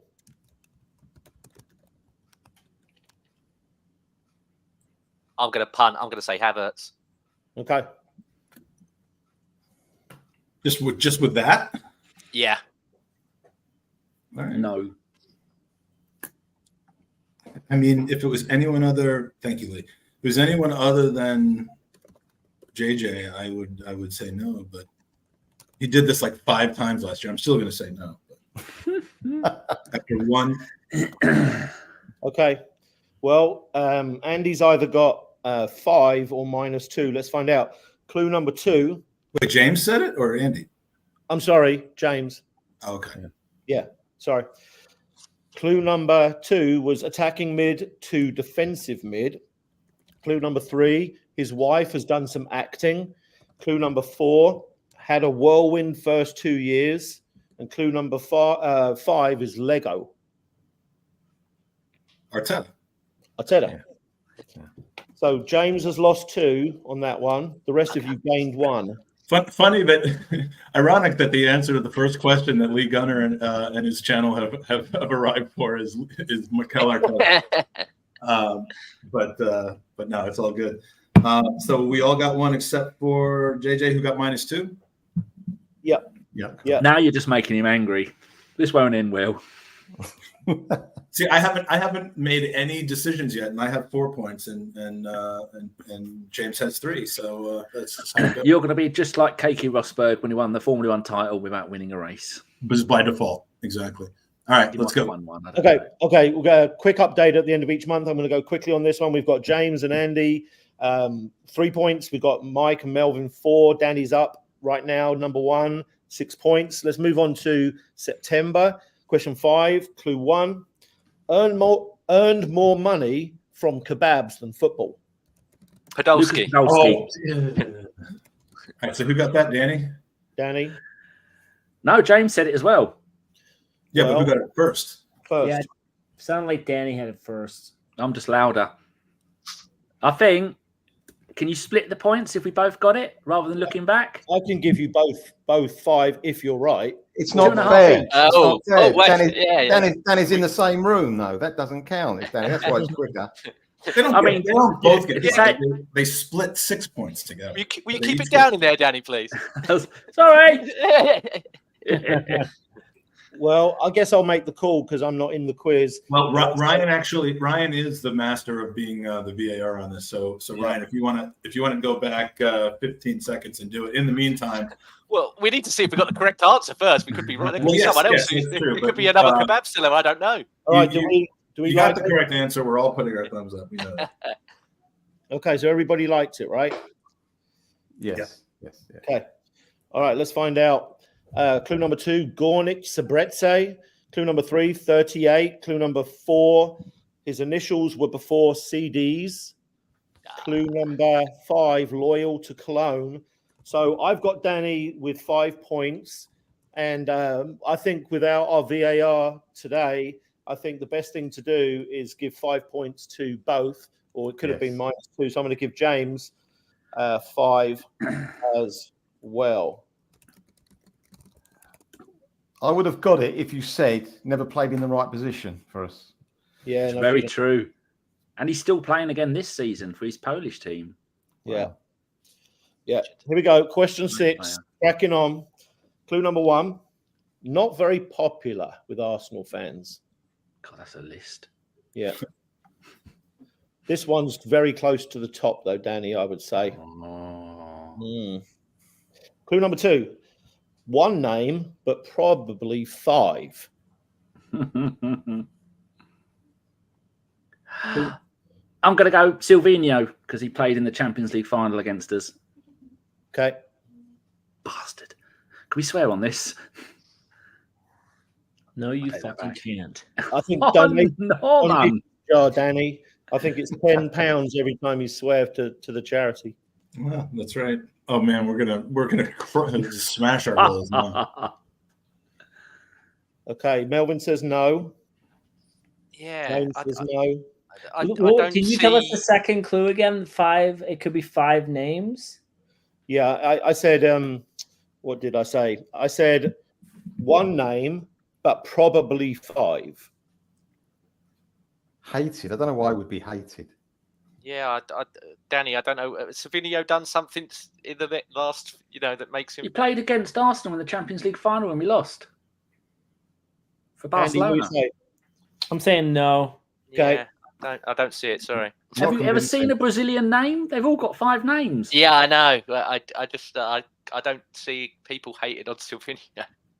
Yeah, I'm leaning to the chat, since it's already been picked, is basically saying RVP or Adebayor. I mean, Adebayor doesn't have 1 name though.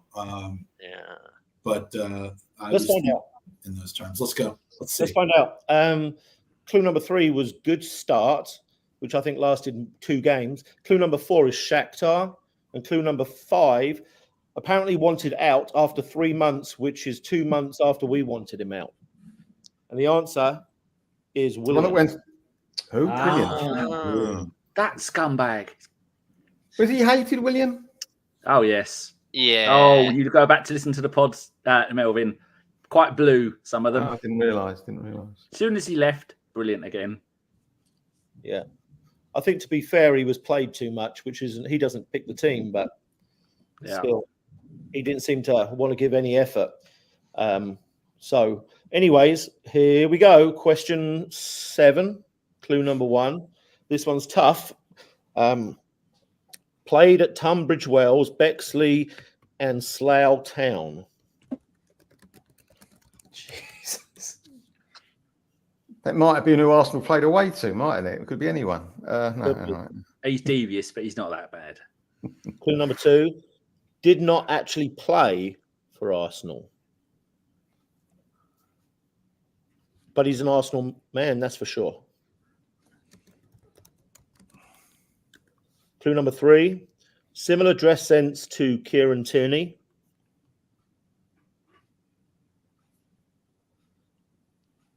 Clue number 4. Putting out cones.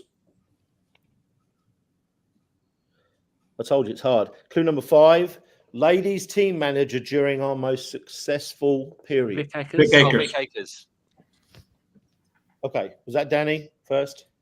I thought it was Mike. Was it Mike? I think it was Mike. Yeah, okay, we'll go with Mike then. It wasn't. I thought it was Danny. we got Ryan in the chat on VAR, if that matters. I was in the process of saying Vic Akers, but I'm pretty sure I heard the word Vic before I got it out of my mouth. So fair enough. All right. I'm all about integrity. Look at that. So Danny is up for the cup here. Yeah. Okay. And do we like Vic Akers? Melvin likes it. James likes it. Andy likes it. Everybody likes it. What was that?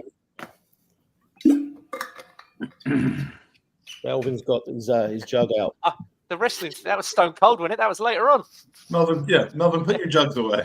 Put your jugs away, Melvin. My jug away. Yeah. We've had that before, actually, during the quiz. Melvin can tell the story if he wants, but the answer was Vic Akers. Well done. All right. Okay. Here we go. Last one in the month of September. Question 8. Clue number 1. Banter.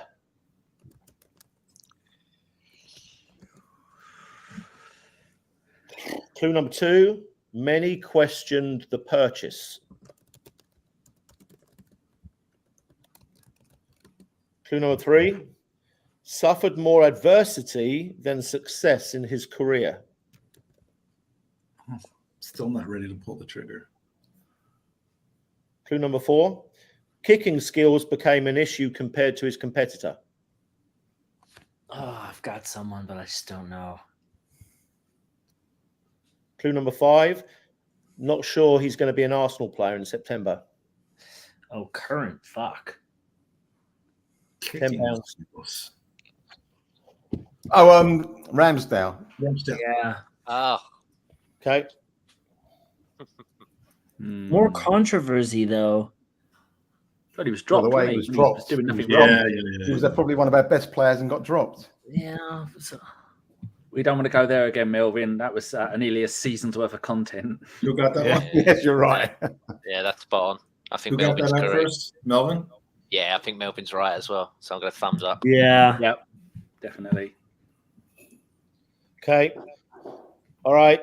The answer was Aaron Ramsdale. Well done to Melvin. 3 points there. Good questions. Like that. Yeah. All right. End of September, we're going to do a points check. Mike, you might need to check my points here. I think I've got this right. We've got Andy with 7, yourself with 8, Melvin 10, James 11, Danny 15. That is exactly what I have. Beautiful. He knows numbers. Okay. All right. Month Don't of say why, Danny. Oh, I was about to say it. I don't know why. Don't remind Andy. You for that. You still want to over it. Melvin will get very upset with you if you say why. I'm here as well. Oh no, I was referring to. I always forget that because the hair. But, I mean, I was on about you nicking all of Andy's money. That's what I meant, not the other thing. But yeah, you do have a point. all right. There we go. So this is what I'm talking about. I got 8 points, which is not, I'm not pulling up trees, but I got all 8 points from just agreeing with people or disagreeing with people. This quiz has actually been won by somebody who never answered the question. Yeah, that's what I'm going for. That's exactly. Not only that, That's they amazing. weren't even in the quiz. All of that is true. Okay. Question 9. Clue number 1. Be careful on this one. In the shower. I know what you're all thinking. Just be careful. No, I'm not saying it because you told me to be careful, and you're always, you're always looking out for us. Exactly. Exactly. Now, I don't know who you boys think about in the shower. This is it. I wrote this quiz, so. I think about Mike, like most red-blooded men. Yeah. Clue number 2. Charlton. Clue number 3. Like many, he made a mistake leaving. Song.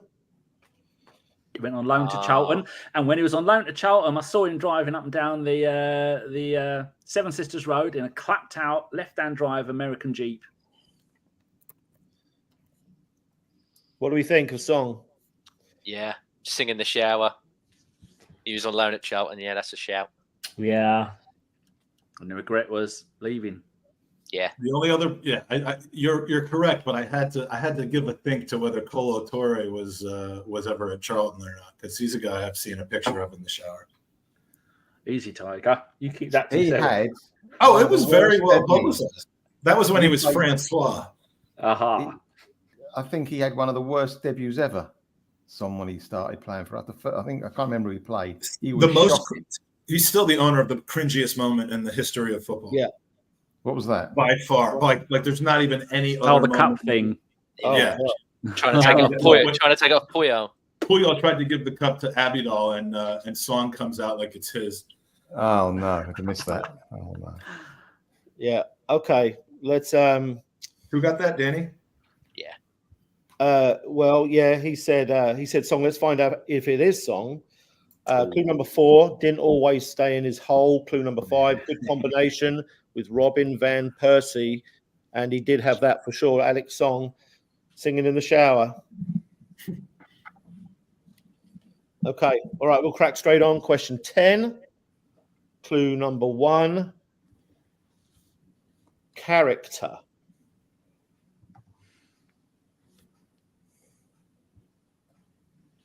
That's very broad. Could be bad. Could mean two different things. At least. Clue number 2. Not sure why Gareth asked him to do it.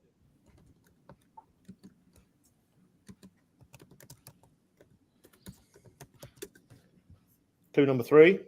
His best quality might be his decision making.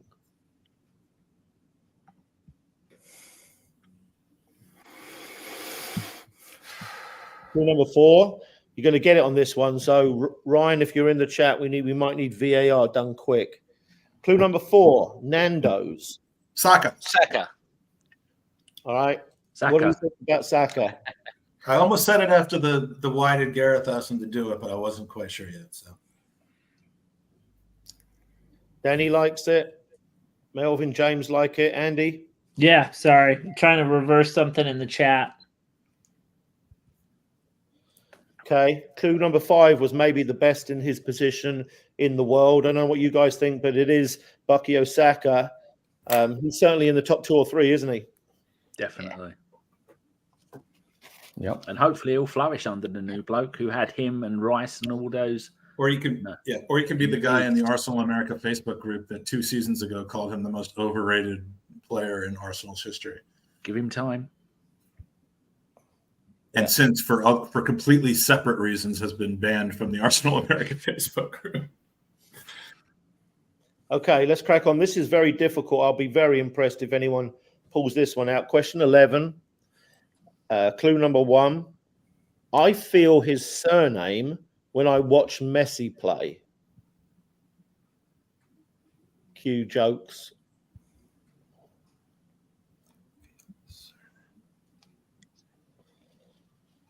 Clue number 2. When I went to watch Rodrigo and Gabriella in concert, I was in this. If you've never seen Rodrigo and Gabriella, you need to look them up. Too late. Phenomenal, but I still don't get it. Clue number 3. Saw the bench at the end of the 21-22 season. I think literally last day, Happy Village Day, we win 5-0 at the end of the season, don't we? He was sitting on the bench. Clue number 4. Released by the club last year. Can I ask, Mike, do you know the answer to this one? No, I have no idea whatsoever. Right. Sorry. It's very difficult. It is. I'm trusting the Holy Spirit's going to give me the answer in the next 10 seconds. Okay, clue number 5 is, I'll say this in British and I'll say it in American. Z-A or Z-A? Z-A? It's tough. You'll have heard of him, but it's not easy. I'm pooped. I'm going to go Zach or AWE. You would be in awe. All right. I've never heard of that person. I'm gonna back it because I know who. I remember a player called Zach Orr, but yeah. Would he have been on our bench? Yeah. I don't know. We had a geezer called Zalim, didn't we, in America? Zalim. That was years before. Yeah. Gideon. Oh, I don't know. I'll go for it. I'm going to go against it because he was never on our bench. So I'm assuming last game of season, it could be anyone on the bench, Andy. Yeah, but I'd say I would have guessed Cedric Suarez. Yeah, that makes perfect sense given the clues. They said in the A. Yeah, I'm feeling that. All right, let's go. Okay, The answer, well done, Danny. That's a hard one. Zach, or he was about 6 foot 100, and he was a centre back, and he didn't play, but he sat on the bench. Last game of the season. Where's he gone now? Do you know? Did you look up? Don't know where he is now. Is it Crawley? Maybe. All right, fellas, we're going to crack on. Going to see if we can get through all of this. This is Accrington Stanley. Who are they?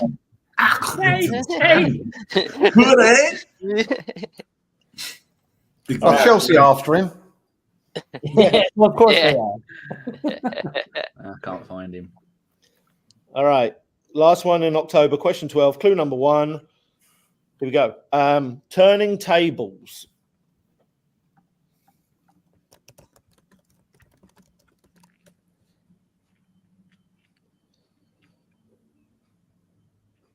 Think about how hard it is to create a game like this. I created a game for like hour 24 of this podcast that took me about 2 minutes, and it shows. This is unbelievable. Remember that game you created where you pretended that you were Arsene Wenger and then I read 4 quotes and you had to figure out which one was the fake quote. Yeah. Great days. All right, clue number 2. Came to see his mum. Boy, this is clever. I mean, whoever wrote this quiz, what kind of genius. Clue number 3. Barry Horowitz of Arsenal fan. Yeah, looks fitter now.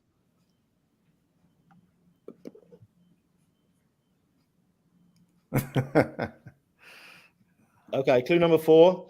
Maybe the most skillful striker in Europe. Certainly one of them, if we're talking about skill. Fuck it. I'll say Gabriel Jesus. Okay. Because he looks fitter than he did last season. I look fitter than he did last season.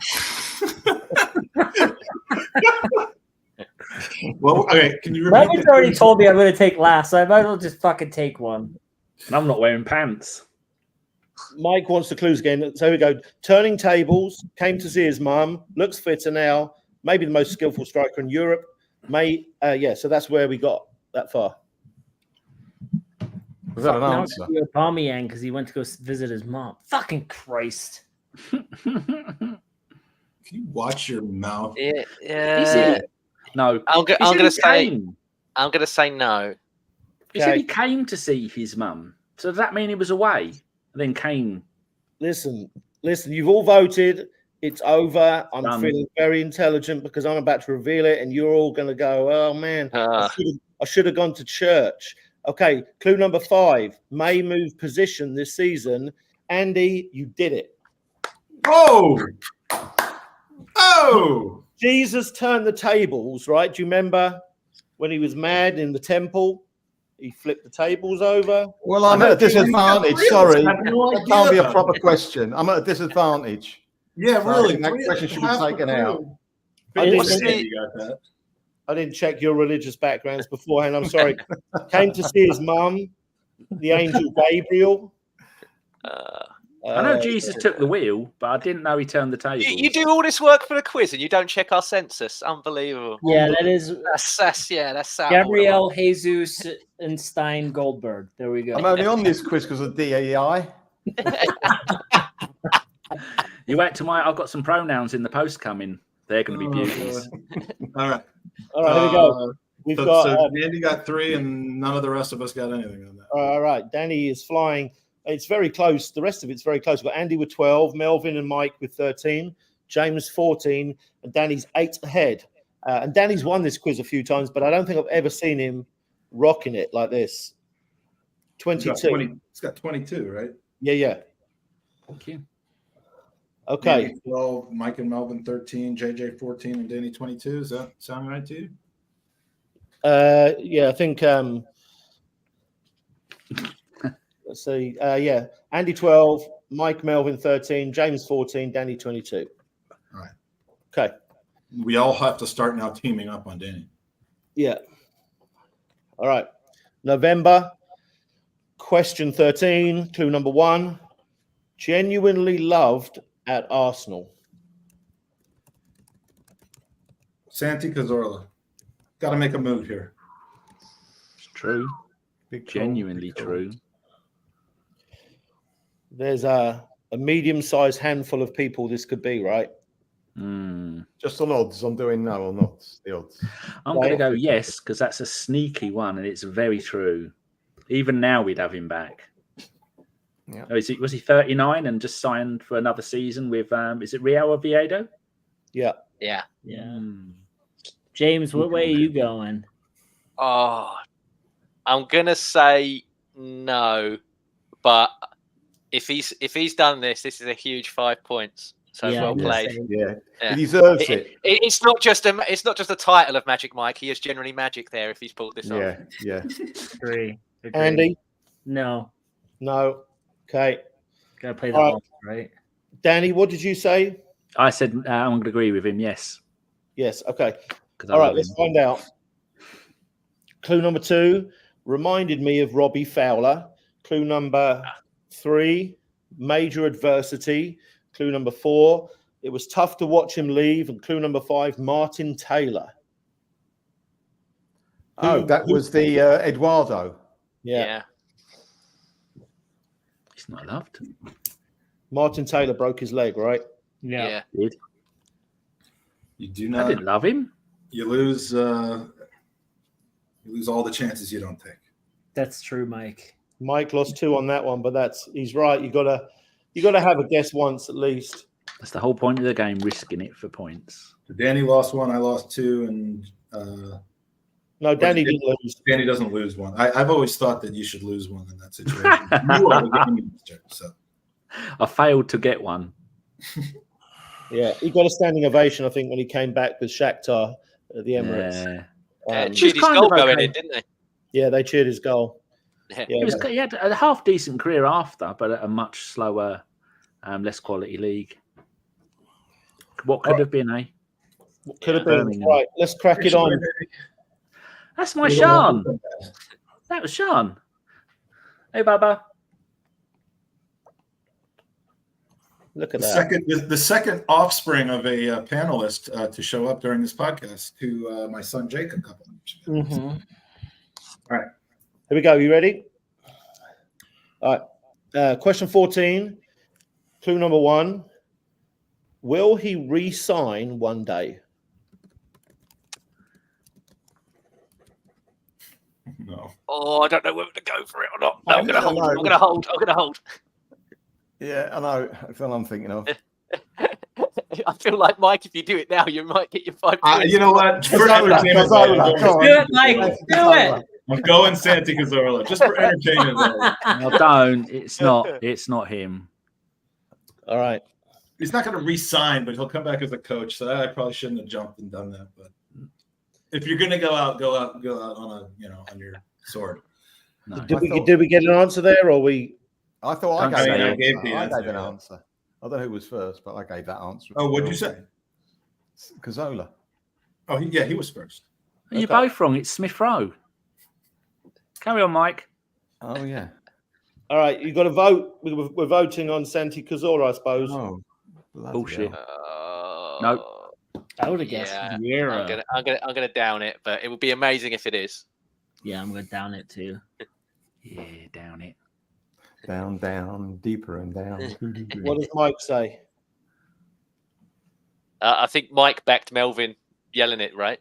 Or no? I don't want to. Only because I lost my confidence and I wanted him to take the loss. I'm going to go Thanks, against Mike. it, and Mike. if it's Santi and I gave it to Melvin, then I'm just going to leave. Paying your own checks next time now. All right, here we go. Let's find out if it was Santi Cazorla. Clue number 2. His first name is similar to a country that's currently in conflict. Clue number 3, Algerian miniman.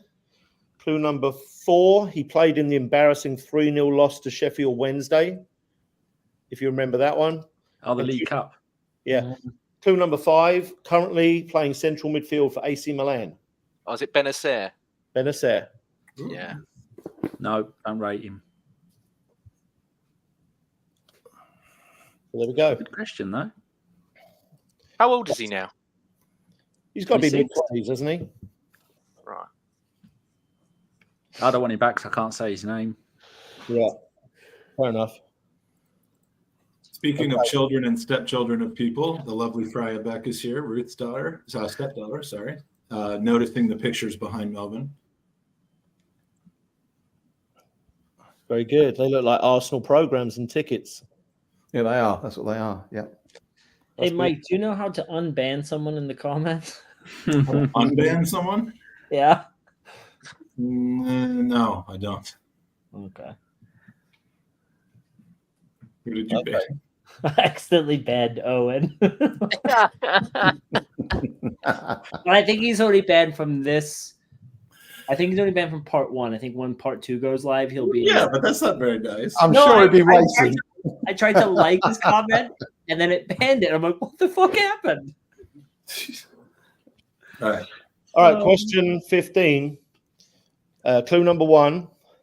This one might go quickly. Okay. Likes to talk about Arsenal. Emmy Martinez.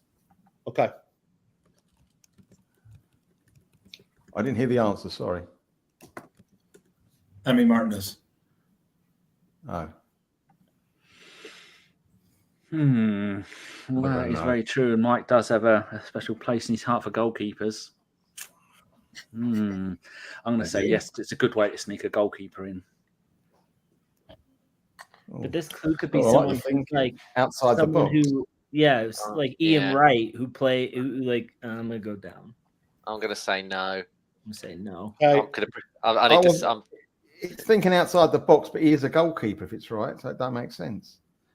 And he plays inside the box. Exactly. So that makes sense, doesn't it? Let's find out. Here we go. Clue number 2, joined in 2010. Clue number 3, surname of a national team coach who somehow keeps getting top jobs. Yes, it is him. Clue number 4, Polo Mawani nearly scored against him. And clue number 5, lockdown keeper. Mike has gone and got himself out of the relegation. That's a brilliant one. That's a brilliant one. That doesn't mean you have to do it every question, boy. Yeah, quiz ruiner. Yeah. The only person to get a point then was Danny on that. Thank you very much. Carry on, sir. Danny had faith in me. Melvin, you backed it as well, didn't you? I got it wrong. Oh, fair enough. I got it wrong. Yeah, I got it wrong. You're gonna pay for that. Well, I get a point for getting it wrong. You failed to get a point. No, what a shame. All right, fellas, question number 16. This one might go quickly as well. Clue number 1, an American league.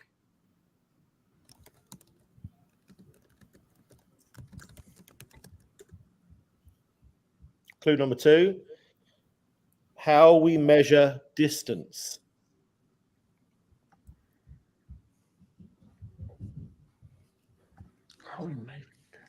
Clue number 3, position change to left back.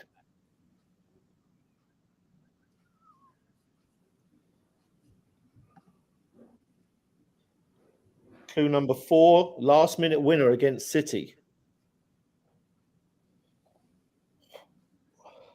Clue number 5. Oh, sorry, what's number 5? MLS. Oh, Lewis Skelly. Okay. I met his mom a couple of weeks ago. Lovely, lovely woman. Did you say dated? No, I had dinner with a number of people, including his mother and Aiden Heaven's mother. Very, very nice people. Very decent young player.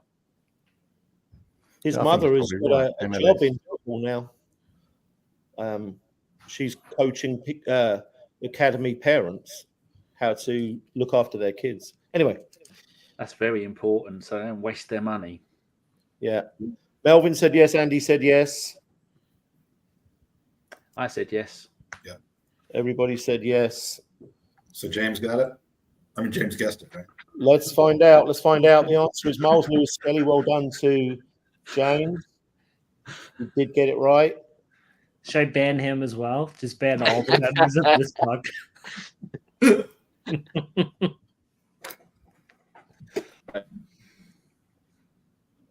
Okay, let's do a point check. End of November. We're doing well here. We've got Melvin and Andy in the relegation zone with 15, but that could change quickly. Mike's got 18. James has snuck ahead, 19.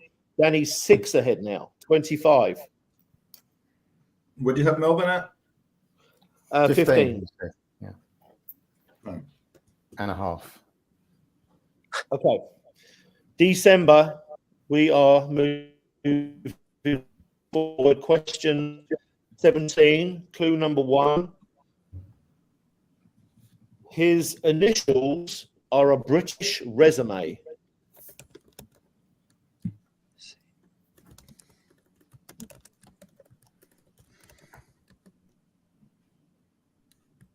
Those of you who live in the advantage, Mike may still know this. I know it. I'm just trying to think of the player. Okay, clue number 2, Chip and Dink. Oh, Carlos Vela. Okay. Yes. Andy says yes. I say yes. CV. Everybody CV. says yes. Great one. Good lateral thinking for this, Sinead. Wow. Blimey. I got it from the second bit.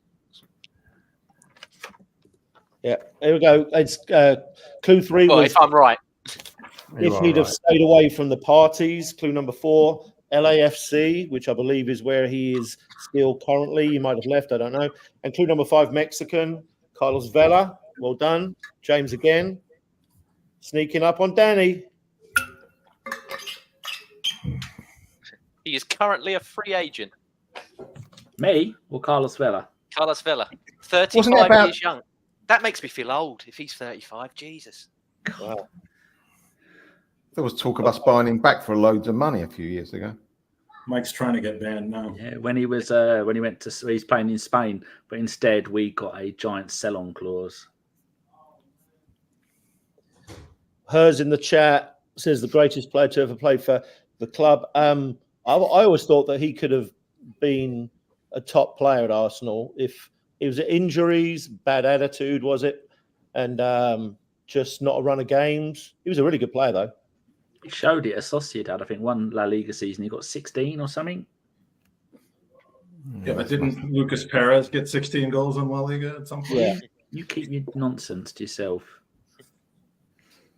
All right, here we go. Question 18, fellas.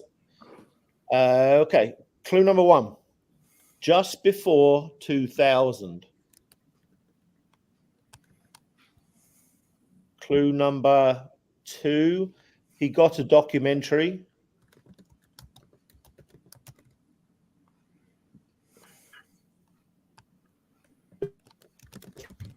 About work playing for Say that again. He's played for over 10 clubs around the world. Anelka. Okay. Is that James? Yeah. Yeah, definitely. Yeah.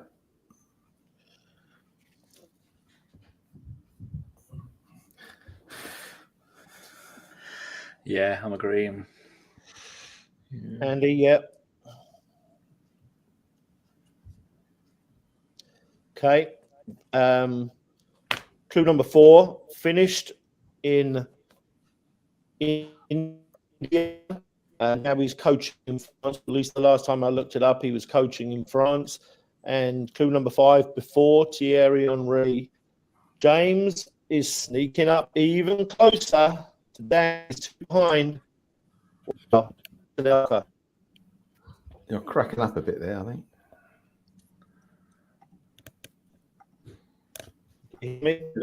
Did everybody agree with the pick? Yeah. Yeah. It's been a good round for JJ. Good month for him. This is officially this. After this one, we're halfway through. If we can get through 38, but here we go. Question 19. Clue number 1. Almost impossible to dispossess.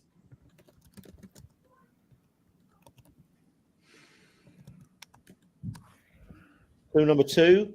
Often dribbled in circles rather than penetrating. I know. I got his name, but I can't think. I know. Often dribbled in circle. No, I'll wait. I'm not I know it is. I can't think of his name. I can see him. I know. I'll tell you afterwards. What before you? Oh no. So Melvin, say Santi Cazorla. Oh no. Clue number 3. Kleb. Okay. Ooh.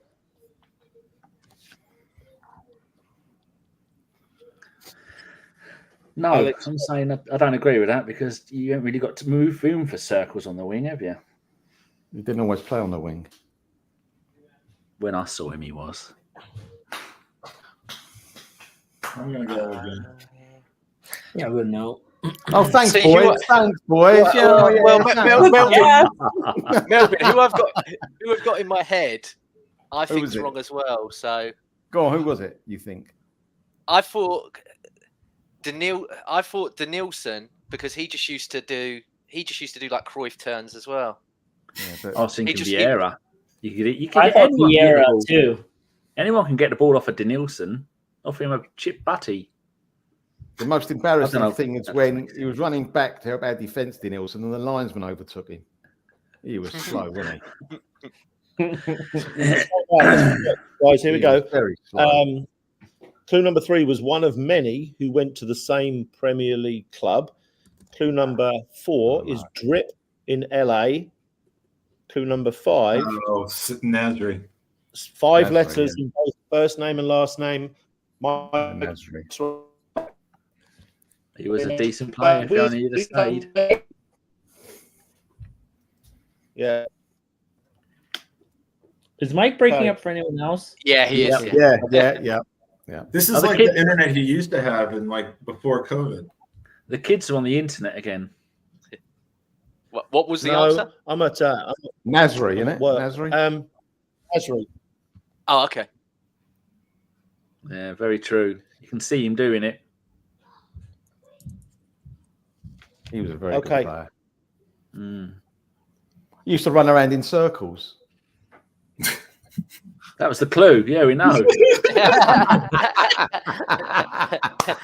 You know, from what I can recall about him, it was really hard to get the ball off of him.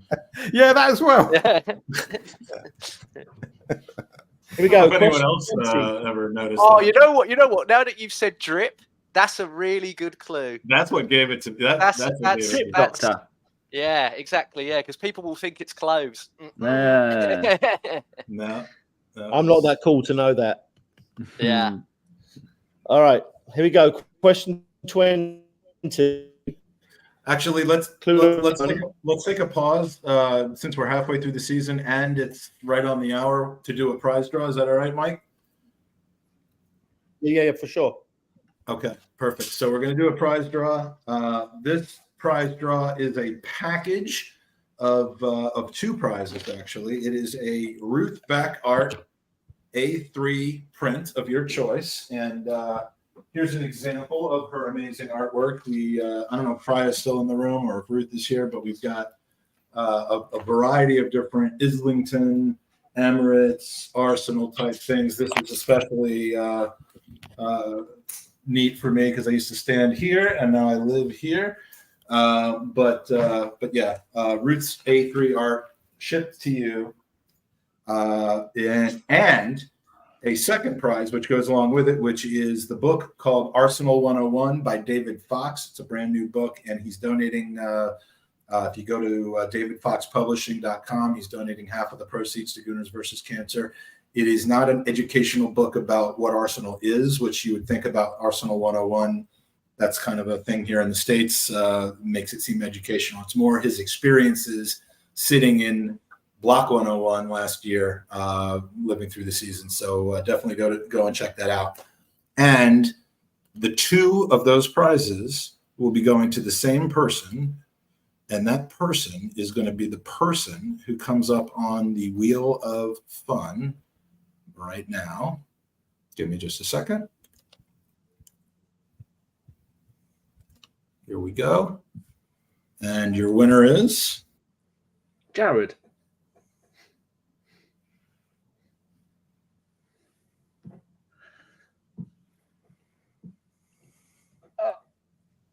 Seth Thomas from Indianapolis, Indiana, USA. Congratulations, Seth. Appreciate the generous donation. And we've got another piece of art. I know that you have at least one, maybe more Ruth Beck arts in your home. You've got another one coming and a brand new book to read in your free time. So congratulations, Seth. And that's our prize drawing. And so we're halfway through the season. We got everybody here and ready to go to week 20, Mike? Yep. I'm ready. All right, let's do it. Okay, here we go. Question 20, clue number 1. Should have gone bald. Bob Holding. Okay. Oh, that's a good guess, Danny. I feel his pain, don't we, Mike? Melvin says no.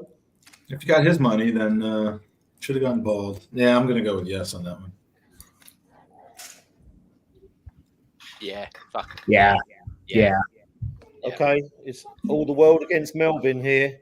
No change there. All right, so clue number 2, fantastic at 5/6 of his job. Clue number 3, we got a centre back from the club that we signed him from, who has become a crowd favourite. Clue number 4, did well in Serie A and now plays on the wing for Aris in Greece. And then clue number 5, you'll get it, Bradford away. Welbeck. Oh, it's Javinio. Oh, shit. Yeah. What do you mean should have gone bald? He is bald. He should have Only gone on the bald. front. Only in the front. Yeah, his hairline starts somewhere up here. Yeah. He should have just taken it off. How did the scoring go there, Mike?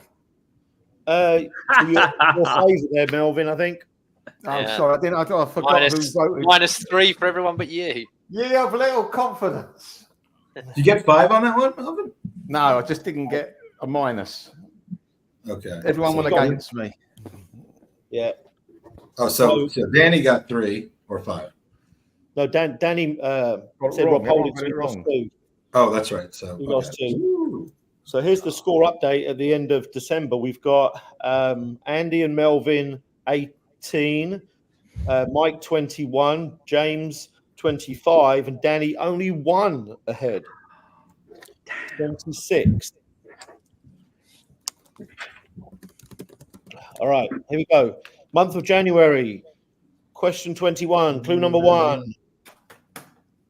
His first name could be male or female.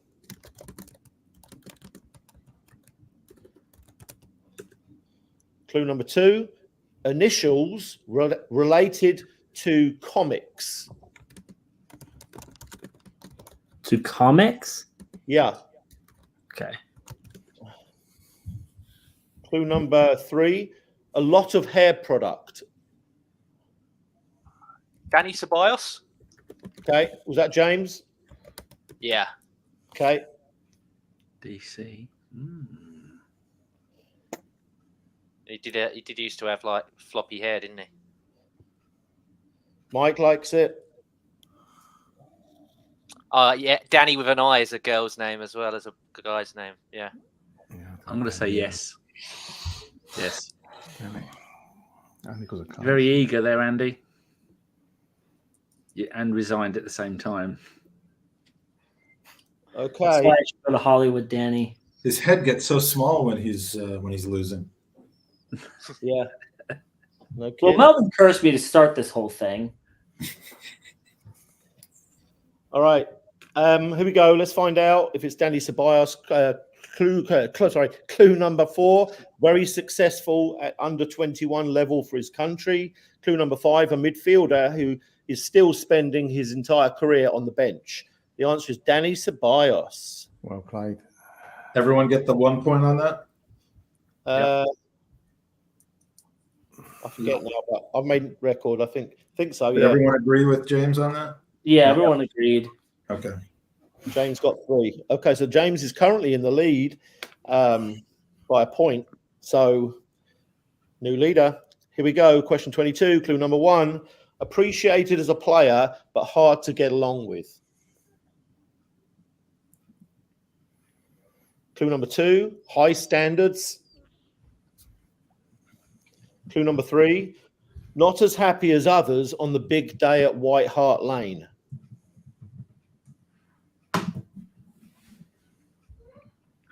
I'm going to say Sol Campbell. Sol Campbell, okay.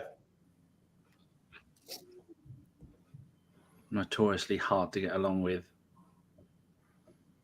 Yeah. I'm going to do that, but I think Danny's correct. But I'm just going to wait for the next clue. Oh, he's hedging his bets. Oh, it's getting serious. I'm going to say nah. Andy.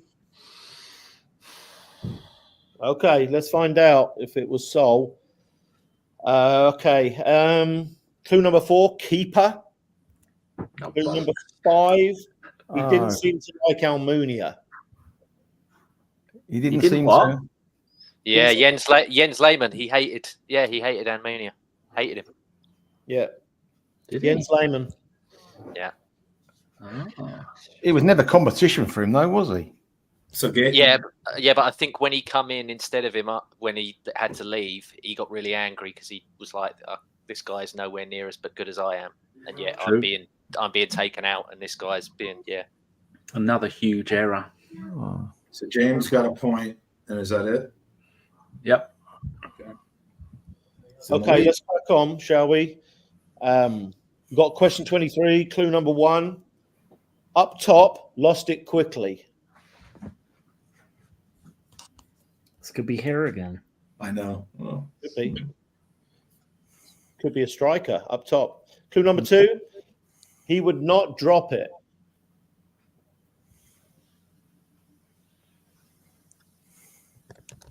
Clue number 3, he didn't cost 50 million. Holding. Okay. Almost went after the first one because I was thinking. Yeah. I'm saying no. Yeah, I'll back it. I think. Danny, you're saying no. Why, Danny? Because he hates me. Cost 50 million. Well, most of the players didn't cost 50 million. Yeah, but I think it's the Wenger quote, isn't it? No, he already Oh, said yeah. no. He's already Yeah, I said remember no. now. No, he's already said no. I mean, of all people, you're the one who's neck and neck with him. Just had to show how smart you are, didn't you, James? I'm saying no. We got to do first answer though. Yeah. Yeah. Okay, let's find out. Clue number 4, a good deep block defender but struggled in open space. Clue number 5, doesn't even get on the field for Crystal Palace either. Well done, Mike. He's in my fantasy team. Why? Because he Well, costs. we have ex-Arsenal players in our side only. Oh. I still hate Never it. won a thing. He won the FA Cup, didn't he? Against Chelsea. Yeah. No, we Played a big part in it too. The podcast sorry. fantasy team only has Oh, Arsenal sorry. Because players. Murder Soccer just yelled at him the entire match, where to go, where to be. It was They wonderful. took the piss out of Diego Costa in that game. That was Yeah, right after you had a baby, Andy. it was. All right, let's go. All right, here we go. Last question in January, question 24, clue number 1. Called by his initials. Clue number 2, spectacular. Van Persie. Okay.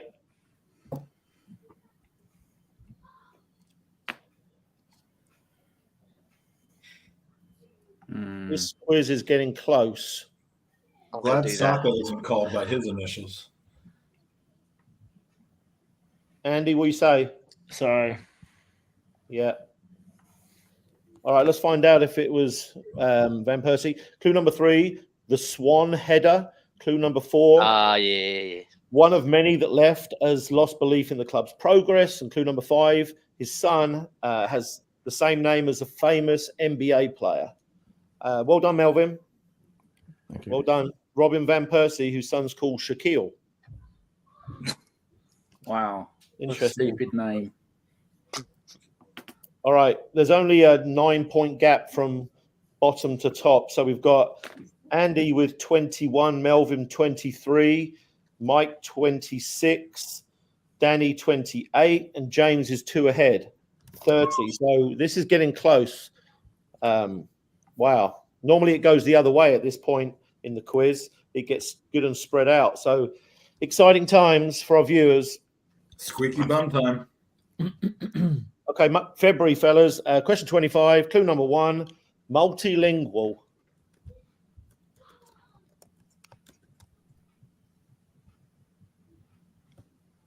Clue number 2. Most people thought he would turn out better than he did. Clue number 3. Injuries hurt this centre back. Clue number 4. Lived with Fabregas. Johan Giroud. Johan Giroud, okay. Oh no, fuck. Senderos, motherfucker. 10 more pounds, Andy. I'm going to say no because the way he's corrected himself makes me think he's wrong now. And me. Well, they're both Swiss. They're both Swiss. both That means they speak a bunch of yeah. Fucking Christ. But who did he ruin? Giroud never looked like he was going to be any good, in my opinion. Neither did Senderos. He had a fantastic game once against, I think, Real Madrid. Didn't we all? He should have given up after that. I'm saying no. He's Yeah. not right. Yeah. I'm saying the way you corrected yourself so quick makes me feel like, yeah, you knew. For the record, Mike, I'm saying no.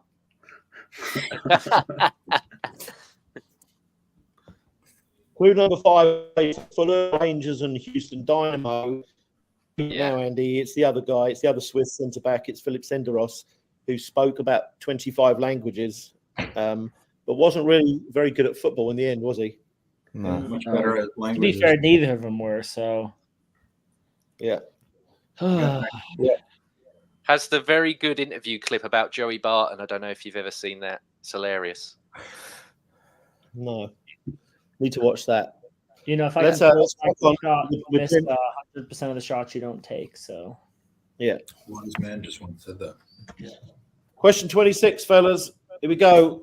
Clue number 1. Huge transfer fee for minimal efficiency. Pepe. That's a good one, isn't it? He was efficient though. He scored goals. and Exactly. goals. That's why I'm going no.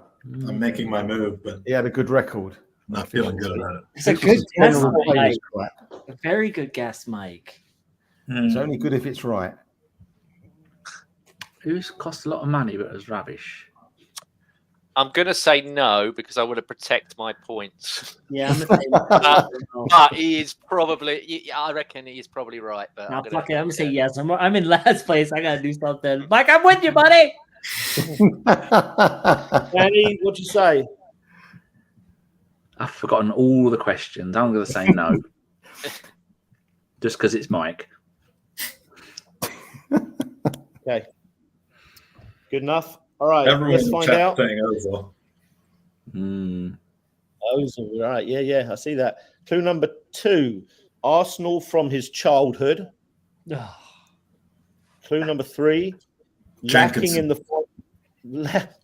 the final third. Clue number 4. Good ball progressor. And clue number 5. Now linking up with another former Gooner. And he's given him 2 assists, I think, in Emile Smith-Rowe's last 2 games. The answer is Alex Iwobi. Iwobi, yeah. Oh, wow. Iwobi, who was very good from the halfway line to the top. And the transfer fee was outbound, not inbound. So, And he's also in the ABW Fantasy League team.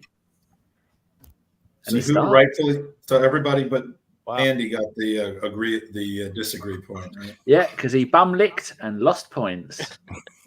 That'll teach you. Okay. I'm All just right. here, Danny, because I hate cancer. Okay. Don't hate me. I'm just here so I don't get fined. I'm just here hating cancer and banning my own podcast crew from the chat room. Here we go, fellas. Question 27 now. Clue number 1. One of the most frustrating players I've watched in the Emirates era. Now, it's just my opinion. You may have a different opinion, but I thought he had a pretty high ceiling that he didn't come close to reaching. Clue number 2. so much natural athletic ability, but his end product in front of goal rather than position. Missed all of that. Yeah, can you repeat that, Mike? Yeah. So much natural athletic ability, but his end product was in front of goal rather than in his position.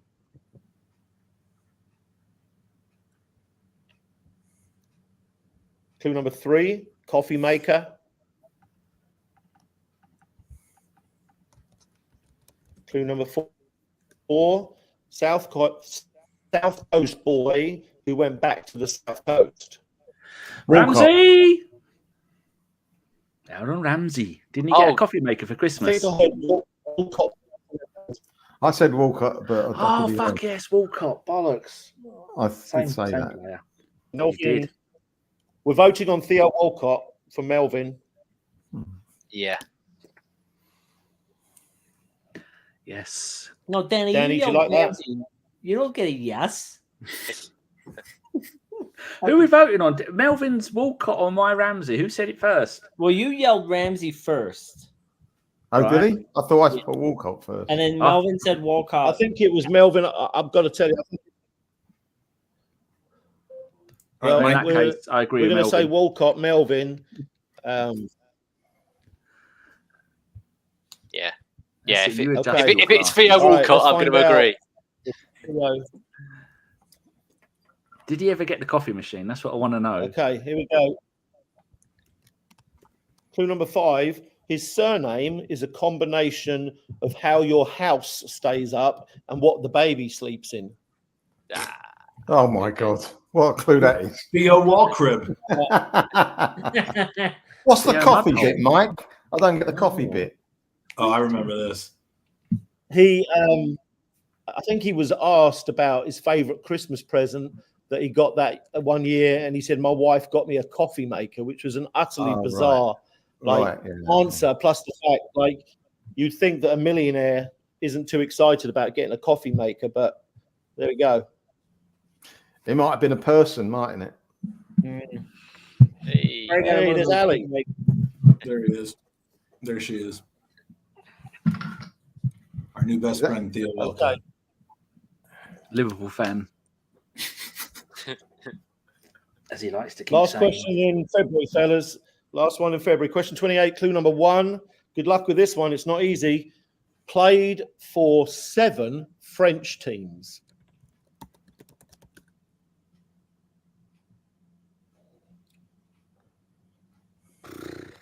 Olivier Giroud. Oh, wow. He only played for 1 that I'm aware of. I think he played for 3. Well, it's still not 7. It's I close gotta do to 7. something. I'm in last place. I disagree. My hands are elsewhere. Now, who Okay. would have played for 7? Potentially Koscielny. Because a few of them. Oh, could it be Aubameyang? Well, No, we know, he's it's done not Marseille. Germany. That's all that matters. Marseille and Saint Etienne, hasn't he? Aubameyang? No, he had a few before. He had Bastia. All right, let's go. Alright. We got Okay, here we go. Let's find Not out. 7, no. It's not Ollie G. No. Clue number 2, never scored for Arsenal, but came close a few times. Clue number 3, he's a pundit for Canal Plus or Canal Plus. You didn't say Cabadiawara. Yeah, that's the answer. Clue number 4, played for 2 more English teams, only scoring once. And clue number 5, ridiculed for his time at Arsenal. Kept on hitting the post. I don't know if you remember. He did. I went up to Leeds when we had to win the league. We're about 2 or 3 games from the end. We pummeled Leeds. He must have hit the bar about 3 times for about 4 yards, and we got beat 1-0 and Vyas made that mistake at the far post. That was a long drive home from Leeds that night. Yeah. Very disappointing. What a player. Okay, this is getting tight at the top. Anyway, we've got Andy, unfortunately, is in relegation trouble. He's got 22. Mike has got 27. And then we've got Melvin, 29. So he's in contention. Danny, 32. James, 2 ahead again, 34. So there we go. We're into March, fellas. Question 29, coming to the back end of this quiz. Clue number 1. Cracking left foot that we didn't see much at Highbury.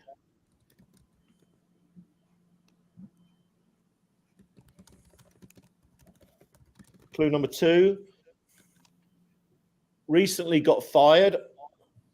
Van Bronckhorst. Was that James or Danny? Sorry. Me. James, okay. Now managing in Turkey. Besiktas, I think. He did have a great left foot, didn't he? We never saw the best of him. Watch your mouth, Danny. The only vision I've got of him is with a leg brace on at when he won the title. Yeah. I'm saying yes. I'm saying yes. He did have a cracking left foot. I mean, he was one of Rangers' best players from left wing back. Yeah. 8.5 million or 7.5. I think we bought Jeffers at the same time, didn't we? Oh, yeah. God. All right, here we go. Didn't he? Clue number 3, fellas, won the Eredivisie. Clue number 4 was the captain of the 2010. Was the captain in the 2010 World Cup final. I did not know that. Clue number 5 took the same route from Arsenal that Overmars and Petit did, unsuccessfully. Yeah. Barcelona. It's Giovanni Van Bronckhorst. Well done, James.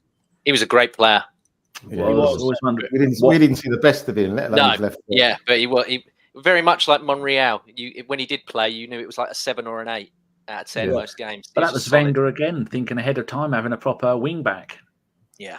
He was wonderful. Okay, we've got question 30. We're making good progress here. Clue number 1, passed away last summer. Bloody hell. Bloody hell, was that? Clue number 2, St Johnstone, Huddersfield, Grimsby, West Brom.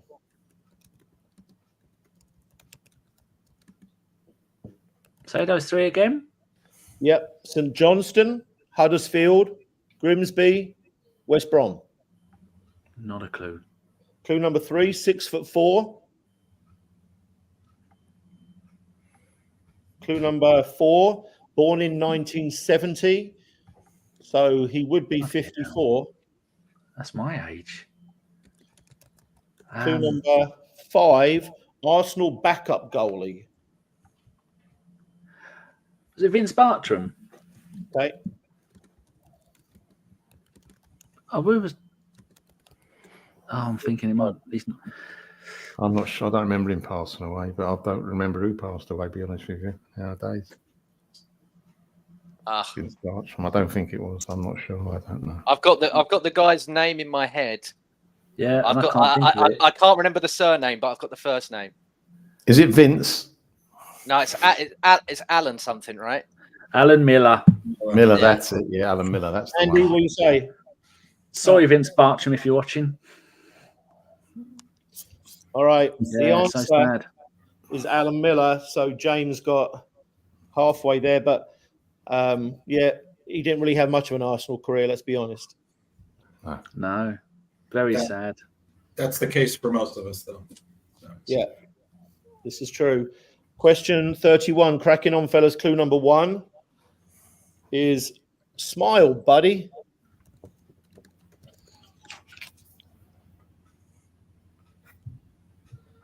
Clue number 2, I'm unsure how to correctly say his last name. Santi Cazorla. I'm serious. Cazorla. Maybe 3rd time lucky. You know, if it doesn't work, you keep going. Why would you say smile? I think He was always smiling, I wasn't think he? it was a always sarcastic thing because he was always smiling. No, Mike wouldn't do something. No, it's more cryptic. smiling. I think it's more of a cryptic. I'm saying no. No. Yeah, I'm saying no. You're banned from. If this isn't Santi Cazorla, you're not allowed to say it again. Yeah. 3 times and you're out. Can I say Miguel Almunia like I did that one time? Yeah. No. Andy, what do you think? I'll say no. Okay. All right. So here we go. Let's find out. Clue number 3, no loan. Clue number 4, he's a cross between Saka and Odegaard. That's just my yeah. thought. And clue number 5, I think he'll get capped for England in 2025. I know Chris in the chat got it. Is it Nwaneri or Wanyeri? Ethan Nwaneri is what I thought it was. He doesn't smile, does he? Oh, he doesn't smile. No, it's true. He doesn't. All right. He's gonna have a cracking season this year, though. In fact, Mike, you mentioned that earlier in the pod about him not smiling. One of you did. Yeah. So everybody went against me, right? Yeah. Appropriately so. How does it feel, Mike? It normally happens to me. I'll show you how it feels in a couple of weeks. I hope you haven't got Cazorla as an answer here, Mike. Now that he's back. That happened once before. It's got to be one of the last few. Mike read out a None of us can say question. it. We've got Somebody Cazorla back guessed. now. He guessed the wrong player, and the next question was that answer. I think that's happened at least once. Okay, fellas, we're going to have to crack on here. Last one in March, question 32 out of 38. I think we're going to get all 38 in. Clue number 1, much physical potential but unfulfilled. You won't get it from that. Clue number 2, Lorient and Borough. Oh, Ali Adair.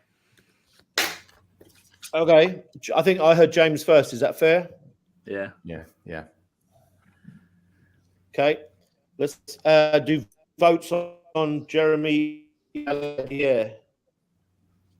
What are you saying no for? We both said the same answer. Stop You're a trying to hater. correct people. He's a horrible man. Look at him. Face like a smacked ass. Okay, so everybody liked that apart from Andy, right? Correct.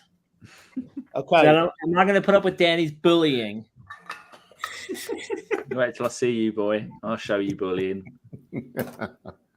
All right, I'm going to be the school teacher here, and we're going to cut him off, and we're going to find out if it was Jeremy Aliadier. So clue 3 was similar profile to Anelka. Clue number 4, last appearance for Arsenal in 06-07 season. Clue number 5, French. I was pretty impressed that few people said that. Well done. Jeremy Aliadier was the answer. He Just a double. Lots of potential there, unfulfilled. Yeah, and he got Lelani Dowding in her prime as well. Oh man. Yeah. Okay, well, he sits on press row now. Does. James is pulling away a little bit here, but the rest of it is crowded. Andy's moved up to 25, Mike's 30, Melvin 33, Danny 35, James is 7 ahead. So you're going to have to do something here, fellas. Here we go. April, question 33, clue number 1. I know more about his post-career in the United States.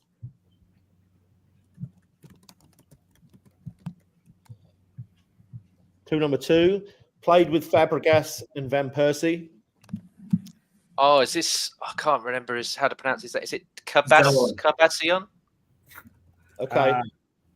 Is that his name? Yeah, Danny Cabassion or something. I can't remember how to pronounce it properly. He's got a very good book. Former guest on the Podathon. You shush. What do we say about Danny Cabassion? I'm saying yes. Yeah.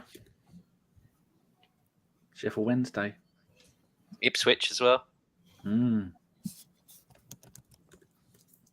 All right, let's find out if James has moved further ahead.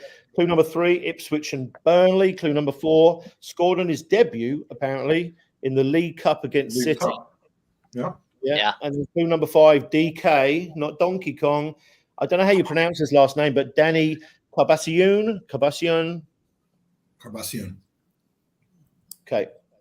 We had him on as a guest early on this pod, Mike, didn't we? Like season 1 or 2. He did picks. He didn't come on the. We couldn't get real people to come on the podcast in person, but he did picks for us. Yeah. And then Is he still part of the scouting team for Arsenal, or is he just generally just scouting for whoever wants him? No, he still works. Like he works in the Arsenal setup.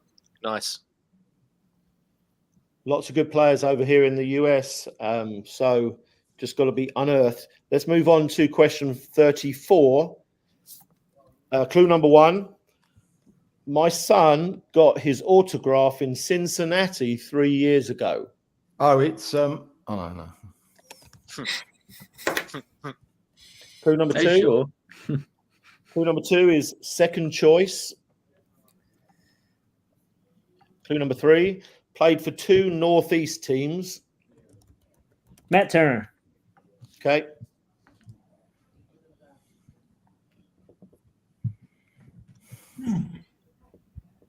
Two Northeast teams. See, this has thrown me because I'm like, is this Northeast America or Northeast in the UK? It could be both, but I don't think Turner played in the Could be Northeast. one of each, couldn't it? Could be one of each. Yeah. Yeah. And that's what I was thinking. Yeah, but Nottingham Forest isn't the Northeast, is Forest it? isn't Northeast. No, that's what no, Depends which way you're facing, I suppose. I'm saying no. I'm going to say no. No. Okay. Is everyone saying no? Yeah. No. I'm gonna go with yes, just because Andy stood up for me before, and I'm gonna stand up for him now. Okay. And we should all be standing up against cancer. So Exactly. And these guys are against fighting cancer. Here we go. Let's find out. Clue number 4, 18 caps for Trinidad and Tobago.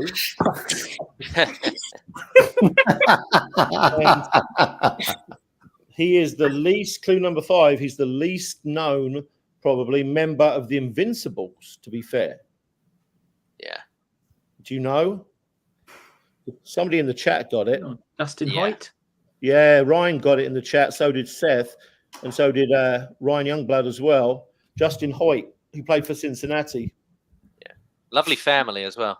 Yeah. Gavin as well. Yeah. Yeah. He played for Dagenham and Redbridge, and his mum and dad sat next to me at a game, and they're wonderful. Such nice people. Yeah.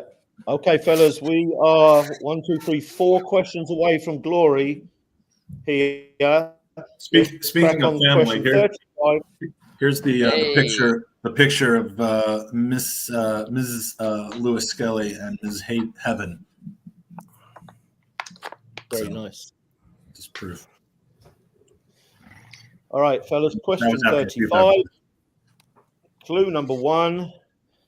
Used to watch him, now I listen to him.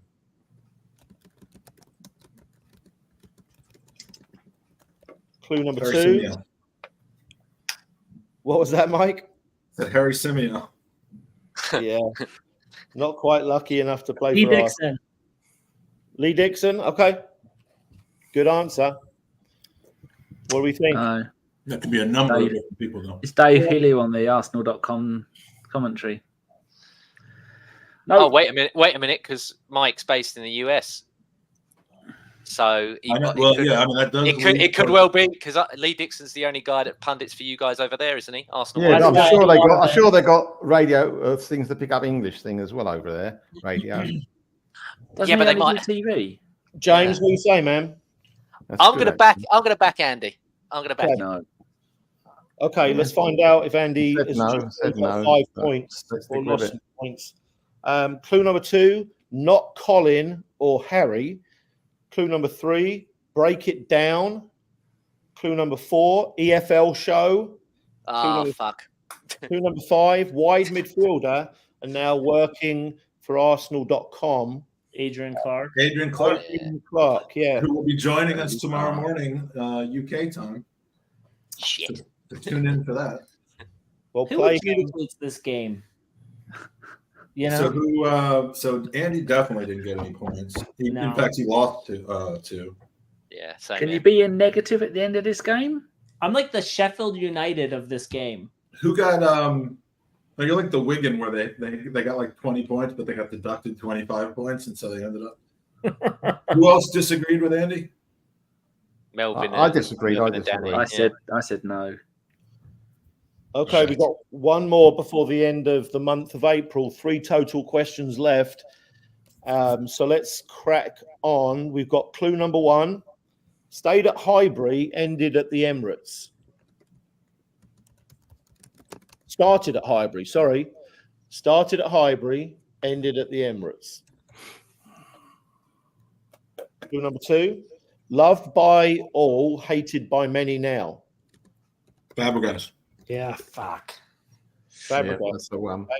Yeah. That's the one I was about to say. Yep, definitely. Yeah.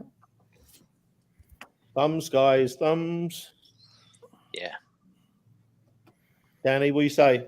I don't hate him. I'm saying no. I like him. He is hated though, Danny. Honestly, he is. Not for the reasons that probably the others dislike him for. I dislike him for something else, and it's quite relevant. Is it?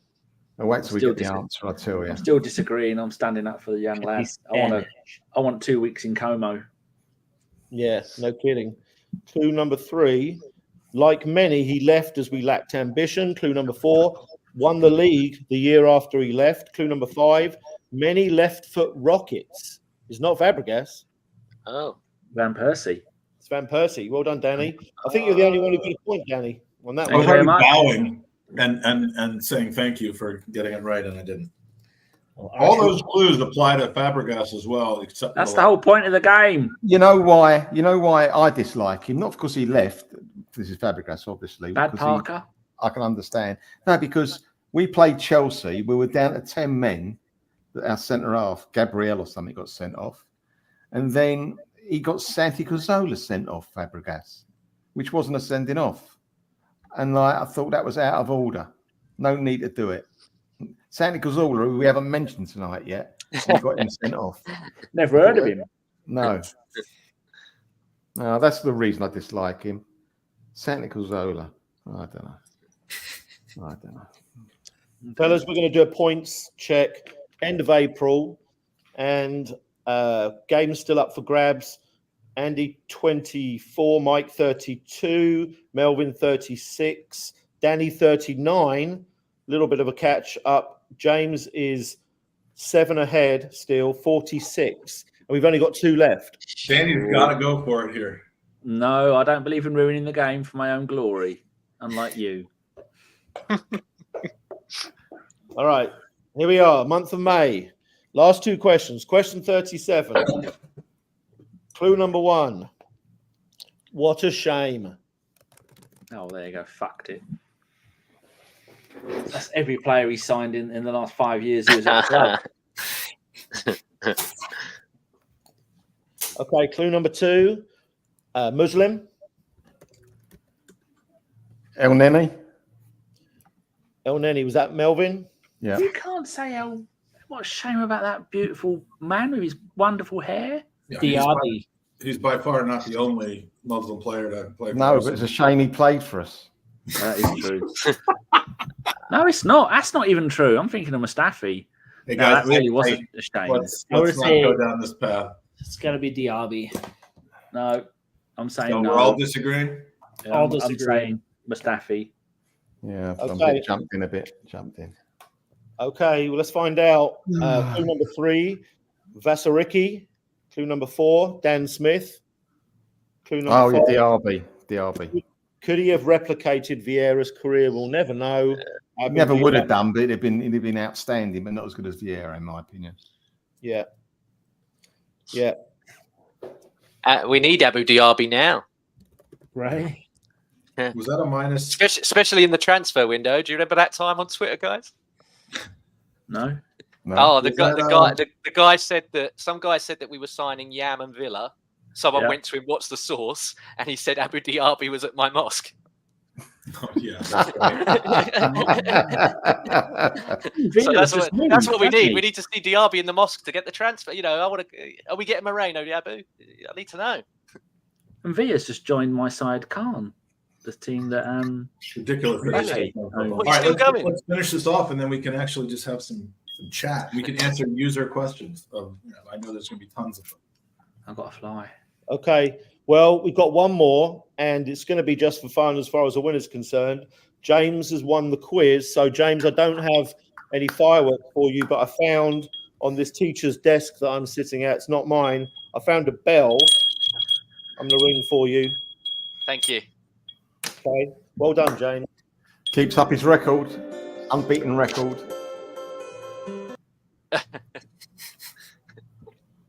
Well done, James. Let's do the last one, and then we finished a little bit early. So, like Mike said, he can improv and do some questions. So, question 38. He's an Arsenal player. Clue number 1. Huge shoulders.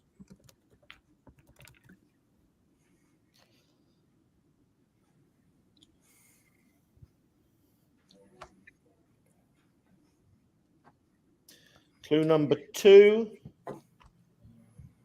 Headband.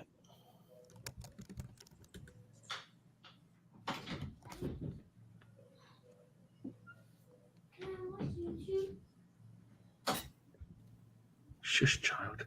Clue number 3. He Hey, can Ollie, make a little noise. What's that? I was just talking to Ollie. Sorry. You're fine.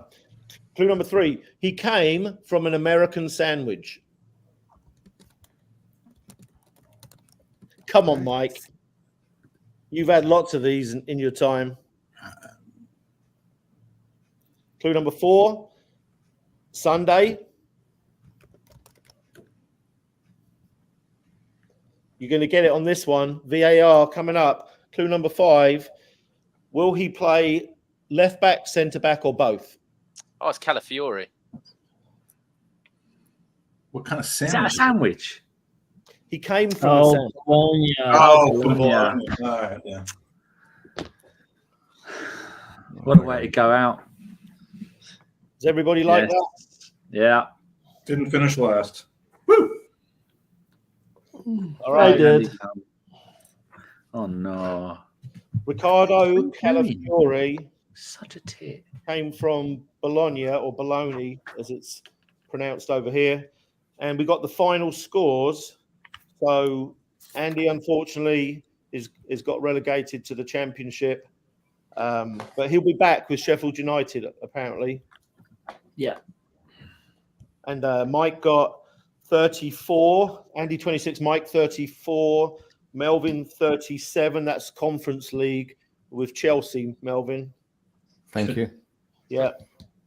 Danny got Champions League 41. Not bad. I'm gonna Second year in a row. ring my bird bell again for James. James, you got 50, which is Oh, brilliant. a big Very number. good. Especially as he was asleep for the first 10 questions. Unreal, man. James, you are not coming back next year, but no. He's the Man City of this game. He is. He's financially doping. I'm going to take a 30-second break. Andy, can you figure out what to talk about for the next 10 minutes until the Am I good to just fill this quickly? I'll just fill this up. Yeah, no. So let's talk. Arsenal Football Club. So Mike, where are you based in the States? Yeah, so I'm a Hertfordshire lad who's been half my life exactly there and half in Tennessee. Okay. So, Knoxville area. In fact, Feinberg's daughter, Ali, I'm not sure if she's watching tonight. She's a Knoxvillian now. She's at college down here at UT, which is quite the thing over here, University of Tennessee, with their 103,000 capacity stadium. Wow. Yeah. And where in Hertfordshire are you from? I'm from Tring. Oh, okay. I Yeah. grew up in the Hemel area. I went to school in Hemel. Did you? Yeah. Yeah, no, I moved stateside when I was 12. So I've been here now, God, almost 30 years. Wow. Yeah. Yeah. Which schools you go to in Hemel? Oh, fuck, man. I'd have to go back. I'd have to ask my parents. I don't even remember. It was primary school. Oh, okay. Yeah. Yeah. That's not how young you were, right? No. I went to secondary school, JFK. In fact, is the name of the school, believe it or not. Yeah. So we have 6,800 people tuning in. Thank you all for being here. If you could visit Gooners versus Cancer, donate whatever you can. We greatly appreciate it. Mike has an amazing slate of guests coming up. I think that the actual podcast crew with hers, I'm not sure if Aston was available. We didn't hear back from him. Maybe Mike did. But and we're all going to come on in a few hours, do our picks for next season. And and now Mike's back. I'm going to bounce out and head off to this event I need to go to. Mike, thank you for putting that together. That probably took a lot of your time and greatly appreciated. Thank you for that. It's worth it for sure. James, Danny, Melvin, great to see you guys. Thanks, Andy. Thanks, Andy. Appreciate it. Thank you. Danny, continue to send me pictures of you in the bath. It's always welcome and wanted. Yeah, always. Red bath water this week. You'd be glad to hear. Mike, I'll see you in a few hours. Take care, Andy. Bye. Appreciate you sticking around. So, James, how are you going to spend your prize money? Oh, great question. Probably on donating it back to you. You're going to double the donation that was previously made. No, I'm in awe of your skills, of your techers. I think the kids are calling it these days. I'm just feeling good about this season. Our next segment's in 10 minutes. If there's any questions from the audience, like for Mike about how he makes these games, you can ask that. I guess that's kind of a question that I just asked. So, what's your process, or is it just top secret? I mean, do you work with the answer and then go backwards? How does this happen?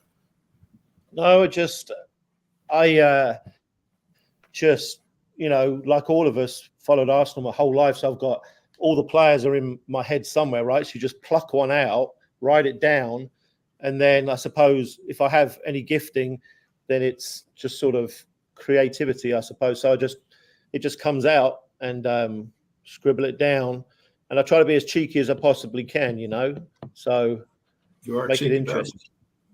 I've got a couple of questions for you, Mike. One you might already know. I was a bit disappointed you never sent me the questions the other day. I asked for them. Yeah, Ben, I told you it's Starburst. If you buy me some Starburst ahead of time, I'll do anything. But you didn't do that. No, sorry, I couldn't do it. Sorry, I couldn't. No, I'm sorry about that. And also, I'm a bit disappointed you didn't ask any questions from the 1930s. I've done that before, but I always get the death stare from... Yeah, people get the ump. Yeah. Yeah. So it's very good. As always, top quality quiz. Thanks again. I mean that. Really good. And I have just reached a situation backstage where I lost about 30 donors in that wheel of prizes. So I've got to re-enter them all. This is one of those live on the fly things. So why don't we go around the table with your top 4 predictions for this year? Because the season does start on Saturday. Anybody looking forward to that? So is it this Saturday? It's this Saturday. Right. I'll make a note. Yeah, I'll make a note. But Mike, what do you? I'll have your ticket if you're not going, Melvin.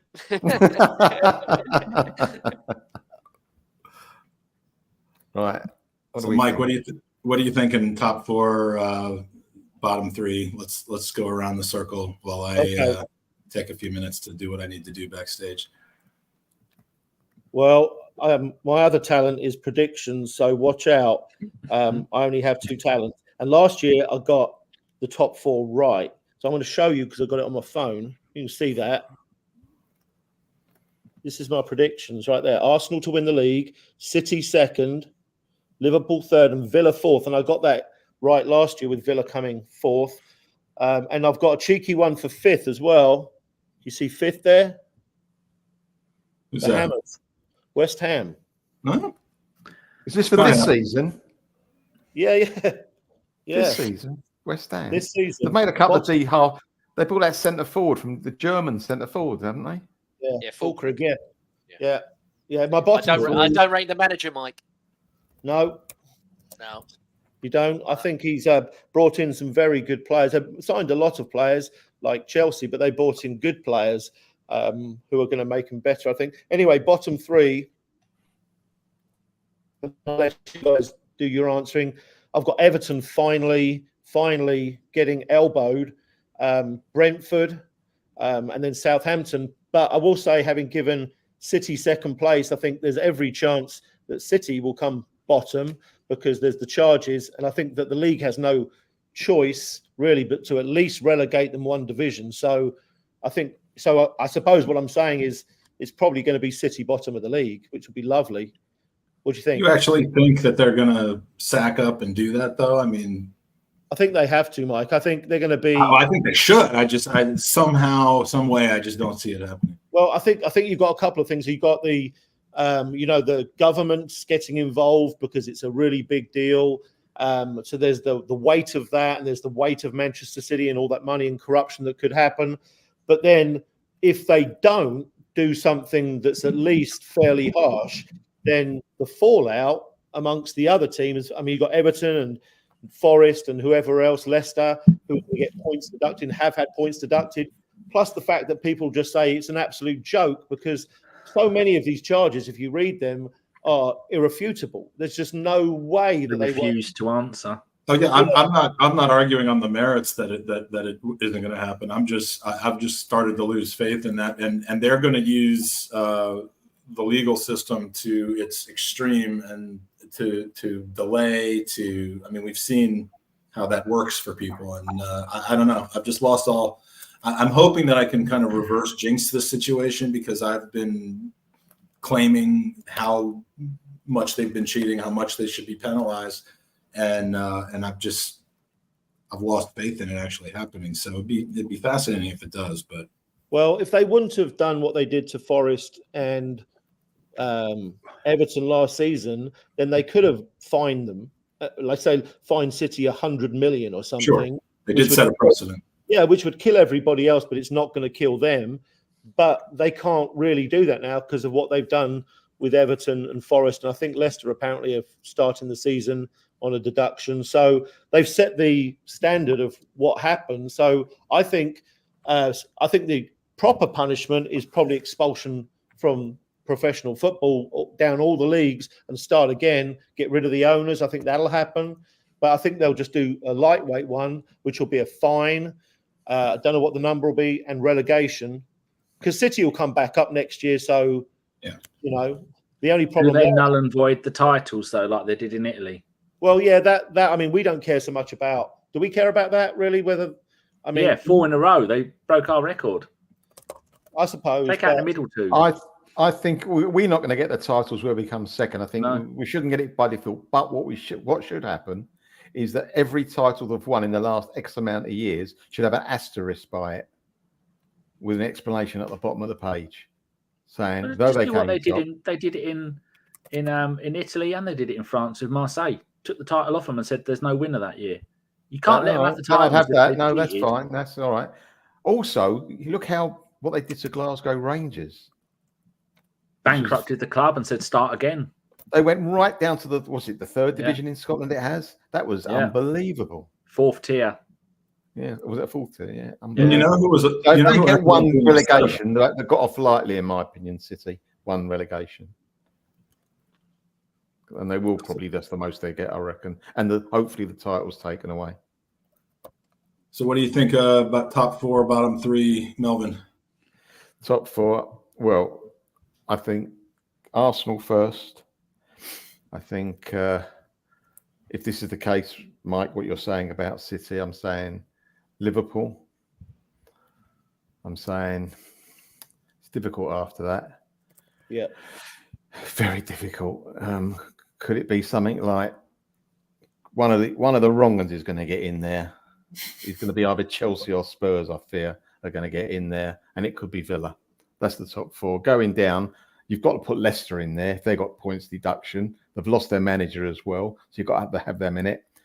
City, obviously, if City get the points deduction, and the last one, I don't think Everton will go down. I think it'll be more like Brentford, in my opinion. Okay. Danny? Arsenal, City, Villa, and Liverpool. Liverpool are going to struggle because their managers come in and go, no, you lot are so good, we don't really need any players. And that other player with the Z didn't sign, did he? So they're looking a bit shaky. Plus, there's still time for the Saudi Pro League to steal some players and they haven't reinforced. And going down, well, it's almost definitely going to be Ipswich. That's a definite. Oh yeah. And then Everton are going to struggle again because they've had one of their best players has gone.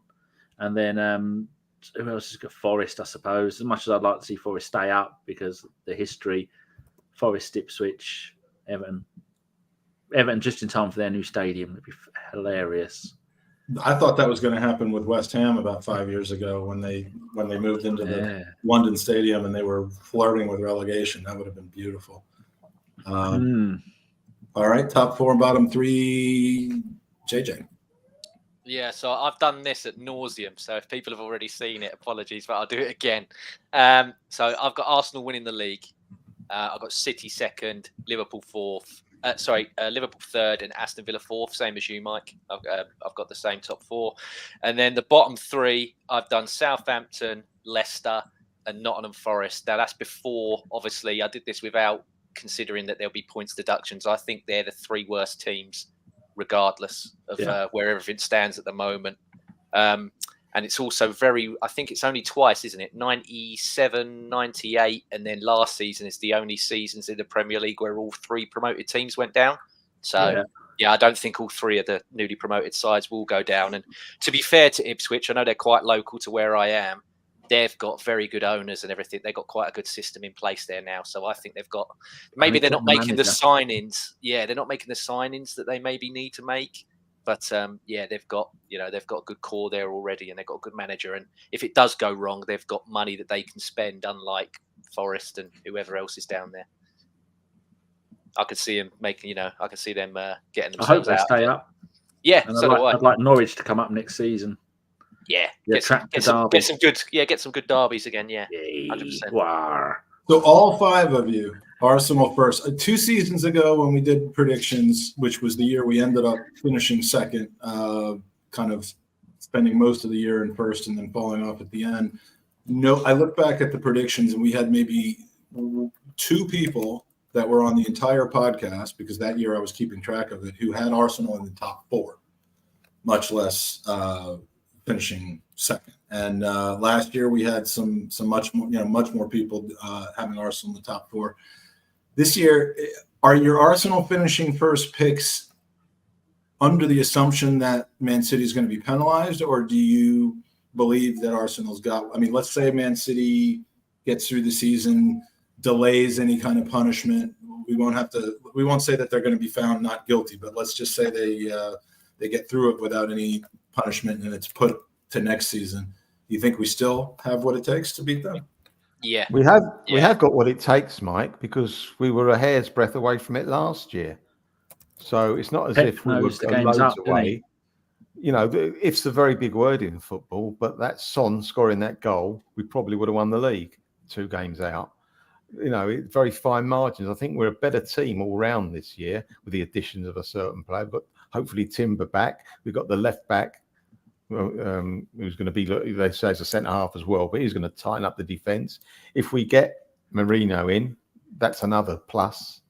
So I just think that, and we'll have Havertz starting from scratch rather than have the first 10 games where I was like shaking my head. So I think all in all, we've got a better squad and a better first pick 11 than last year. And I don't think City, have they bought 1 player, have they? Have they bought 1 player? Yeah, and and it's one that was from a club that they already own, and so he's basically been their player for a little while, and they've just loaned him out. So I fancy we were a hair's breadth away last year. I think we're better this year by a few degrees. I think they might be half a degree better this year as well, City, and I think we could do it. Mike, I think for the run, Mike. Boys, thank you so much for taking part. Thank you, Mike, for doing this. Thank you, Mike. Brilliant as always. Cheers, Mike. Absolutely fantastic. And I'm vamping a little bit because our next hour's guests are not yet here. But Mike, let me remove you there. So let's do a prize pick, and then we'll see what happens. Our hour 6 guests are not in the green room as of yet, and we just have to, roll with the punches here. But I have now successfully re-entered everybody that was not included since the last save, and we are ready to spin for the winner. This prize is going to be a Gooners versus Cancer T-shirt. We have these, and if you've seen me working an event during the tour, you'll have seen this soaked in sweat. The one that is going to be given out to these people will not be soaked in sweat. It'll just be dipped in a little bit, but not completely soaked. So let's go and put this on here. And the winner of the Gooners versus Cancer.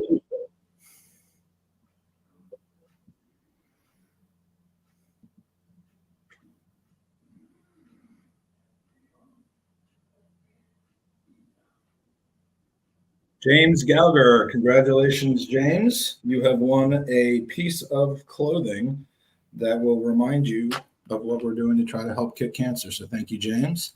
Appreciate the donation. And so what else would you like to talk about, since we have a little more vamping to do while I find out what's happened to Mr. LeGrove and the Arsenal Opinion guys? Now, to answer the question that you said before, Mike, before you did your prize draw, I think as well that there's a lot of teams that when they play City, they basically give up before a ball is kicked.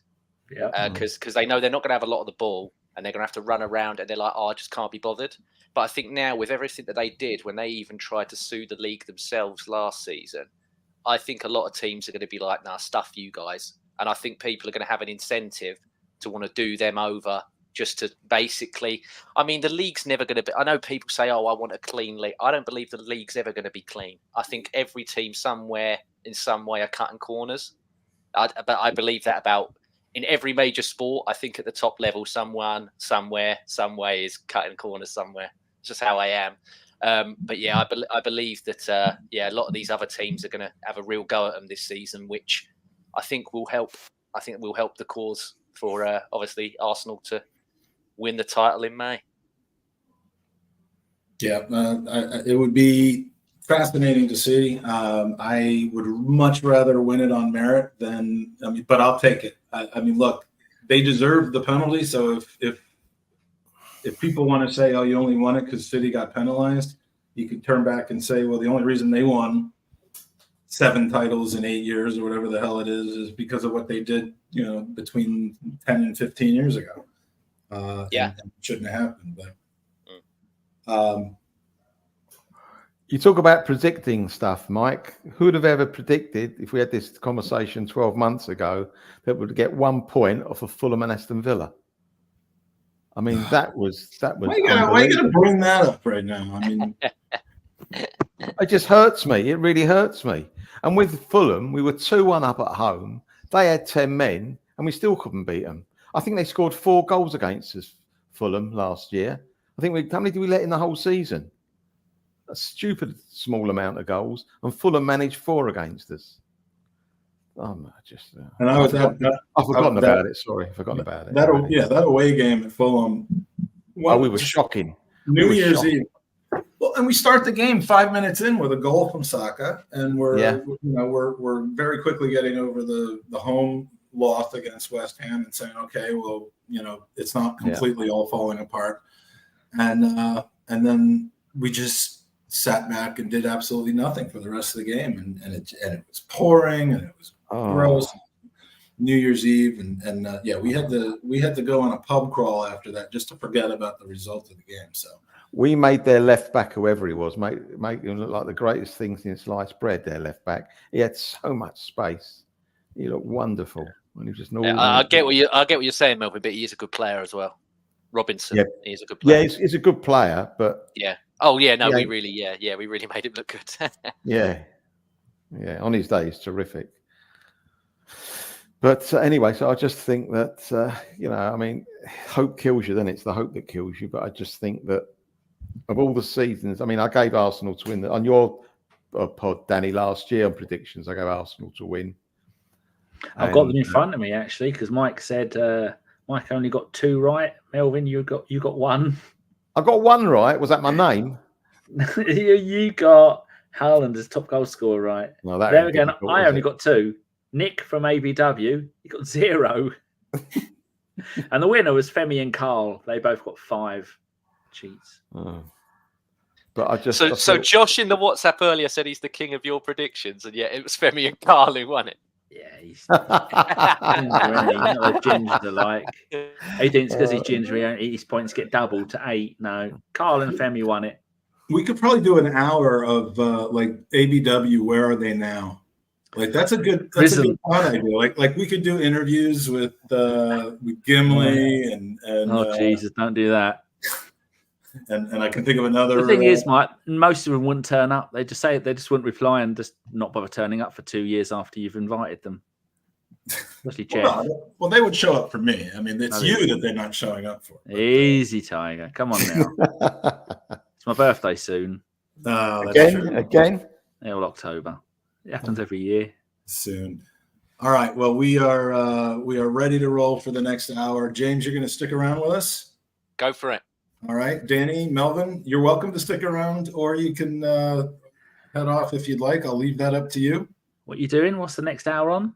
Our next hour is a Arsenal opinion hour with LeGrove, aka Pedro, and possibly Matt Candela. We had a bit of a miscommunication about the timing, it looks like, but nope, we're good. So fine if you guys need to go. I know it's late there. Melvin, you got to get to bed. You need your sleep.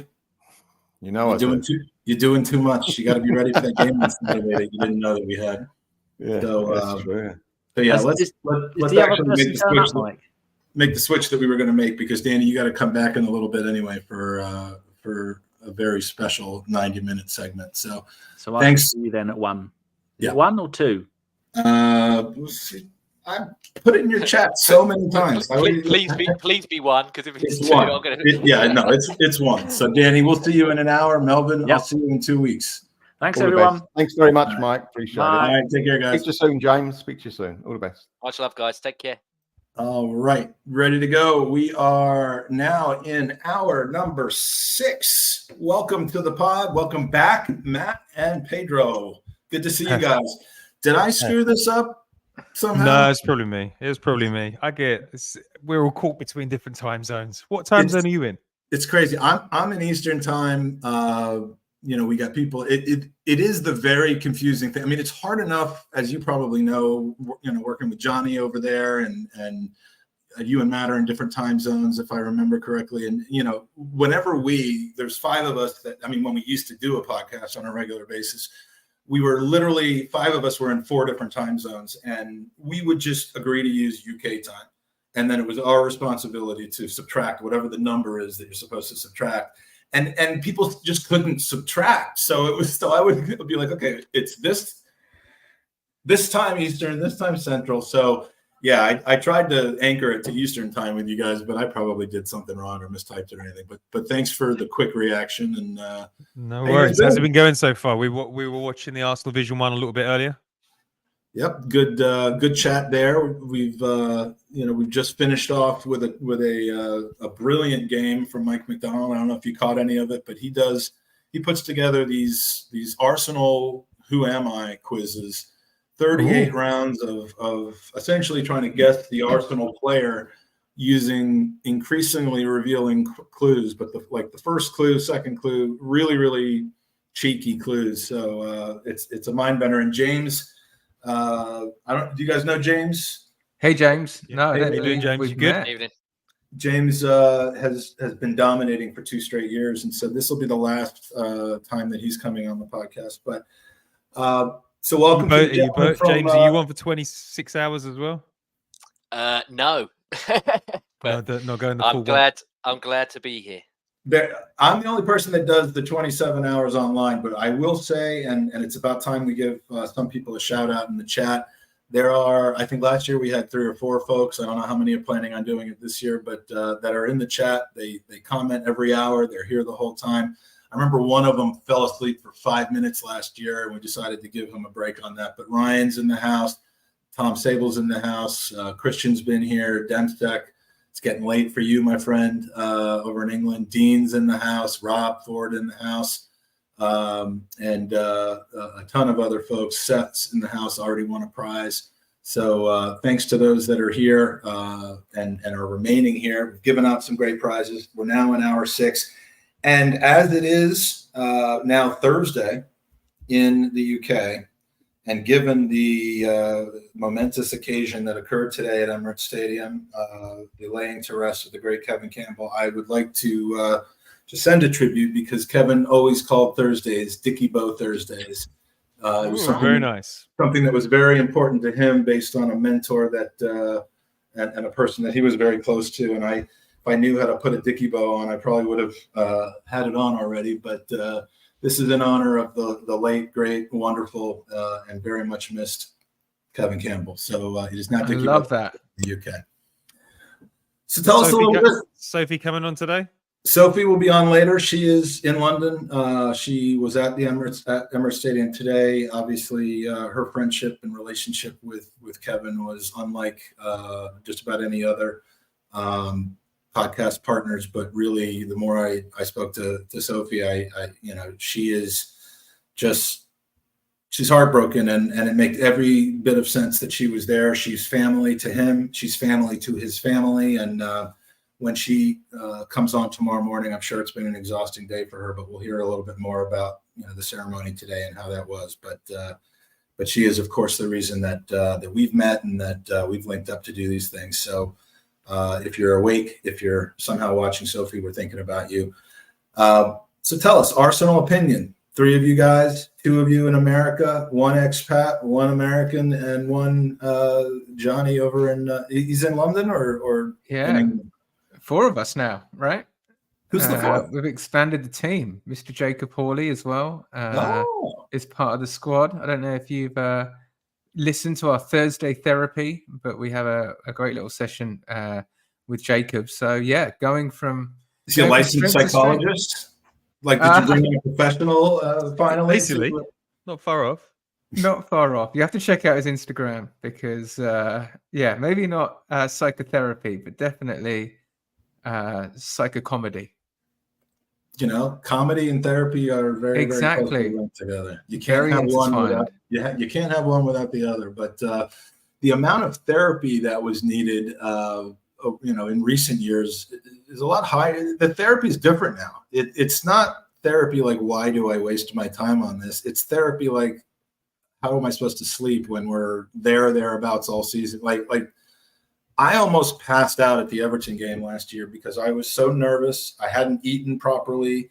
I was dehydrated. I literally in the first half of that game when the title was still up for grabs, well, really for the first 3 minutes of the game, while the title was still up for grabs, my son was sitting next to me, like feeding me water because I thought I was going to pass out. And like that, football shouldn't have that physical impact on you, should it? But it does. I mean, did you? Does. Sorry. So it's a different kind of therapy, but that's my personal experience. How did you guys get through the season last year? Was it stressful? Was it enjoyable? Was it an exhilarating roller coaster ride? I mean, how did you consume the ups and downs of last season? Start with Matt. What would you say?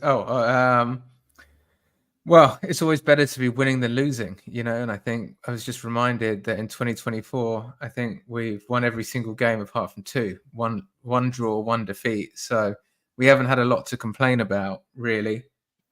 We had a fantastic time on the last game of the season. We weren't that nervous, but that might have had to do with the copious amount of alcohol that we drank pre-game.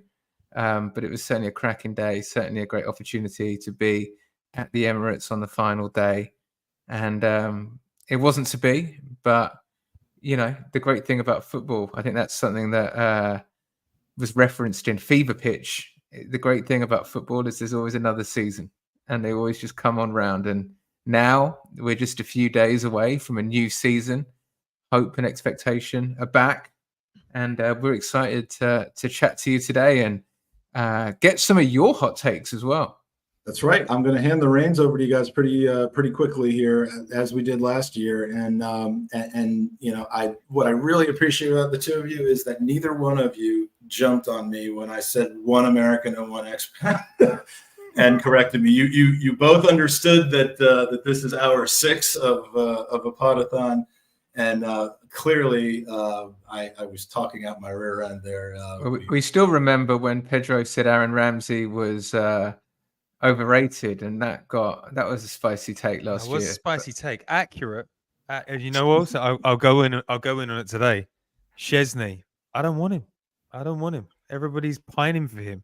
that brand of nostalgia where people look back on terrible memories with fondness is quite baffling to me. Yeah, does he play the style of play that Arteta plays with? I mean, the profile of keeper with his foot, playing with his feet, not smoking. Like what?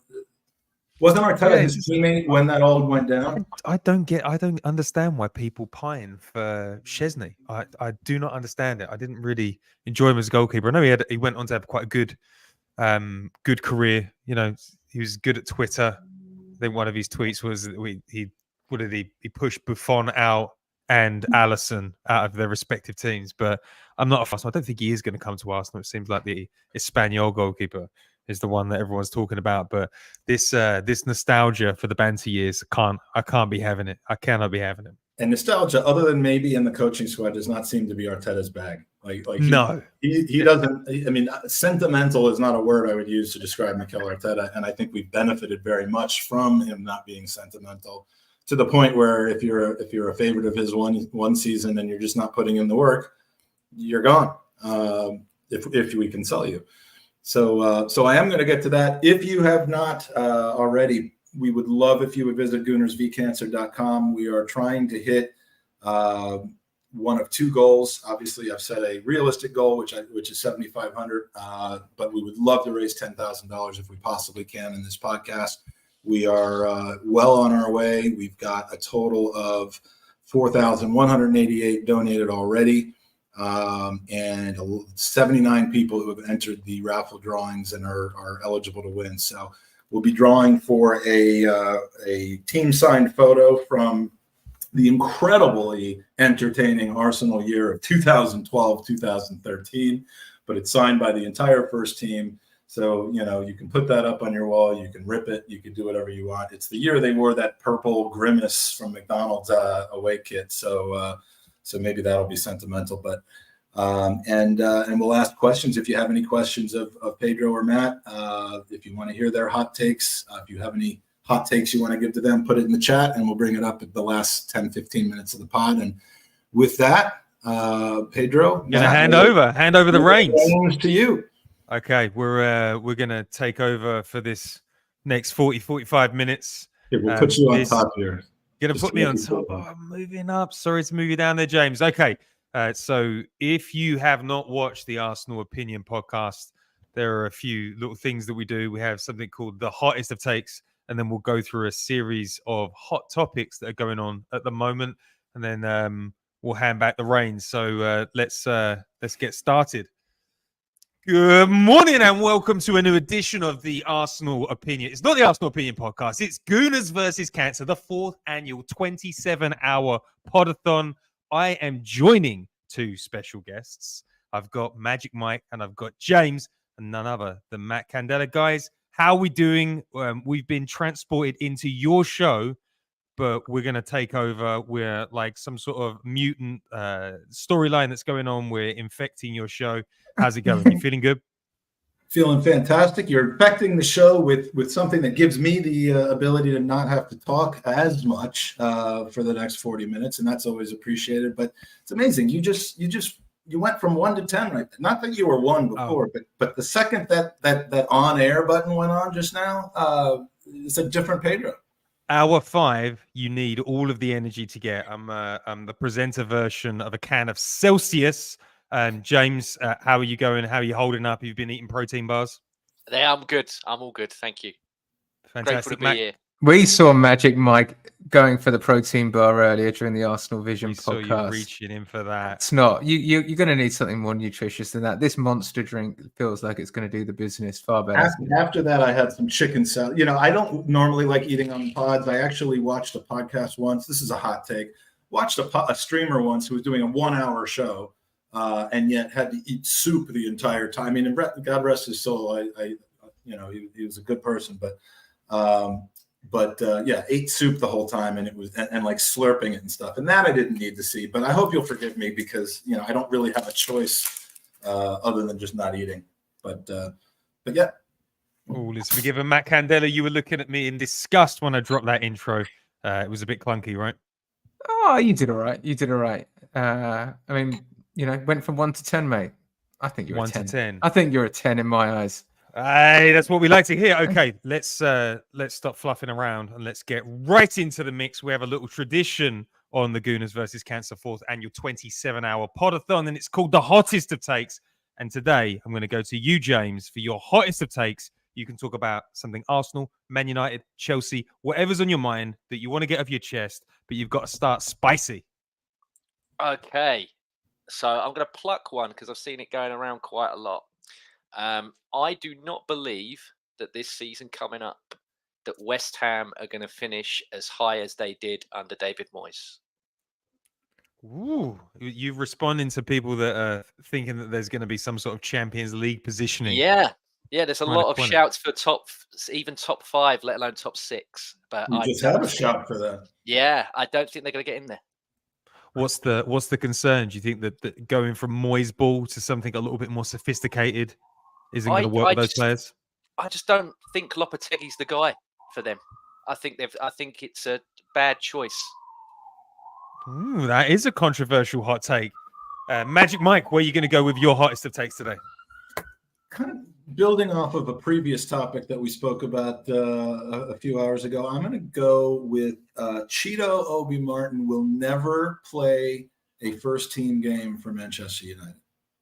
That is spicy. That is spicy. I like that. What did you make of him moving? Were you angry or are you indifferent now? Are you just saying that because he's gone? Yeah, I mean, it's easy to be angry, but I find that the people that are angry about it are typically the people that look, they want to be angry and then they look for the reason. Yeah, I mean, if this guy goes on to be the next Erling Haaland, it's going to sting a bit that we had him in our system and let him go. But, there's only been a couple, Serge, Malin. I mean, we're not even talking about absolute world-class players or anything like that have left here. And the reason he left is one that, it wasn't about ambition. It wasn't about anything. It was purely down to money. He could have had a pretty clear path to having every chance to get in the first team, but he took double the salary. And I actually spent the majority of a dinner seated next to Aiden Heaven's mother the other day, or a couple of weeks ago up in Philly at the at Poorly Drawn Arsenal's event, convincing her that our club is not just about a quick path to the first team, but it's a family club. It's a place that they want to stay. So if Aiden Heaven grows into a world-class player for Arsenal, you know where to find the guy that made that happen. It's not his coaches, it's not his parents, it's me. Two spicy hot takes there. Yeah. Too spicy. Okay, I like that. We're off to a good start. Matt Candela, where are you going to take this week's hottest of takes? I am going to talk a little bit about a player who has gone completely under the radar this summer. No one is talking about him. No one is expecting him to have a good season. No one's even criticizing him. He's basically been almost the forgotten man. And I am talking about Gabby Jesus. No one's talking about him. Everyone is talking about can Martinelli recreate his form of when he scored 15 goals season before last. Havertz, how good is he going to be? Is he going to score 20 goals plus? Meanwhile, we're forgetting that the man who changed our world is looking fully fit. All the reports from Arteta saying he's got his aura back, which is the new word of the summer. And I'm going to make a prediction here. And I am going to say that Gabby Jesus is going to score more Premier League goals this season than Cole Palmer. Ooh, absolutely blew the lid off it, Matt. Get me a cup of milk. I'm on fire over here. Absolutely unreal predictions there. That's the sort of thing that you only save for a 27-hour podathon in the name of cancer. So thank you for that one. I'm going to go with something equally controversial. I think by the end of the season, Calafiori is going to bench Gabriel. Big Gabby is going to see the bench. Calafiori is not coming to play. He's coming to take the place. Who's going to score all our goals then? I think Calafiori. He's also pretty decent in the air. Loves a goal, loves an assist. I think that guy is the next level we didn't know we were looking for. This is going to be Ramsdale for Leno. This is going to be Kieran Tierney for Zinchenko. This is going to be one of those moves where you're like, I don't like it, but when we see where it's going, we're just going to have to give up. Zinchenko, all of those players moving. So my hot take, Big Gabby is finished by the end of this season. Maybe we should have flipped them to Saudi for £100 million. I know, but January, that money will come back. That money will come back, I think.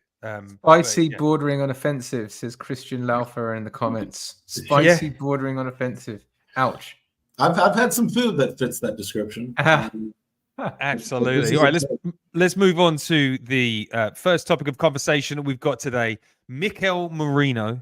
It's been linked to Arsenal all summer, every single day for the last 35 days. Fabrizio Romano has tweeted at least 15 times that the deal is nearing. Rumours today coming from David Ornstein and James from Gunnerblog saying that Arsenal have open talks, personal terms won't be an issue, but there's a few clouds in the air suggesting that we're just teeing him up, but there are other options in the market that we're considering.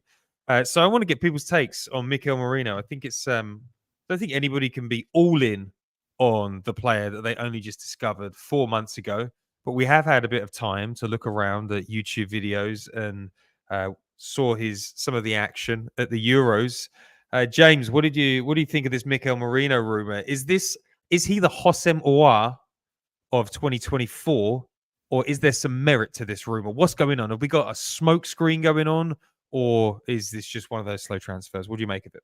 I think it's the latter. I think it's one of the slow transfers. I think that too much has gone into it so far for it not to be somewhat concrete. I think he's looking at Mikel Merino for the profile of what he originally bought Havertz for, to be in that 8. So it's a tall, sort of statuesque guy that can be a dual winner and then link the play to the forwards. So I feel that that's probably what he's going to buy Merino for, because I believe he's a 6'2". I think he's 6'2", 6'3", possibly. So he's a bigger sort of profile. He's an older player as well, which I think is good. I think you need that mixed in with the young profile that we have. He's previously played in the league, I know, for albeit brief time with Newcastle. So maybe the adaptation period won't be as long for him. The only thing that I don't like at the moment is some of the quotes coming out about how much they want for him. I think for a guy that's 28 with a year left to demand, 40 million euros?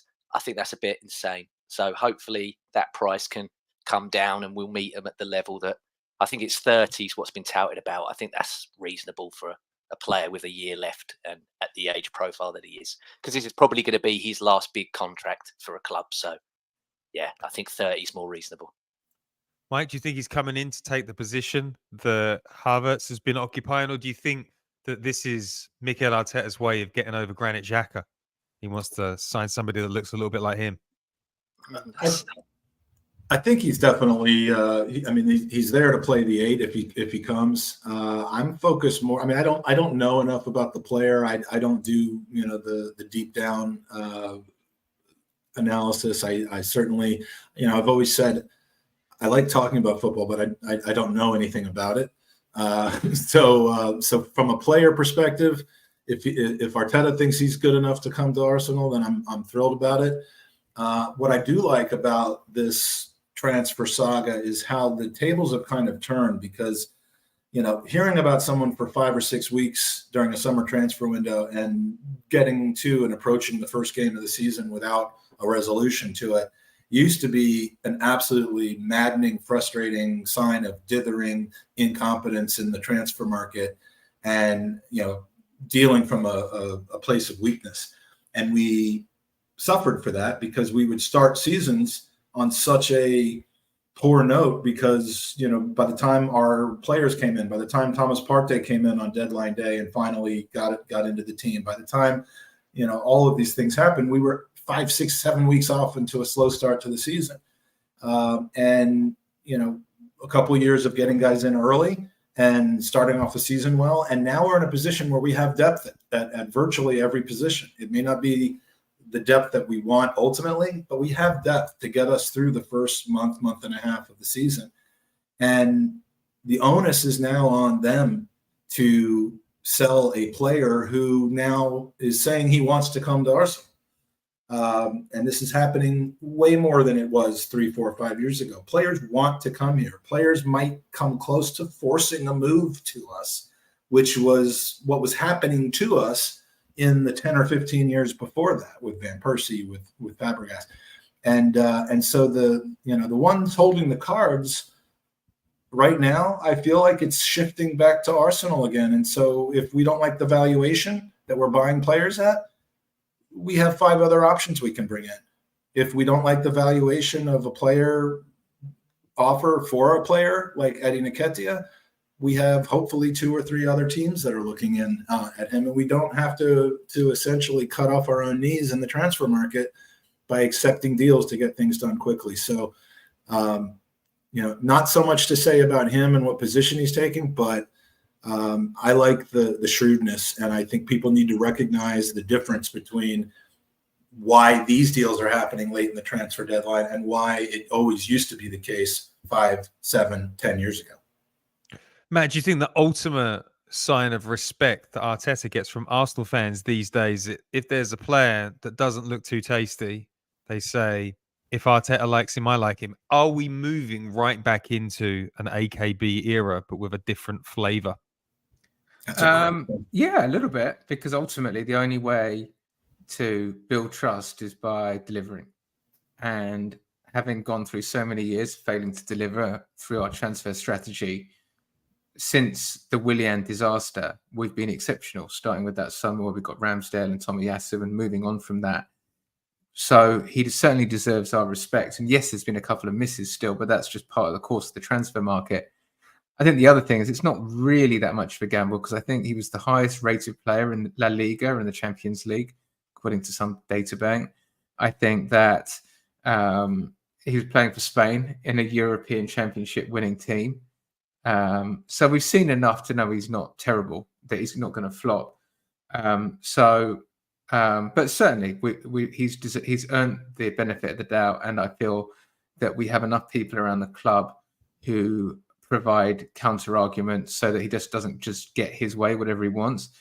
But I thought Mike's comment was perfect, and I sort of wanted to echo it, because I think number one rule in negotiations is when the other party want to go fast, you go slow. And when they want to go slow, you try and go fast.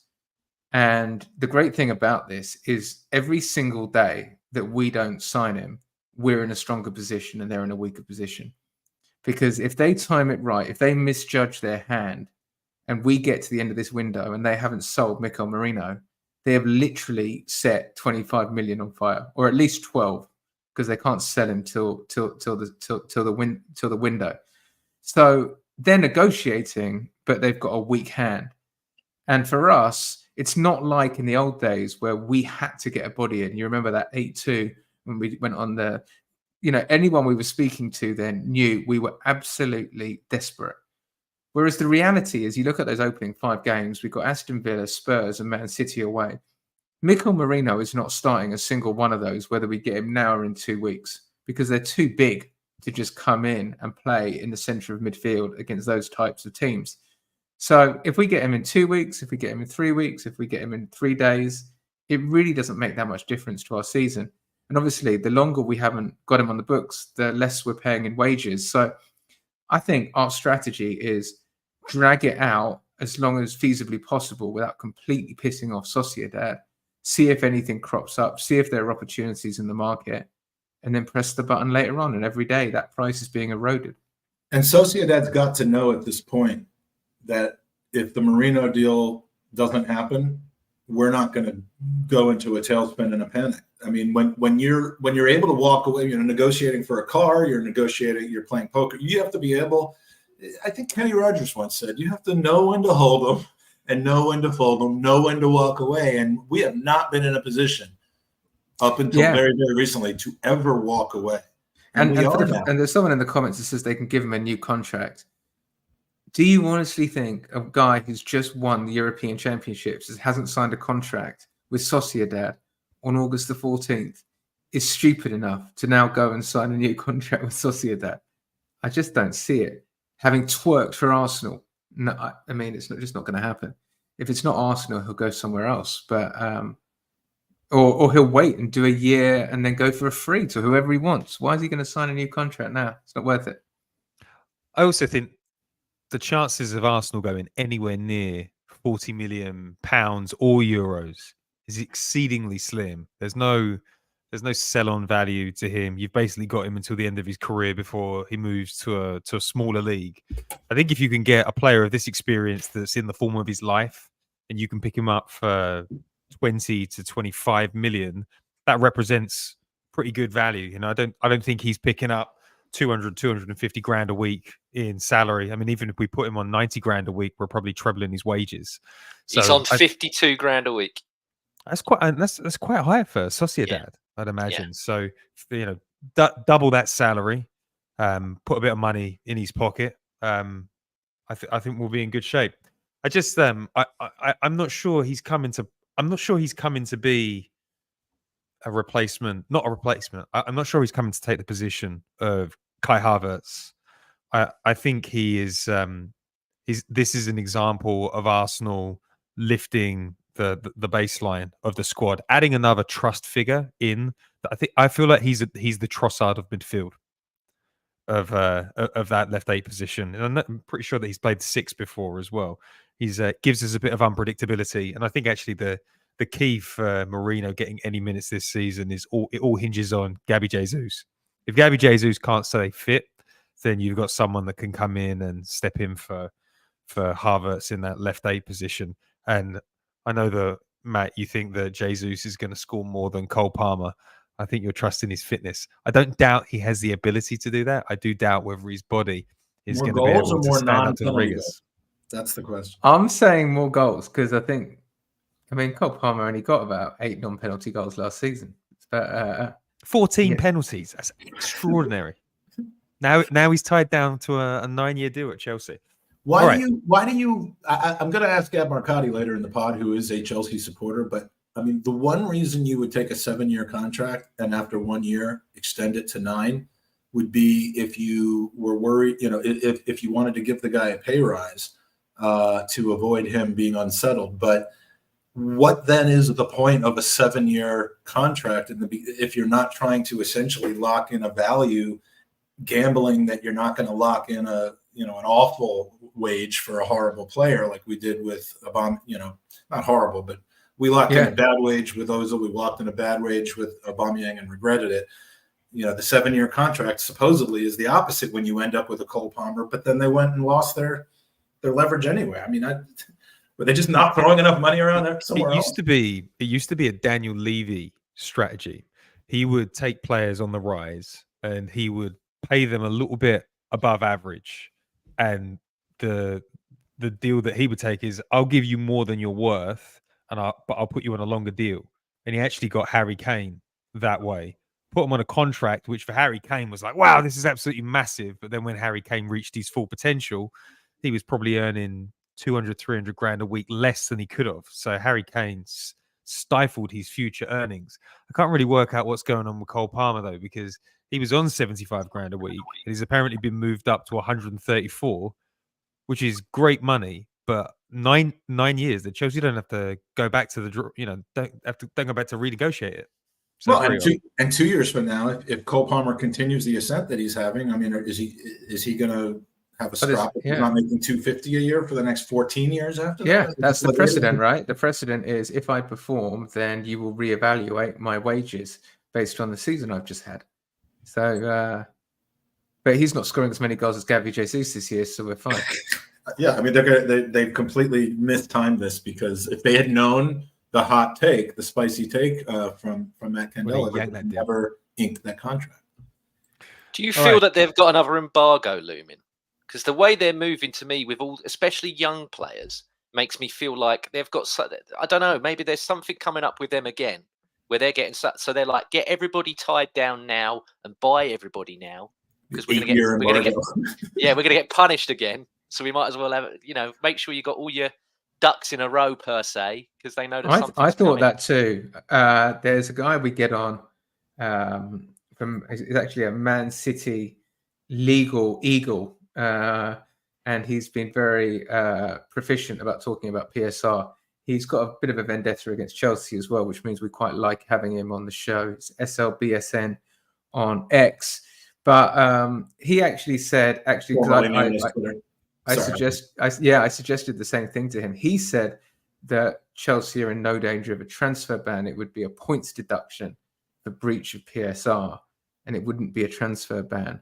But you could also argue if they're going to have a points ban that was really catastrophic, potentially relegate them, they'd want to have some players. But I mean, any player coming in would have a relegation release clause. I think that's one of the things that you're not going to go to Chelsea and not have a relegation release clause nowadays. Didn't they pull off something similar?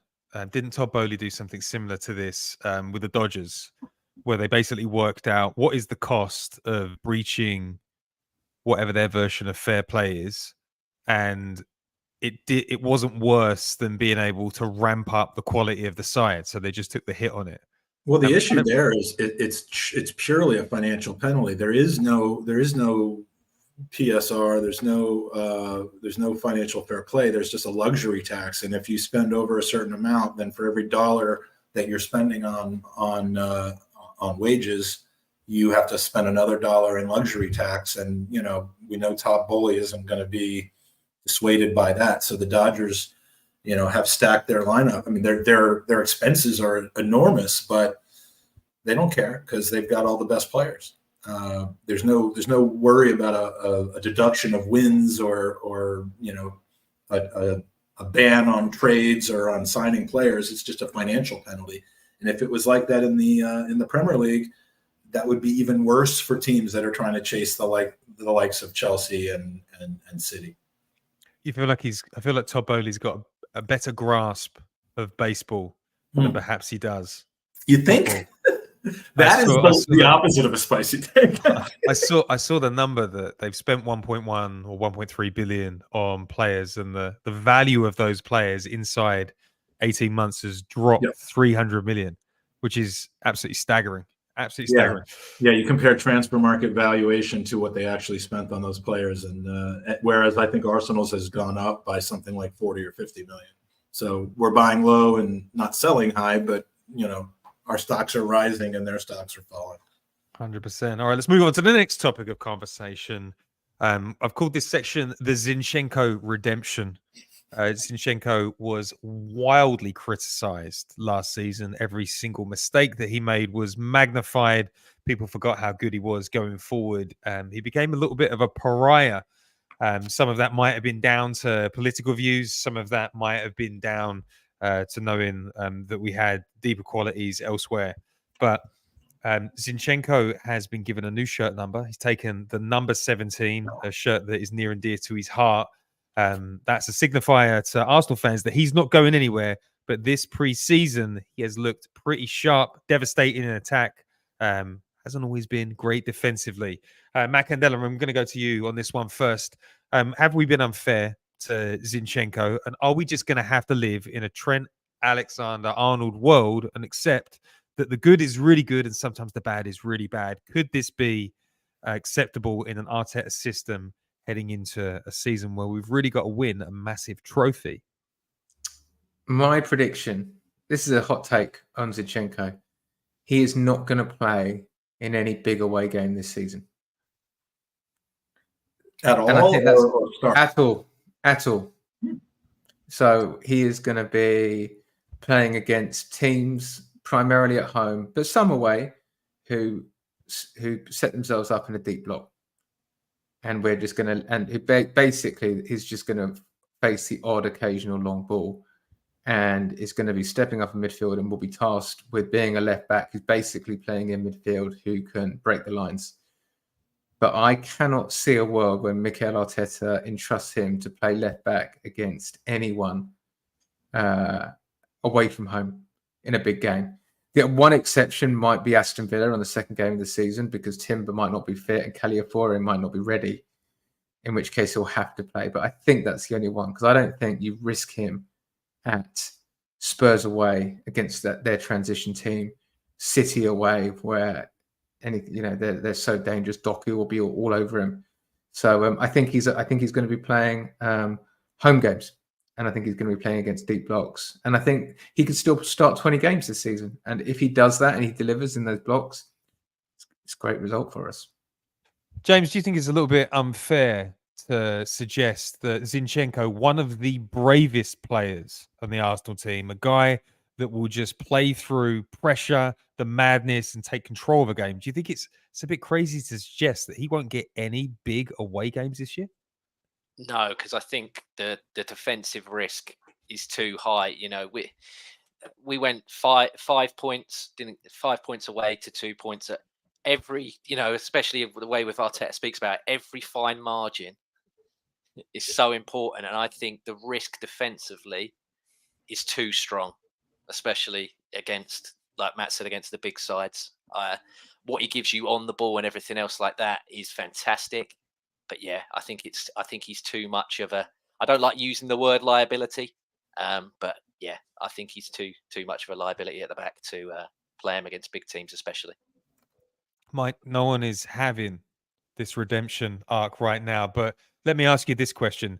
Zinchenko's won 4 Premier League titles. He's been involved in some massive games. We were all purring over him when he was playing at Manchester City. Couldn't believe our luck when he selected coming to Arsenal, and we loved him in that first season. What's gone wrong, and why are Arsenal fans saying, listen, this is a bench man these days? Well, I think we've kind of, he's been put into a different situation, at least up until recent years, where his weaknesses were not regularly exposed at Manchester City when he played, because let's face it, they were winning the midfield. They were, you had to take the ball off of them for his defensive liability to be, to really shine through and be a problem. And we're going to see more of that. I'm still having nightmares, and so is my son, of when we went to Anfield last year, right around the holiday time. And it's a miracle we only conceded 1 goal to Mo Salah. But he was completely out of his depth, which is why I think there's some credence to Matt's take on that.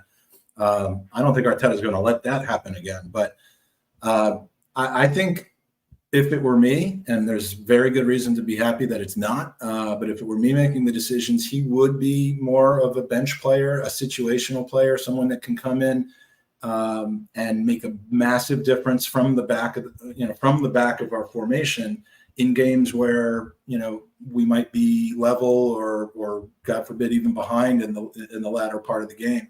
He could easily be a 55th or 65th minute sub in games where we really need to make something happen. But in games like the game, we went to Man City last year, drew 0-0, and we clearly went there with the intent to draw 0-0.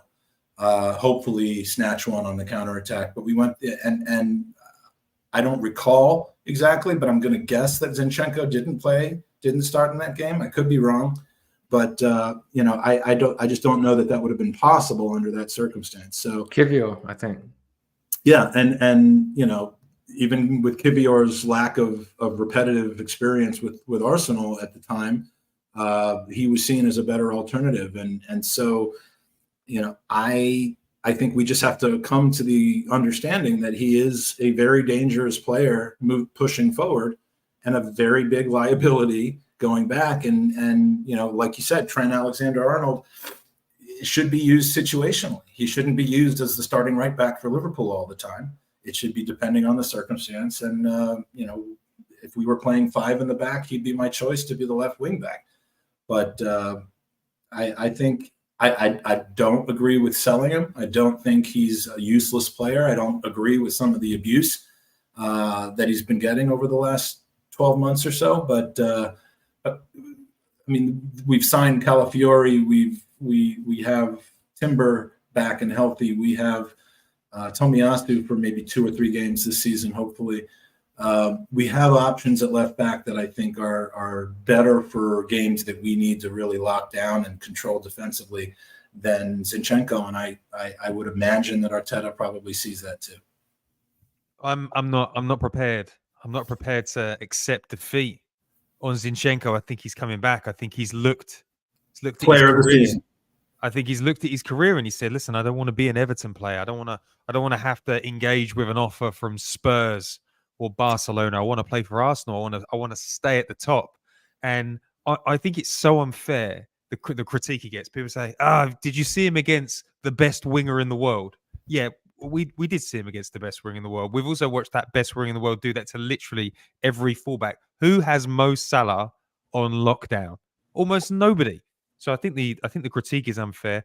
I also think we over exaggerate some of the weaknesses. I remember the critique he was getting against West Ham, and I was there over Christmas. He was being criticised for a severely unlucky goal, and he just went through a run where each error was punished to the absolute max. And I don't think he'll have luck like that this season. But I think he's better, way better defensively than people give him credit for. And I think what he offers us going forward is extreme levels of bravery, even in an incredibly brave team. I think his teammates still trust him. I don't see a viable option at left back that's going to take his place. The only person that I see taking his place is potentially Timber. And jury's still out on his fitness. I think the only way Timber gets in the team on a regular basis is if he can offer everything that Zinchenko does going forward, but more of that physicality that maybe Zin lacks heading back. But I think he's gonna have a big season. I think, Matt, you're going to be shocked. I think he's going to be playing in some of those big away days, and I think he's going to have redemption arc of the season. All right, going to jump out of this section before anyone retaliates. Okay, next topic of conversation. I'm going to truncate what was said by David Raya about Calafiori, but he basically said Calafiori is a nutcase. Said he would put his head into a washing machine if there was a ball there. Guys, all of the descriptors that we're hearing about Calafiori, he looks like a modern day Adonis, but he's more like a bit of a thug from Sunday League football. Loves to get stuck in, loves to boot people up in the air, but he's got all of the prestige of one of those progressive Italian defenders. So, guys, what are we getting with Calafiori that we didn't with Kivior? James, going to go to you first on this one. Yeah, I'm gonna quote another James that I enjoy, especially when he talks about Italian football, which is James Horncastle. And I can't remember what show he was on, but he said that how Arsenal fans like Ben White on the right-hand side, this is basically what you're getting with Calafiori on the left. So the sort of dark arts, as it's called, from Ben White, if you've got that on the opposite side, I think that, a lot of Arsenal fans have fell in love with him already just on aesthetic. It's hard not to. He's a ridiculously good-looking man. But I think arguably we've probably got the best looking back four in the league, let alone possibly even world football. If the four of White, Calafiori, Gabriel, and Saliba play. So if they can play half as good as they look, I think we're going to have a magic season. But yeah, I'm really excited to see more of this guy, because just on the initial brief little period that we saw at the weekend, I think he's going to be special. I really do. I think what Arsenal were lacking with Kivior is aggression. So it's interesting that David Raya is highlighting the aggressive tendencies of the player already. Matt Candela, how long do you think it will be before we see him in a Premier League game? And do you think it's generally a good sign when a player is getting rave reviews this early on in their Arsenal career? This guy's obviously got something special. There's just no doubt about it. Just the comments, the way he carries himself. We talk a lot about, has the player got sauce? Has he got sauce? Kivior, let's be honest, he hasn't got sauce. Good player. This guy, everything about him is, as Mikel Arteta said, pure aura. He's got that thing, that sort of indescribable X factor. So I'm really excited to see him. I think he's going to be in the team pretty quickly. I think Mikel Arteta will find a way. I think he wants that character in there. We're forgetting a few negatives, by the way. The guy had a major cruciate injury when he was young. He was kicked out of Roma. Jose Mourinho didn't know what to do with him, who does know a bit about defending. So it's not just like, oh my God, we've just signed a guy who's just been on the up and up and up and up. However, one of the things I think Mikel Arteta likes is when a player has suffered adversity and setbacks. Ben White was in the lower leagues. Saliba was forced into a setback by going on loan for 3 years or however. It seems to be a sort of a thing that he wants people to know what the other side is like. Ødegaard at Real Madrid had bombed out and came to Arsenal. So I think he likes that in Caliafori, however you say it.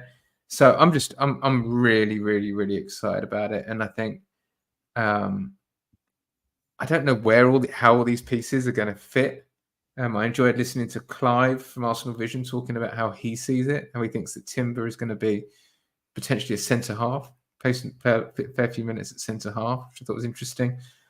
For me, this guy is a left back. I think he's a left back. Pete thinks he's left-sided centre half. It wasn't me though, Matt. It was the Basel coach said you'll never make it as a left back. Play inside, and I think that you could have a future career. So if he can't make it as a left back in Switzerland, well, he's played half his minutes as left back. All right. So either Zinchenko or Gabriel's losing his job this year is basically what we're. Who would you put your money on? Yeah, well, I put my money on Zinchenko, but what I like about, Calafiori is, we used to joke in our family. I have a lovely wife and a lovely daughter who used to talk about how Arsenal, the best look. They had their team made up of a subset of Arsenal players. Carl Jenkinson was one. Aaron Ramsey was one. Callum Chambers was one. And, we basically had the best looking players, but none of them were particularly good, maybe with the exception of Aaron Ramsey. But we had good looking players who didn't look great on the pitch. Now our good players are good looking. Ødegaard, Calafiori. I don't know how many more we have, but we've got a David Raya. Maybe you don't put into that conversation, but he's got his appeal. He's got his appeal. Very clean cut, bit too clean cut. And always the worst, the biggest.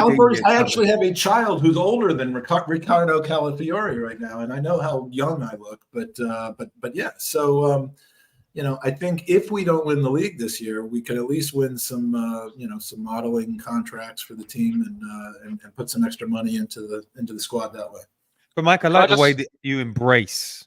You just say it outright. I think that they're handsome. These young men going around talking about aura. Just admit what you mean. You mean you fancy him a little bit. It's fine. You can own it. You can own it. Look, there's a reason that the two of you are on this hour right now as well. I know what my weaknesses are. They're attractive men. Let's not mess around with this aura nonsense. You find him attractive, and that's your way of saying it, and that's absolutely fine for the younger generation. Just own it. Can I just younger generation apparently? But yeah, no. Look, if you can't win every competition, you got to win the ones you can. Yes, James. What? Just quick. So, obviously, Win the Dog come in, and within less than a year, there was the novelty Win the Dog plush. How quick do we think that the novelty headband is going to be up for sale with Calafiori? Because I can see a lot of kids wanting one. Gervinho never really got that accomplished, did he? No. Well, yeah, but you look at the amount of kids when you go watch a City game that have all got them because of Grealish. How quick do you think this is going to be? Apparently, I like that. That's a great merch idea. Maybe we should go on Alibaba and make our own. You know the turquoise hoodie that they've got at the moment that they'd wear, the pre-match one. Yeah, I think because he just wears a plain white headband, right? I think if you chuck that crest on that headband, that's at least a good maybe £5 to £10 purchase from families that they're gonna. That's easy money. I'd wear it. My Halloween outfit's Calafiori this year, for sure. Did anybody read the story about? Is it anybody heard the theory that when you move in with a partner as a man, you often get given a plant, and it's like, can he look after the plant? And then it's like, can he look after a dog? And then next thing you know, you've got two kids. Did you read the story? Mikel Arteta initially got the club to plant a tree, and he was like, you all need to look after the tree, and if the tree dies, whoever's looking after it's in deep trouble. I read at the weekend that Mikel Arteta has got the dog going from house to house. So Win the Dog is a nomad.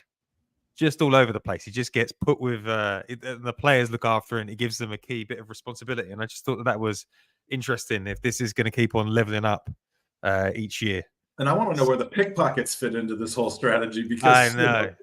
I mean, does the dog get robbed as well, or does Win, lose his wallet as well, or I mean, what happens here? We are going to do a prize draw now. Can I go for it? Yeah. By the way, brilliant last 40 minutes of taking over the show. This is what you get with the Arsenal Opinion podcast. So please do not forget to check them out. And I can't appreciate more what you guys have done to help make this hour entertaining. I know that the chat enjoyed it. What just happened? We lost Pedro. Yeah, we lost Pedro. All right. And James, briefly. Well, if Pedro comes back, we'll put him on. But we're going to do a prize draw now. We are going to draw for that much coveted 2012-13. I hope Pedro doesn't think that I kicked him out of the studio, because I certainly did not do that. All right, hold on. I think he's back. I got kicked out. We lost you. I did not kick you out. Maybe we've got Mikey backstage. I think Mikey kicked you out because he felt threatened, and I think that's what happened. But we got 1,300 people watching this on via Twitter. I've managed to plug in, so thank you to all those people that donate. Absolutely, please go to goonersbeatcancer.com. So we're going to do the drawing now for the much coveted team signed photo from 2012-2013. I can guarantee you Theo Walcott is a signer of that. Can't remember offhand who else played for that team, but let's see. I just got to get I think I'd be good at this. I've been doing this for 6 straight hours. All right, here we go. The wheel of names, and the winner of the 2012-2013 team signed photo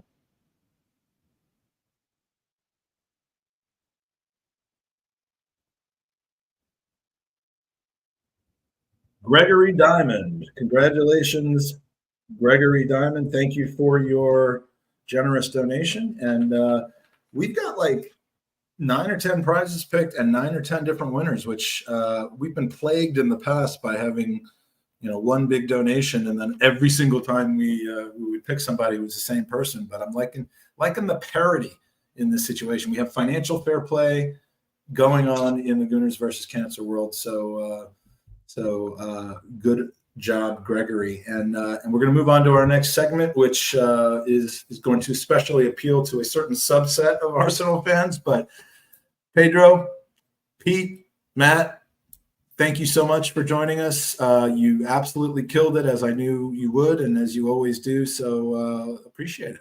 Thanks for having us on, guys. Good luck. Thank you, guys. We'll be tuned in. All right. Take care, guys. Take care. Bye-bye. Beautiful segment. Enjoyed it. Glad that we were able to get that move forward. I think we had a Central Time, Eastern Time mix up, and so I think they were going to show up at the beginning of this hour, but as the consummate professionals that they are, they pulled it off. A quick hello. I put up a comment before, but I just wanted to say hello to someone who has had quite the day today. Sophie, thank you for being here. I love you. I miss you. And I was with you today in spirit. When we chat in the morning after you get some sleep, hopefully you'll be able to fill us in on what your day was like today. But we have all been thinking about Kev as it's gone midnight now in the UK. I've got my Dickie bow on, and we just want to keep remembering and mentioning Kevin, because we have devoted and dedicated this 27 hours to his memory. So no need to keep those eyes open, get some sleep, because we want you, as my mom would say, bright-eyed and bushy-tailed in the morning. So our next segment, and I'm looking right now at the total number of viewers to see how much it declines 20 minutes into this segment, but we will welcome on 3 gentlemen who all have something in common with James and I. Welcome back, Danny, who doesn't have electricity, it would appear. Oh, yes, I do. Echo, sitting room lights white, as if by magic.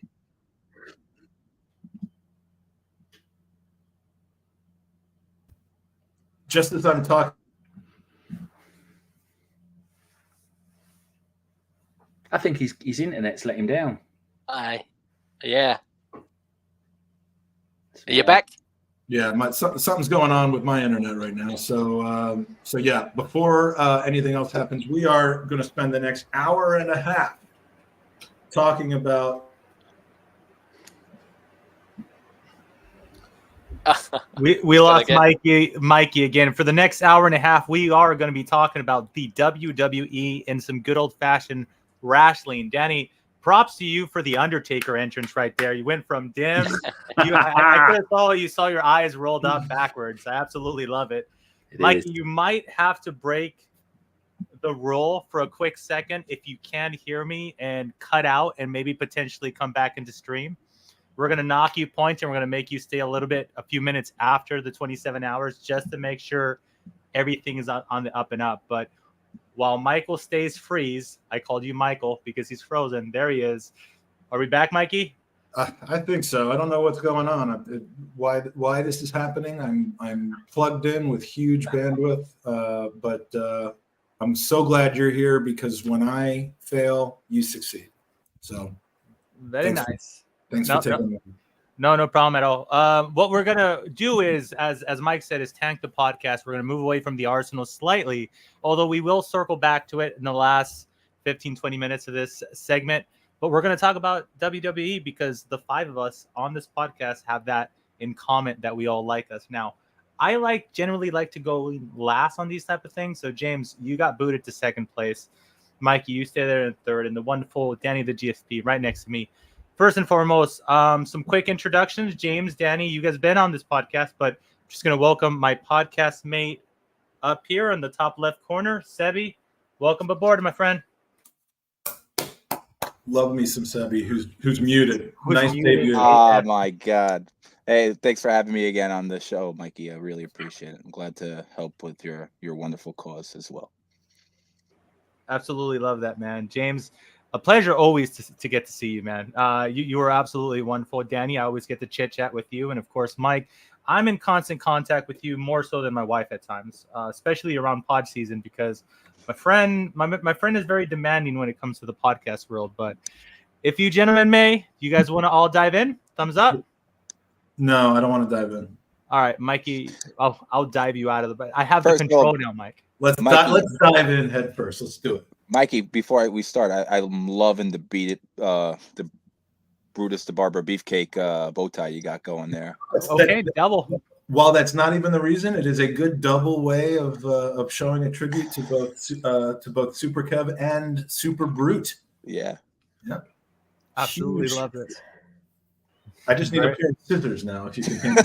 I got a huge, oversized pair of scissors. I got to steal a pair of scissors from Mr. Ass right now. But they garden shears. They were. That's what he is. Yeah, I remember him now. I was struggling to get the image of the man in my head. So wasn't Rick Martel as well? He was bow tie, right? The model Rick Martel. Yeah. He was on one of my lists. Cheeky monkey. Like Chris Jericho list, or what list are we talking about? No, the Mount Rushmore. Like the list of people that the list of people that your wife lets you sleep with if you were to cheat on her. That's what he. If I had a wife. I actually hesitated in the middle because I realized that was kind of rubbing it in. But well, I might have got one. May Lord have been what it is. Let's get the show on the road, gentlemen, before it derails anymore. And Danny alluded to it. We're going to talk about our Mount Rushmore of wrestlers. 2 segments here. We're going to talk about our favorite heels and our favorite baby faces. I'm genuinely curious to see if any of you have any crossovers because there are a very few amount of wrestlers that manage to do both heel and baby face tremendously well. But Sebby, you're next. You get to start off. We're going to start off with the heels.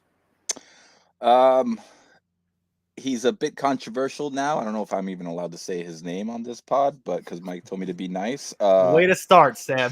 But Vince McMahon, he's like the ultimate scumbag. Like everybody, like he made everybody just want to hate him. You know, he was just so diabolical. And the crazy thing is, he wasn't a good actor. He's that's why I think that's why it worked so well. That was really who he was. So yeah, it was so believable. It was very believable. Looks just like you, Mike. Yeah, it had to be Vince. Had to be on there. I don't know if that's really appropriate, but yeah, I had to put him on there. No, I mean, hey man, prior to all the incidents, he did a wonderful job at being the whole bad boss situation. I think it all kicked off and started off with slightly with Bret Hart. I want to say Bret Hart, then maybe Steve Austin took over from that era. But yeah, him and his entire family, when he started bringing in staff and his son, they did a really good job at being really hated. Yeah. Now, boys, are we going to go one by one, or are we going to rattle them all off together? I haven't decided that one yet. How are you feeling, James? Do you want to go? Yeah, let's go one by one. Yeah.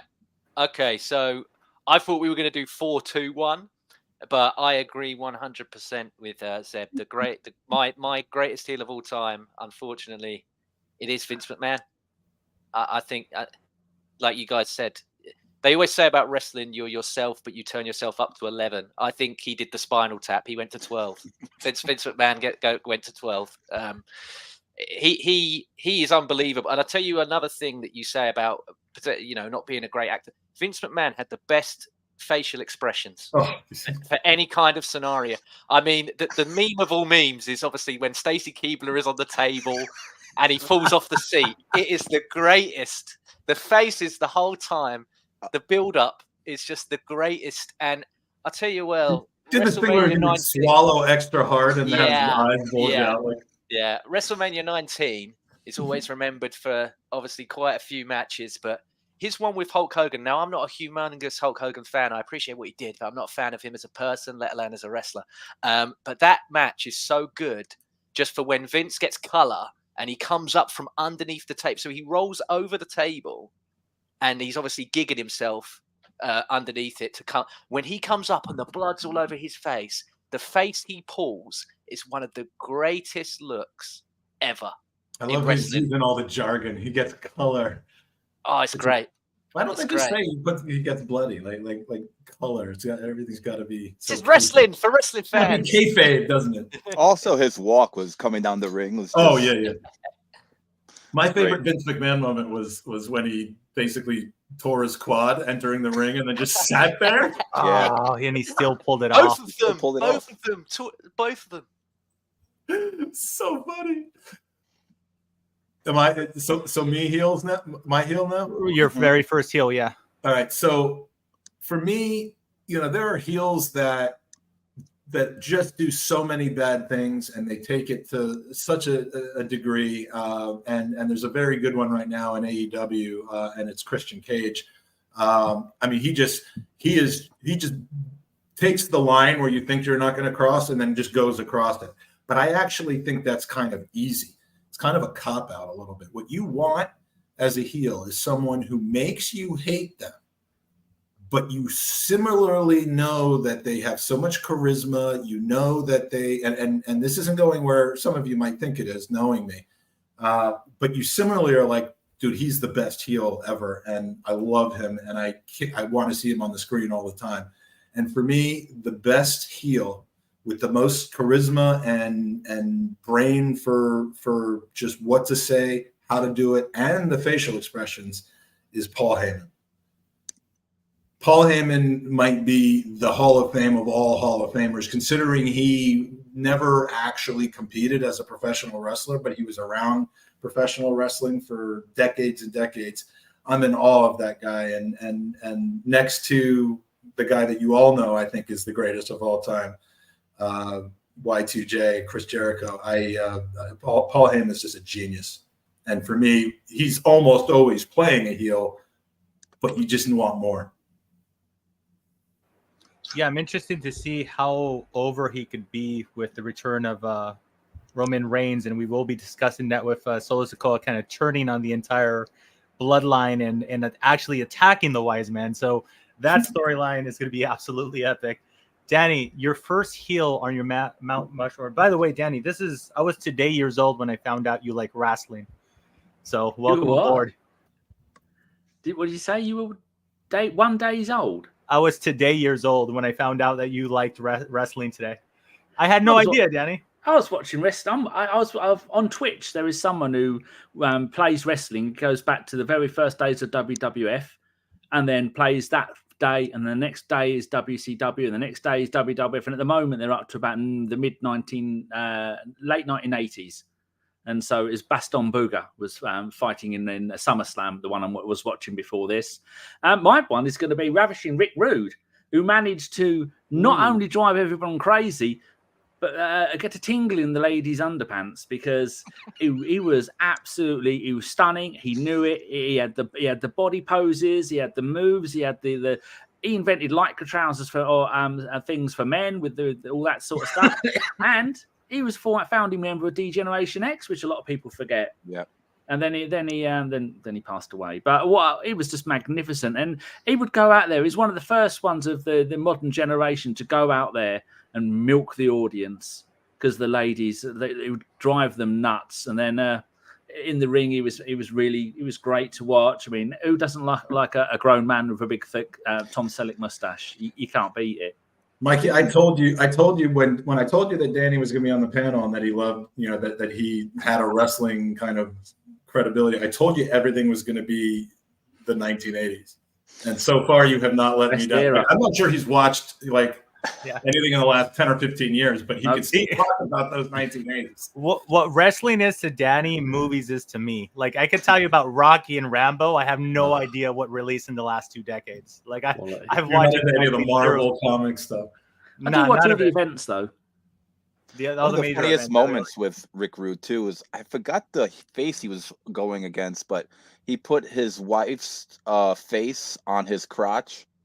And was it Savage? He put Elizabeth on there, right? Miss Elizabeth. No, it was either Jake the Snake or the Ultimate Warrior, but I'm thinking it was Jake the Snake, because then he ran into the ring and pulled off his spandex and made him leave the ring in his underpants. It was hilarious.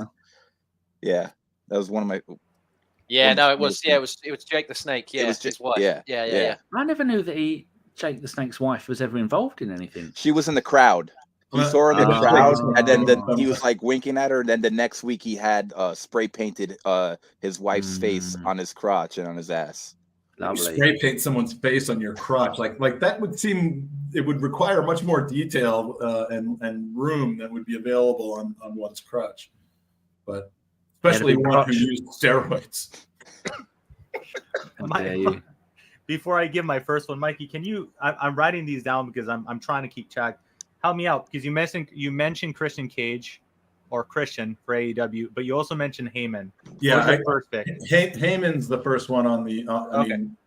I mentioned Christian as a kind of a counter example of someone who's so evil, over the top, but doesn't necessarily have that charisma of drawing you in. He's just the guy that's willing to go further, doing a storyline about some guy, some guy's dead father and stealing the wife and making him. I mean, that's just beyond the pale, and he has no qualms about doing it. But to me, that's not what makes a great heel. That's what makes an effective heel, but that's not what makes a great heel.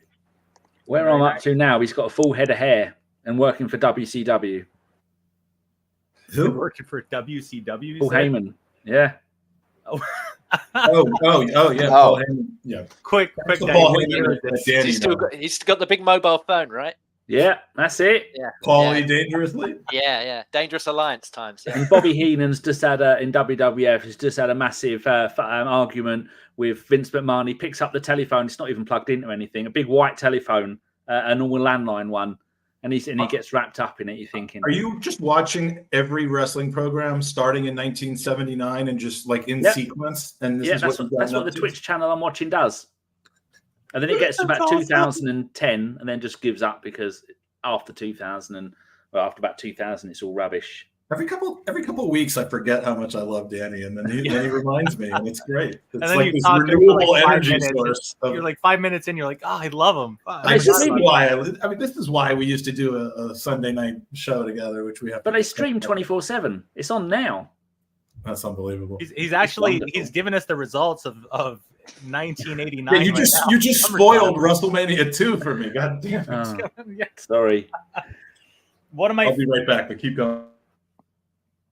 One of my personal favorite heels is gonna be Kurt Angle. Mostly not big. Look, he did create crowd work, just insulting the crowd, calling them bums, fat, and throwing. I'm an Olympic gold medalist over It's and all over. I can do not to shout what after every word you say. What? What? But also the "you suck" part. I when they first started doing it, and he had this segment, if you want to call it, where he starts coming out and everybody starts saying "you suck," and he acts like, whoa, we're gonna do this again. I'm gonna go back inside. I'm gonna come out, and you people are gonna show me the respect I deserve. That'll happen. And he did that like 3 times, right? Eventually, he goes, "You know what? You people don't deserve to watch me wrestle. I'm not doing this," and he just walks out. Right? A few minutes later, he's talking to the general manager, whoever, and the way he gets his way just for S&Gs is that they bleep out the "you suck" as if the fans were actually cursing at him. He just was so over the top. He really milked it. And so Kurt Angle is one of my favorites all time in general, but heel Kurt Angle is always funny to me. It's true, BX. It's damn true. Little cowboy hat. Oh my God. Absolutely, the little cowboy hat. Yes. That was peak. The milk truck. Yeah. To counter the beer truck, was it? Yeah. Then the Zamboni. Someone did it with a Zamboni. The icing. Oh, the ice cream. Zamboni. Maybe that's how they say it in England. I don't know. I don't want to correct them. We don't even have them. The best Kurt Angle was again before he faces Shawn Michaels, and he had Sensational Sherry, and he's singing his version of Sexy Boy, but he changed it to Sexy Kurt. It's amazing. And then he puts her in the ankle lock. Yeah. And then there's the other one where he calls, is it Rey Mysterio about little boys? And he's like, "I love little boys," or something. And yeah, that's unbelievable. So good comedically. Yeah. He learned and I'm going to use this word probably 25 times during this hour. He learned the charisma element of wrestling even quicker than he picked up on the physical element of it. And he was a lifetime amateur wrestler of the best possible degree. But the way he picked up the nuances of the business was incredible. I mean, I don't know if you covered this while I was relieving myself, but the little cowboy hat with Stone Cold. I mean, those Stone Cold and Kurt Angle, quote unquote, heel days during the invasion was probably some of the best backstage vignettes or whatever I've ever seen. I take it you've all seen Kurt Angle with Joe Rogan, hearing how absolutely broken he is. Yeah, I'm not gonna have that stain my view of Kurt Angle by watching that. The fact that he was on the podcast or the things that he said, the things that he said was awesome, Mikey. I mean, just talking about the painkillers addiction and everything, how everything played out. It's amazing. I don't often tune into that podcast, but when I hear an ex wrestler is on a podcast, I'm always intrigued because some of the stories. Was Hogan. Yeah, Hogan was another one. Some of the stories that they give are just mind blowing to be compared. Have you listened to the Jericho podcast? Because that podcast has had, I mean, he has musicians on because obviously he's in the kind of the rock world. But I mean, he's had some interviews. He's had Vince Russo on. Like he's had some amazing interviews on that podcast. I don't listen to enough of them, but every time I've listened to it, it's been absolutely incredible. Well, you know that he plays rock, and I exclusively listen to jazz. You know this, Mike. So That's true. Steph just came in and reminded me. I thought it was just mariachi. Mariachi. Branching out on me. Dude, do I get a Spanish jazz? I'm homework. I'm looking for Spanish jazz somehow. Sebby, you're up next. Heel number 2, my friend. Heel number 2, just because he scared the living bejesus out of me when I was a kid growing up, The Undertaker, when he first came out. I thought you were gonna say the Boogeyman. That was a character. He said there's nothing he wouldn't have done to carry that character on. Oh my God! Yeah, the worms in his mouth. Worms on camera. Oh, God, that pretty was much worse. I like to think they were gummy worms, but we'll go with worms. I said he'd be eating absolutely anything. Dude, I thought you were going with Kane, Sebby, by the way, when you said I it. did. I was thinking it's gonna be Kane. No, when I was a kid, I was 8 years old when he debuted. He scared the hell out of me. Like I would run upstairs after he came on TV. Like my hero as a kid was Hulk. Like Hulk Hogan was like the face of wrestling when I was a kid, and when he came out and took on Hogan, it was just so frightening. That was really the beginning, kind of the Attitude Era, wasn't it? Like yeah, just yeah. Or the the end of the cartoonish. Yes, the end of the Goon and everything like that. But like he's like this dead guy who's coming out. Do you remember who came out with him? Like he wasn't he introduced by the $1 Million Man, and he was with Brother Love. He was with Brother Love. Yeah, he was with Brother Love for the first couple of times he came out, and then Paul Bearer came out with him, and that just added a whole other level to like the creepiness and scariness of him as a child watching this. So and then like he's evolved so much with his career like in the Attitude Era with like crucifying Stephanie McMahon in the middle of the ring, or the Brothers of Destruction. They went very dark in the mid to late '90s with that character and those storylines. That's for sure. Exactly. Yeah, and he's had some. I didn't really care for like the American Badass version of the Undertaker, but like he's come back to the Dead Man, and like he's one of the greatest of all time. I think. Yeah, I think he was. I saw a clip of him only recently where he was saying like he had to do that American Badass type of thing because like everybody else as a character, the Undertaker. If you're like Kurt Angle, you could be goofy, you could be a prick towards the crowd. As the Undertaker, you're just supposed to be the dead man, the guy that walks out in silence and dark, elevates the lights. So he didn't have a lot of wiggle room. So he kind of felt the need to break away from the Undertaker and just that's why he went that route. Which is why it pissed me off when he just turned into biker Undertaker. I'm like, wait, this person's a human being who's like a badass. Like I was very upset by that. It didn't work with continuity. You can't be two characters back and forth whenever you wanted. I mean, it takes a little bit of. I mean, maybe suspension of reality is something that watching wrestling requires. I'm not 100% sure about that, but like, come on, yeah, you can't go from being the dead man to being a guy. A dead man wouldn't need a bicycle, or I mean, not bicycle, a fucking motorcycle. Like He just came out like Saw on a tricycle. That was just self-indulgent. That was him being sick of doing that. You should have had Hornswoggle on the little tricycle. The Irish badass. All right, James, you're up next, sir. Okay, so obviously, bit of a giveaway. I'm much younger than everyone else here, so I know a lot of you guys are doing Golden Generation stuff that was before my time. My number 2, I've put him in as heels because I think a lot of you are going to have him as a face, but I think his heel work, especially for me, was much better. And I'm talking about 2003 era, The Rock. Hollywood Rock, I think, is one of the best heels because you go from, obviously, like you said, you're suspending your disbelief. You know that you have to hate this guy. But at the same point, the concerts, everything. And then the change in his theme to the heel one, that is one of the best themes that they've ever done. I mean, the fact that Jim Johnston's not working for a major wrestling company, not just because he has the same sort of name as me, but no. The guy literally has the same name. He needs to be making music still for wrestling somewhere because he was so good at it. He's not still doing that? No, I know he's in Hollywood doing stuff for movies. We need to get him involved with the pod then. Yeah. I mean, if you're available, then that means you're available to do this. Honestly, that theme is one of the best of all time. So did you just lap up January to April of this year then with him doing yes. kind of that was the best he's been in years.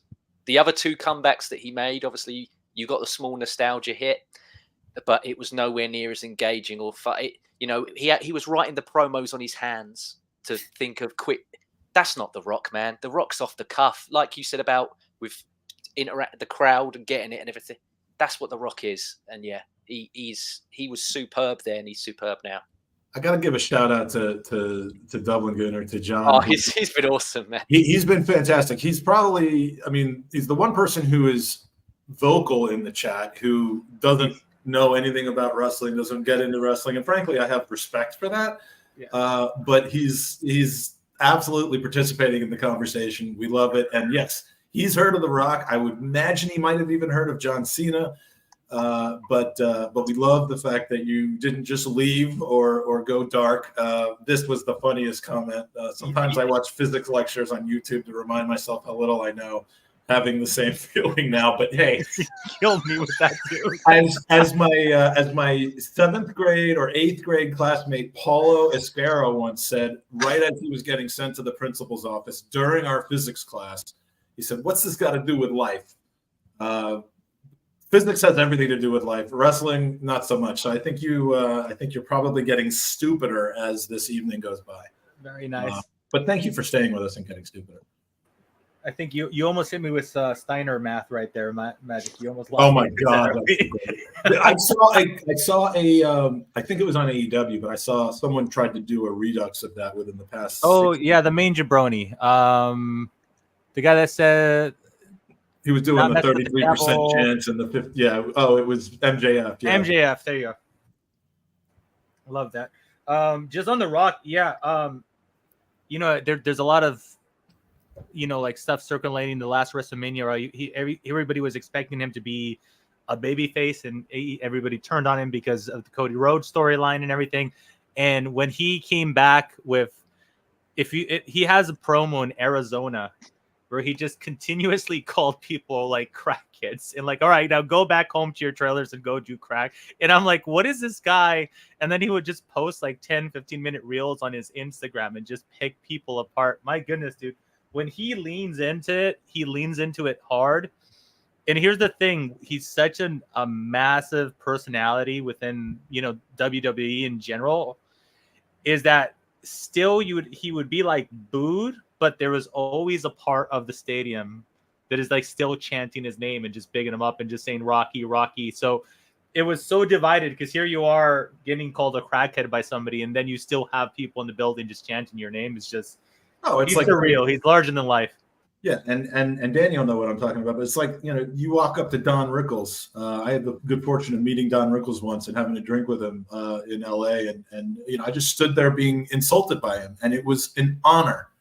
Like that's what he did, and he was actually spending time insulting me, and I lapped it up. I loved it, and people will be like that with The Rock. But The Rock is such, and I hate this word, but The Rock is such a brand that it really did shock me a little bit that he went as hardcore, because obviously we know that wrestling and wrestling characters are fake, and there are murderers and rapists in soap operas and stuff, but it just, there's that tinge of reality because it's not like shot on a sound stage and strictly scripted from like a word by word basis, that you almost just, you're a little surprised that he went to some of the places that he did, given that his entire life right now is being a incredibly highly merchandisable movie star, and that surprised me a little bit. But in the sense that I respect him for it, because he wasn't going to go half-ass with this character of his. Very nice. And it just occurred to me, since Danny is in the 80s still, it's Rocky Maivia who we're talking about, Danny, in case you didn't know. You might not know him as The Rock yet. Oh my God. I had no idea. Dewey Johnson.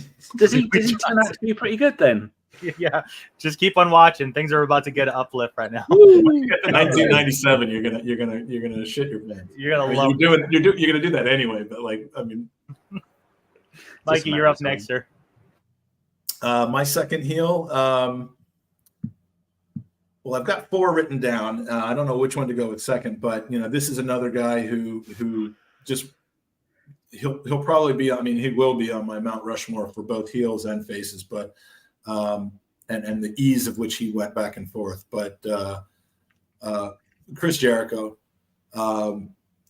greatest of all time, in my opinion, most charismatic, the biggest ability to create hysteria and things just accidentally.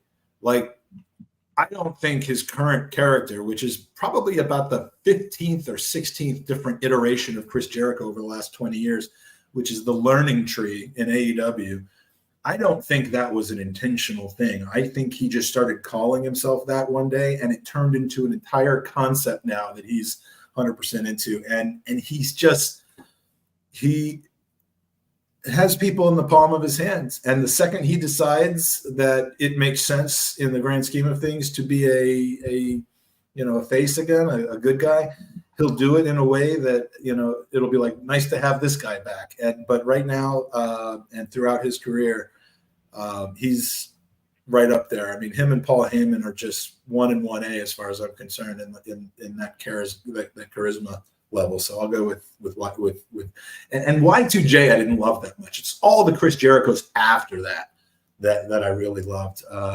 Just the way he would go back and forth. So Chris Jericho. Yeah, you know what, Mike, when you said in both categories, I had just started writing down Jericho for you because I knew exactly. I've heard this one before, Mike. Yeah, I mean, I don't. Jericho, I might talk about even more than Olivier Giroud when it comes from my love for him. So yeah, I'm gonna be predictable there. You're gonna be, Mikey. When you have an opportunity, check out the private chat for me, sir. Danny, you are up next with heel number 2.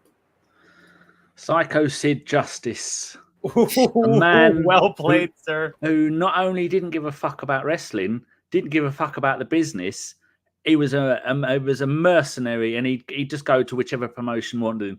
Japan for a couple of weeks, then he'd come over back to WCW, then back to Japan, and then he'd go off back to WWF, and then he nearly loses his foot because he snapped his ankle. That was like Aaron Ramsey, Eduardo-esque. That was nasty. It was horrible. But another one like Ravishing Rick Rude didn't give a fuck what you thought about him. He was going to go out there, he was going to perform. And I often think what it'd be like to be 25 years old and have a body like one of those. One that I always think was amazing was Test. The body that man had, and then what he did with his life. I think the body he had resulted in his life not lasting as long as it should have. Well, I mean, it's life choices, wasn't it? I mean, he was, recreational stuff. But it's just such a waste. Just could have just done a brain transplant. There I go. I've got a new body, and he can use mine and go off and spend all of his earnings on crack. And then both of us would have been happy. One of us more happy than the other for a very short length of time. But it was just these phenoms, these monsters. Was he about 6'6", pick you up, throw you around. And it was just fantastic to watch. And that everybody hated him, and he didn't care. And that was my. I'd rather watch the heels than the baby faces, because I like it when they turn. And like I think someone said that you preferred the Undertaker as a bad person. I always preferred the Undertaker as the. Well, I suppose he managed to do both, didn't he? Although, like Stone Cold did, although he was bad, everybody still loved him, and the Undertaker could manage to do that, so he could be both at the same time. He was a spectacle. No matter how bad of a guy he was a spectacle, and the place would just go absolutely. I mean, Sebby and I were watching an event together, and when he came out for that, right? That was the Raw after. It was the SmackDown after WrestleMania, I think. But so maybe he didn't come out for that one. But like you would always know where you were when the Undertaker came out of the entrance ramp. I think if you briefly you were talking about your favorite entrances. I mean, I don't think anything tops the Undertaker. Every single time you could watch that 1,000 times, and it will still give you chills as it comes out. Yeah. Oh, Bray Wyatt had a great entrance. That's exactly what I was going to go with, and maybe because it's similar or what, but it's pretty cool. Yeah, the masked one or the Fireflies. The Fireflies, the first Wyatt family entrance with the lantern and everything. Magnificent. When all the crowd join in with their phones. Yeah, that was. I don't see this current Wyatt 6 things lasting more than 6 months. I just don't know where they go from here. Too soon. Not too soon, but too light on substance, but maybe I'll be proven wrong. Do you know what? I'm really enjoying it. I think it's brilliant. I'm enjoying it. I just don't think it has legs because they're becoming less mystical already, and they're just becoming wrestlers now. And I think you very, very quickly lose interest. Even though I love what's his name, the guy who like crawls around the ring on his stomach like a snake.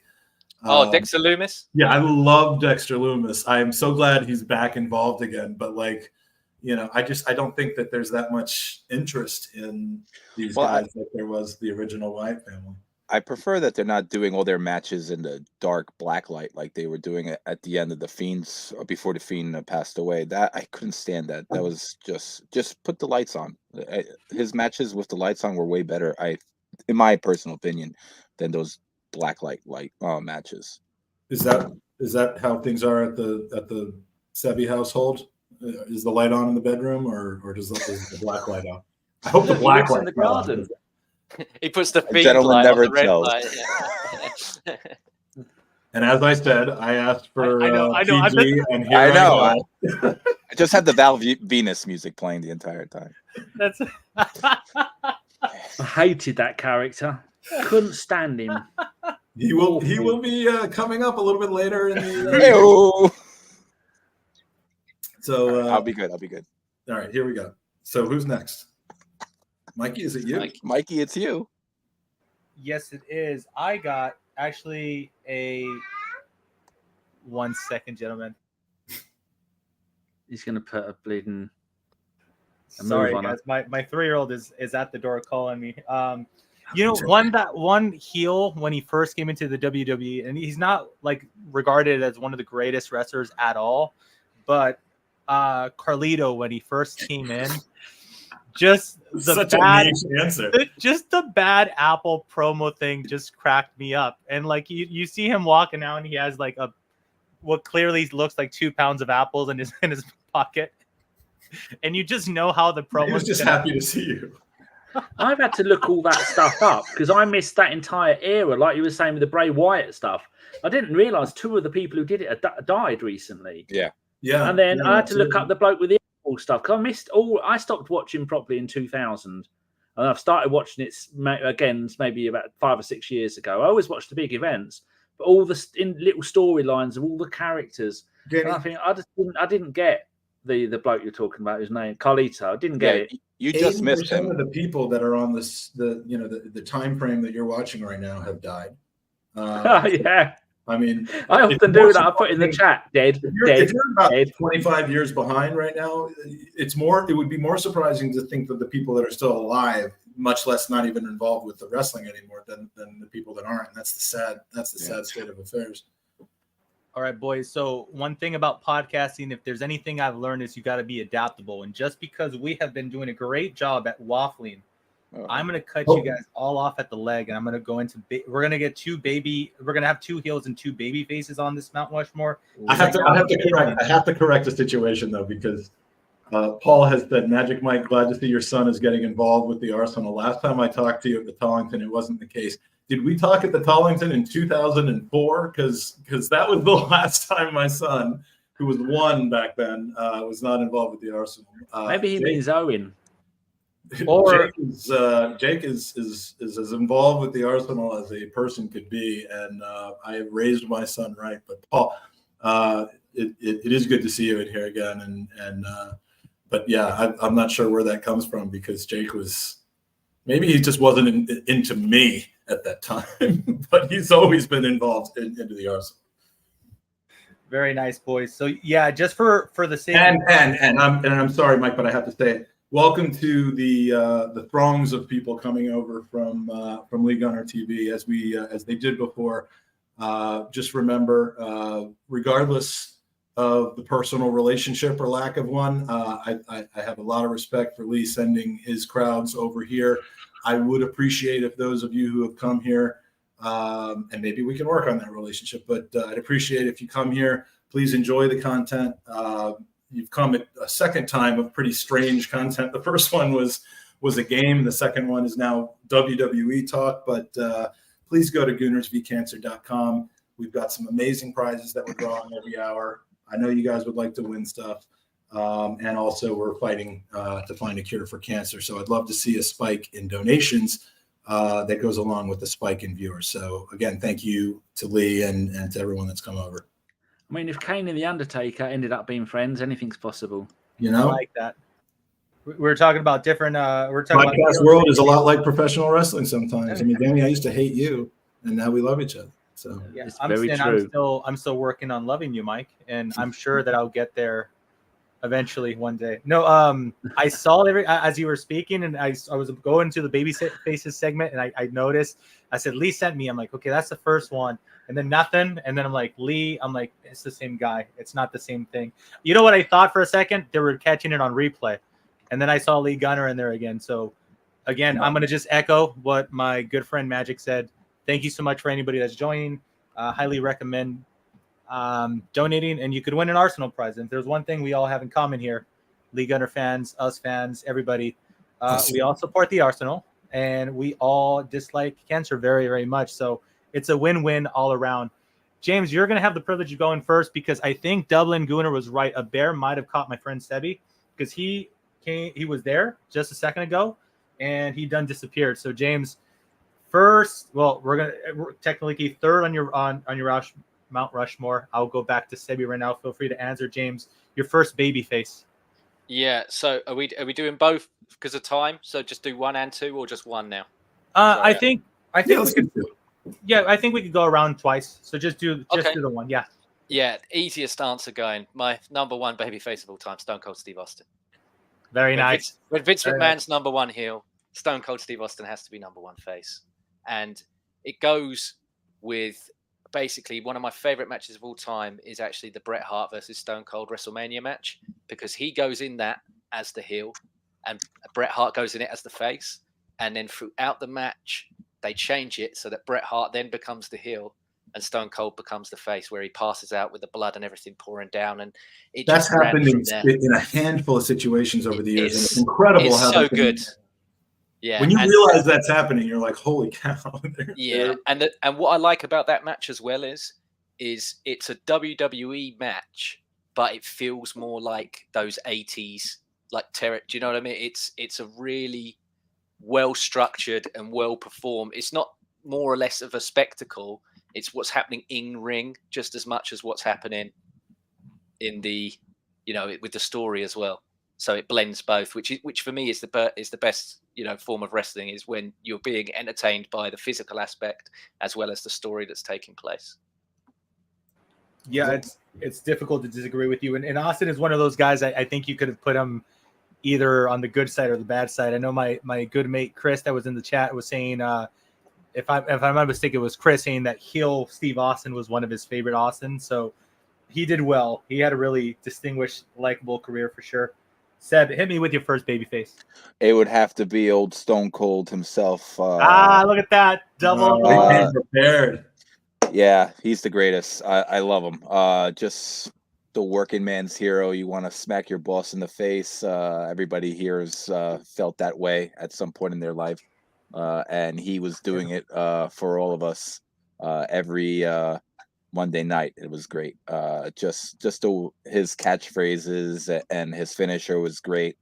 Yeah, and that match, like you said, when he came into the ring as a heel and left as a face, passing out in the sharpshooter with blood pouring down his face like Niagara Falls. It was just amazing career. And it sucks cut short because of injury and whatnot. But yeah, I love the guy. He's my favorite. U.S. citizens, we have. Being a Man City supporter, obviously he's flush with cash. And on a serious note, we appreciate this as would be expected. Any super chats that we get are going to go straight to the Gooners versus Cancer charity. So we do appreciate it. And again, anyone else who is inclined to, I know it's a very popular thing to do super chats. We don't get as many on this channel for obvious reasons. But if you would like to donate and support the Gooners versus Cancer, go to goonersvcancer.com, make the donation there, and you'll be able to get entered in the raffles as well, which can't happen due to the on the super chats. But thank you very much.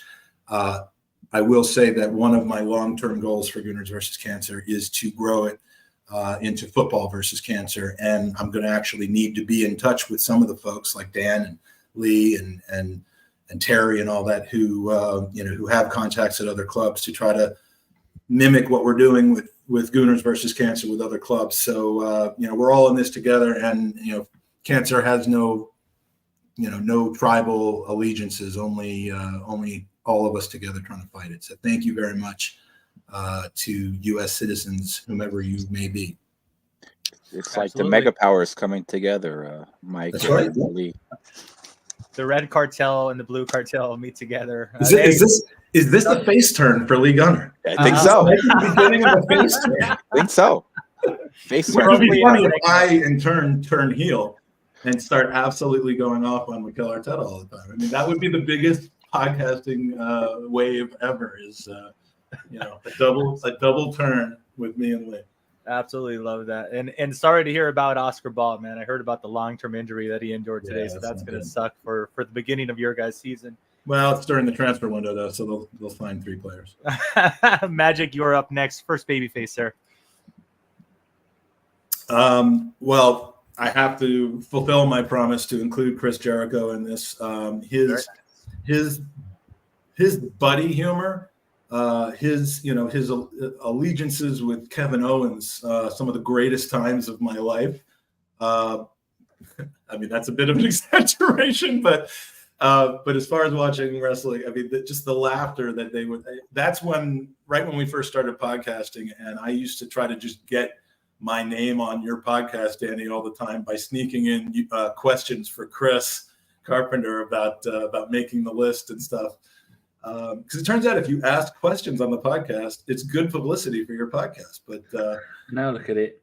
Yeah, well, yeah, we both are in the shitter now. But no, the Chris Jericho, just again, the charisma, the ability to just get supporters to just hang on every word and buy into every single thing that you do or say, and just saying something that's just so stupid, yet people go absolutely crazy for it, and you have to do it. Now becomes part of your weekly routine, and he's the best at that. Are we just doing one, or are we doing 2? No, we're doing 1. We'll circle back to you. In the meantime, comment for you there, Mikey. Danny, what is your babyface, sir? I'm going to summarize the entire naughty era of WWF and pick The Godfather and the Ho Train. If WWE fans didn't know about this, and you see that, yeah, James has got it, and you see that, you go, oh, what? He's pimping, ain't easy. He's got his hoes, all these women dressed as scantily clad ladies following him around, and he's giving them away. You would never ever see that in today's program. I cannot believe you wouldn't see it character anywhere. existed. And then you start coming in with the cars, and then it got so huge. And then you had things like the bra and panties matches. Even now, then they were embarrassing. My favorite part of what Danny just said is, and he's giving them away. Yeah, you can have one. Just left for free. What? Like, you let me win the match. Not even the monthly $4.99 for free. Forfeit the match, and now you can have subscribe to his Patreon to get that. Oh, if something, nothing. I mean, plus the bloke who did it, it's just he had so many characters over the years. It's just a brilliant wrestler. What was the shop of Papa Shango? Papa Shango. Yeah, that was one of the early ones that he. That's another one you probably wouldn't see these days as well. Well, Kamala was another one. The bloke came in with a spear. He wasn't Kamala though. The guy that played the Godfather was not Kamala. No, he was Karma, the fighting machine or whatever. Yeah, yes. Yeah. I didn't think he was the same person. I'm what you're on about the stuff you wouldn't get away with now. Any kind of. God, yeah. Oh, there's so much stuff you wouldn't get away with. Yeah, but that's just to have watching it back with him on there, and then I'm watching it on Twitch, and you've got all these little millennials on there all squealing and pressing fart noises and honk noises, and the goose running across the screen, and it just goes crazy. And I often wonder how much of that stuff do the WWF think we should really not have on the streaming service, because it doesn't make anybody look good, does it? Fun as it was but it's just unbelievable stuff. So yeah, the crowd, the pop he would get from the crowd, for someone who wasn't a main carder, never really won much, but that gimmick was stunning. Everybody loved it. Tell you as well, Danny, another one. I would bet the women Brilliant didn't theme. love Such a good theme. Well, He had another good. The Godfather's entrance theme was great. Just the intro, the opening riff of the guitar. Great. Yeah. Sexy. That's one. We need to get Peter. And we need to get Peter to play it when Arsenal walk out for a game. Oh my we God! need to tell him get the God because he does the rest of the themes. That would be. We the need the end of his Godfather. career. We'll tell him That we would need the be end of his Godfather. career. In many ways, I'm gonna go like in the complete opposite direction. Jerry Lawler, when that would come out, was the best as well. I'm gonna go with Bret Hart, actually, who is a doll of a man who would never give his girls away for free. Danny, the GFP. Brad, and he's too miserable. You're saying that Bret Hart would charge? Charge, yes. That's more of a heel thing than a face. And donate to the Hart Foundation. Would do, but I loved him as a wrestler, and there's plenty of stories. I know that his career ended on a sour note, but one thing that sticks out with me, not only what he did in the ring and the promos that he cut and the beef that he had with McMahon, was how he was so willing to help other wrestlers. Like, Steve Austin couldn't praise him more when talking about him. Like, whoever he went up against, he would put them over. Even if they lost, he would put them over. And in many ways, he's the anti-Hulk Hogan. Not so much not anti-Godfather, but anti-Hulk Hogan, which he went out of his way to put over the next generation. And I thought he was the coolest. And I think somebody asked way earlier today, and I'm so sorry that I can't remember all the way up it was, but somebody asked if the Walls are Jericho or sharpshooter. I'm a sharpshooter man myself.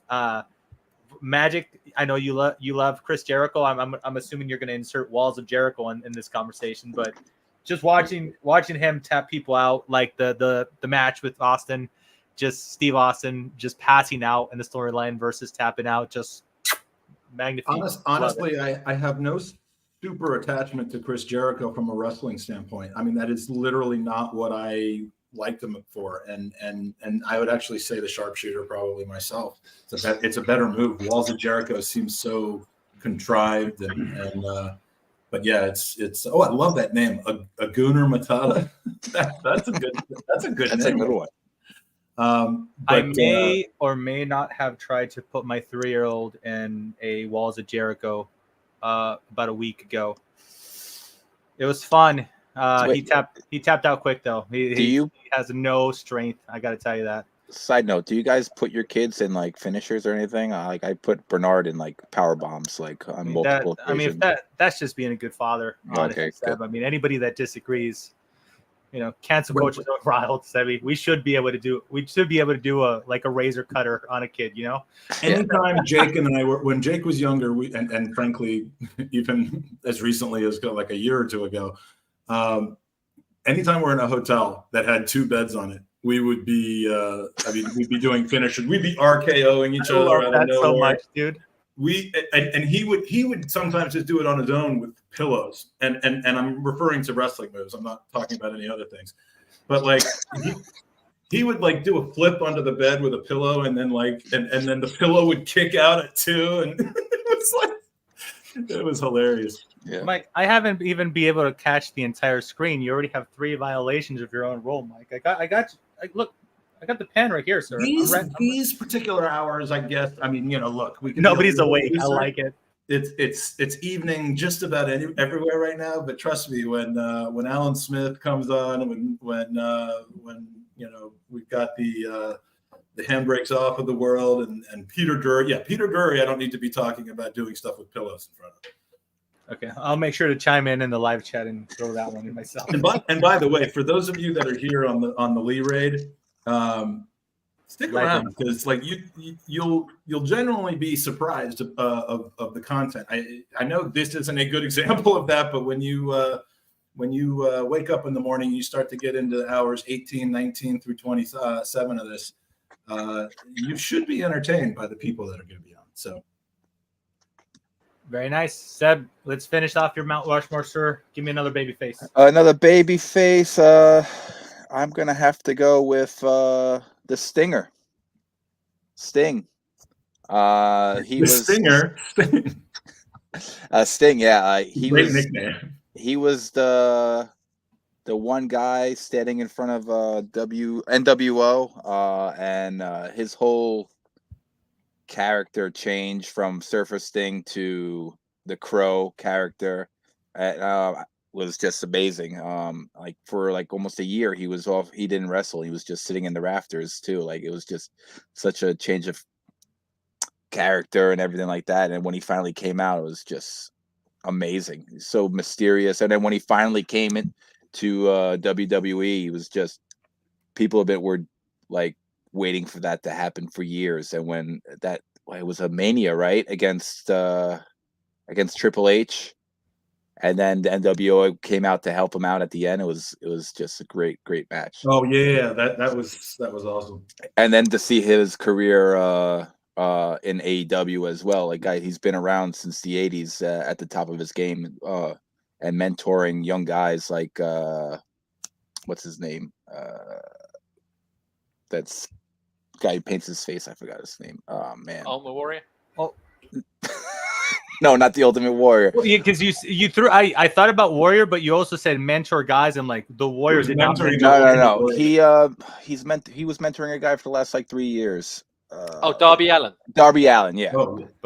Yeah. See, if I was actually paying attention, I got distracted when you said that. Otherwise, yeah, Darby Allin. Yeah, like what he's done for like younger wrestlers in his career is never really taking the spotlight for himself and always trying to give back to wrestling. I love Sting. He's such a his run in AEW shocked me because I thought it was going to be ceremonial and it was anything but. Yeah. Doubling Gooner again with the Sting wrestler. What? He sings boring songs at the opponent. once he broke up with the police, he became just really vicious. I mean, that was a heel turn of all. Nobody saw it coming. Fields of Gold is a classic.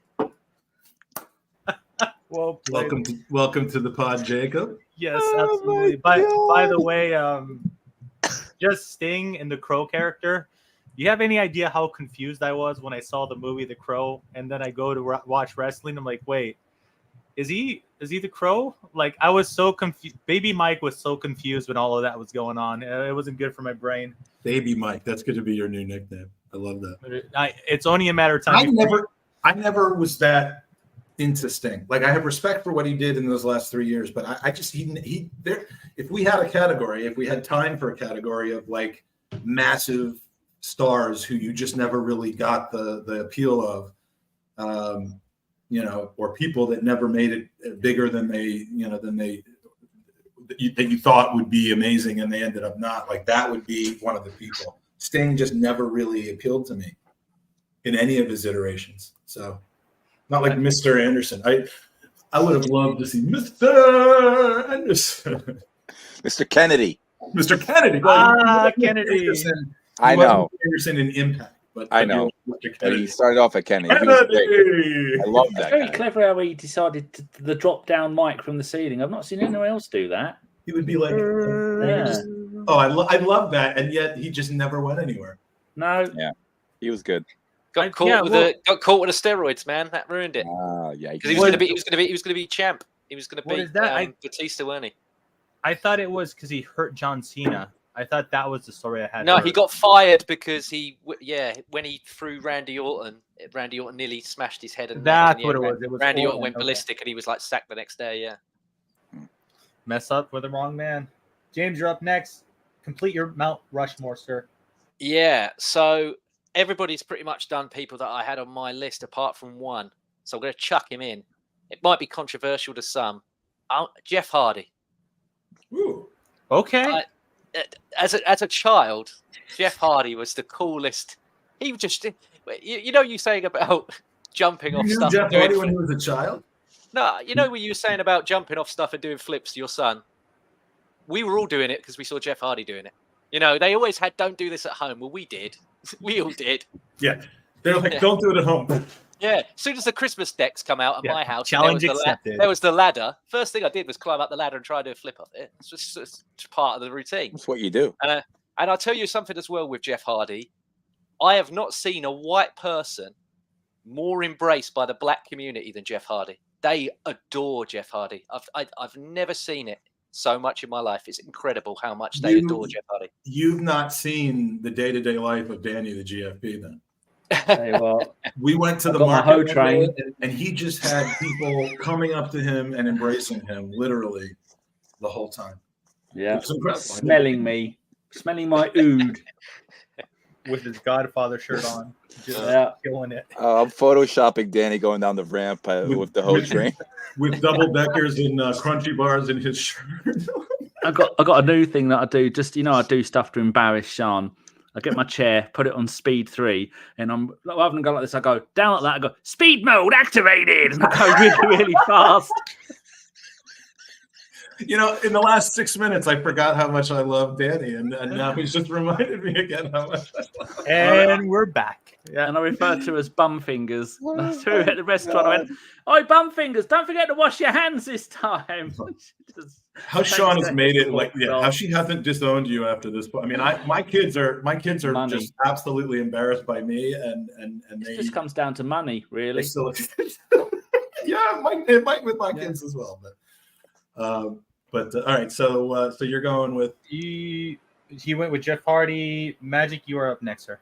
I'm also going to try to swerve, and I'm not talking about Strickland or whatever his name is now. Or what it was before. Anyway, I'm going to swerve using somebody. I probably would have said Austin here if I had to, but I'm going to go with somebody that I doubt anybody's even thinking of, but this is more of a lifetime achievement award. I'm going to go with R-Truth. Okay. I like that. R-Truth has given I remember actually watching his debut as K-Quick with the Road Dog and thinking, oh, this guy's a novelty act. He's not going to last. And here he is, like literally 27 years later. And he's come in and out of the active phase of wrestling. Sometimes he's disappeared. Sometimes he's been mostly just a backstage comedy type of guy. Lately, he's actually been wrestling quite a bit in some storylines. And the dude is you've always heard on and not that this matters to face versus heel, but you've always heard one of these, the comments about how behind the scenes, he was just one of those guys that everybody loves, respects, adores backstage. And that's a business where that's probably pretty rare to be so universally loved and appreciated and getting it. You had the Undertaker, who was universally respected, but, so I'm gonna give him the honor and give him the honor of being on the face Mount Rushmore. He did it all for the little Jimmys. Have you seen the compilation videos of him doing his stuff and Triple H cracking up and he just does it to make people laugh? He goes off script. Danny, have you seen the one with Brock Lesnar? No. Where he even got Brock to child doing a gritty in the background there. It's incredible. One of the little Jimmys is here.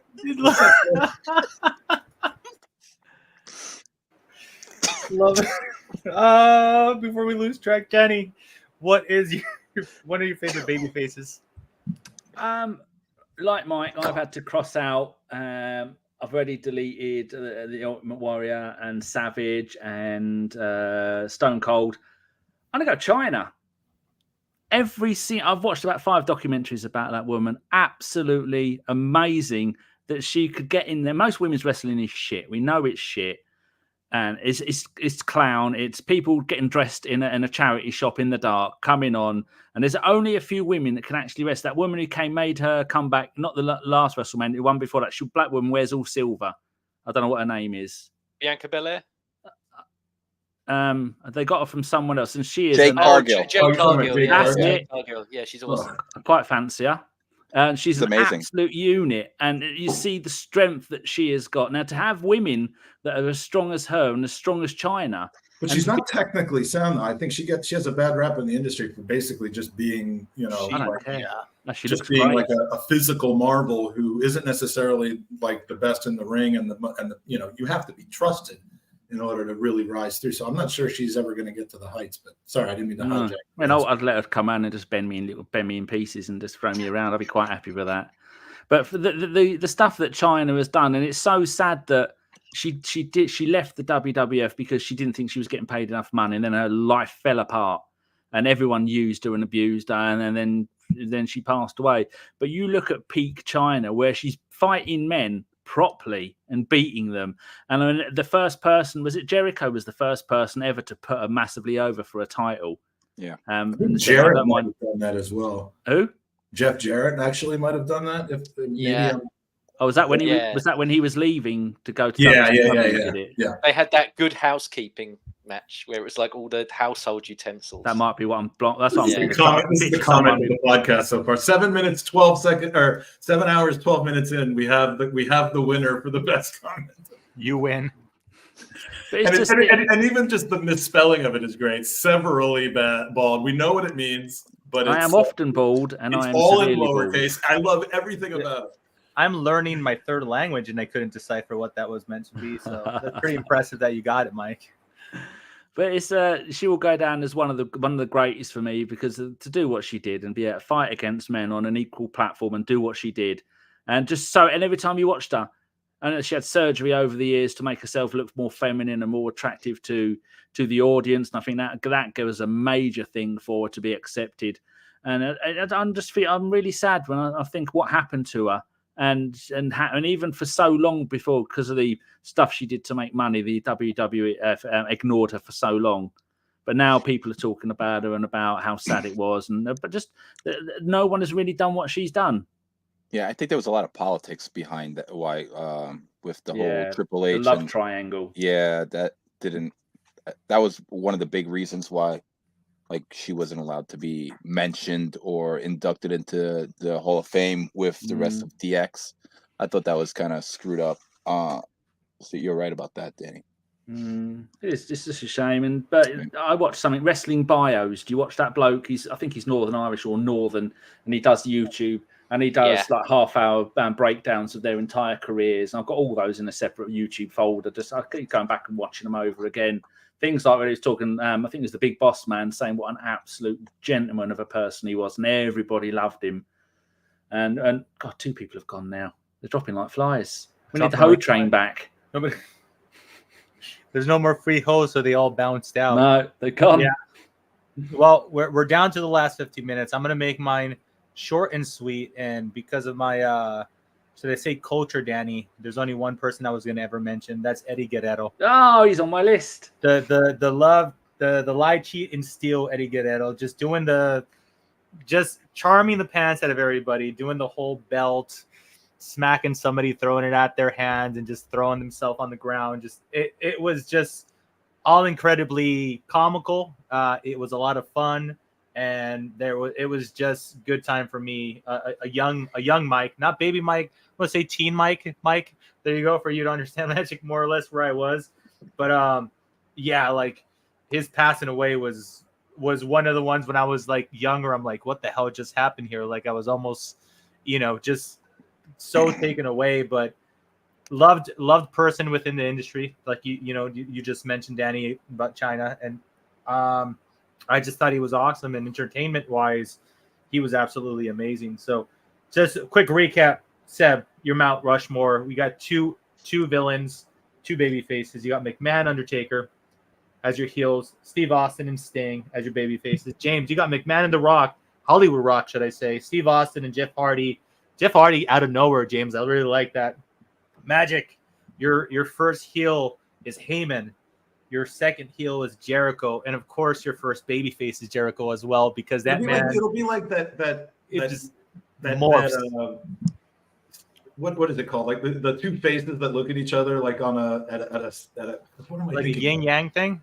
Not that, yeah, but no, the ones for like plays and you're like exactly that, but different. On Broadway. No, yeah, the happy, the sad drama face. faces. That's what I was trying to get out there. But yeah.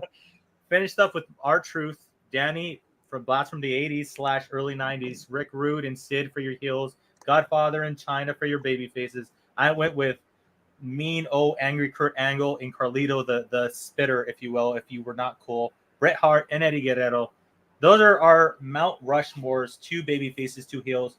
Because we have the last 15 minutes or so before we get joined in by the TGB crew, Mike. Yeah, and we got to do a prize draw, and then you have your finisher thing that you want to do, right? So, yeah, I was conscious about the draw. So, you guys, we got one more subject. Are we going to go with the finisher? Are we going to go with the finisher? I think the finisher would be a little bit more fun than the Roman heel turn. So, go for it. So, this was Sebby's creation, and he might potentially have pictures loaded. I'm not sure. Yeah, they're loaded. He's looking up there. So, Yeah, Sebby decided to ask us all what finisher we would like to apply to some of our heels within the world of football. So, Seb, get the ball rolling, sir. You have the slides loaded up, if I'm not mistaken. So I'm going to start with mine. One of my favorite. You got it, Mikey? I do, except I realized that I did not properly upload JJ's because you want me to? Can you do it quick or? Yeah. Okay, I'll do his last.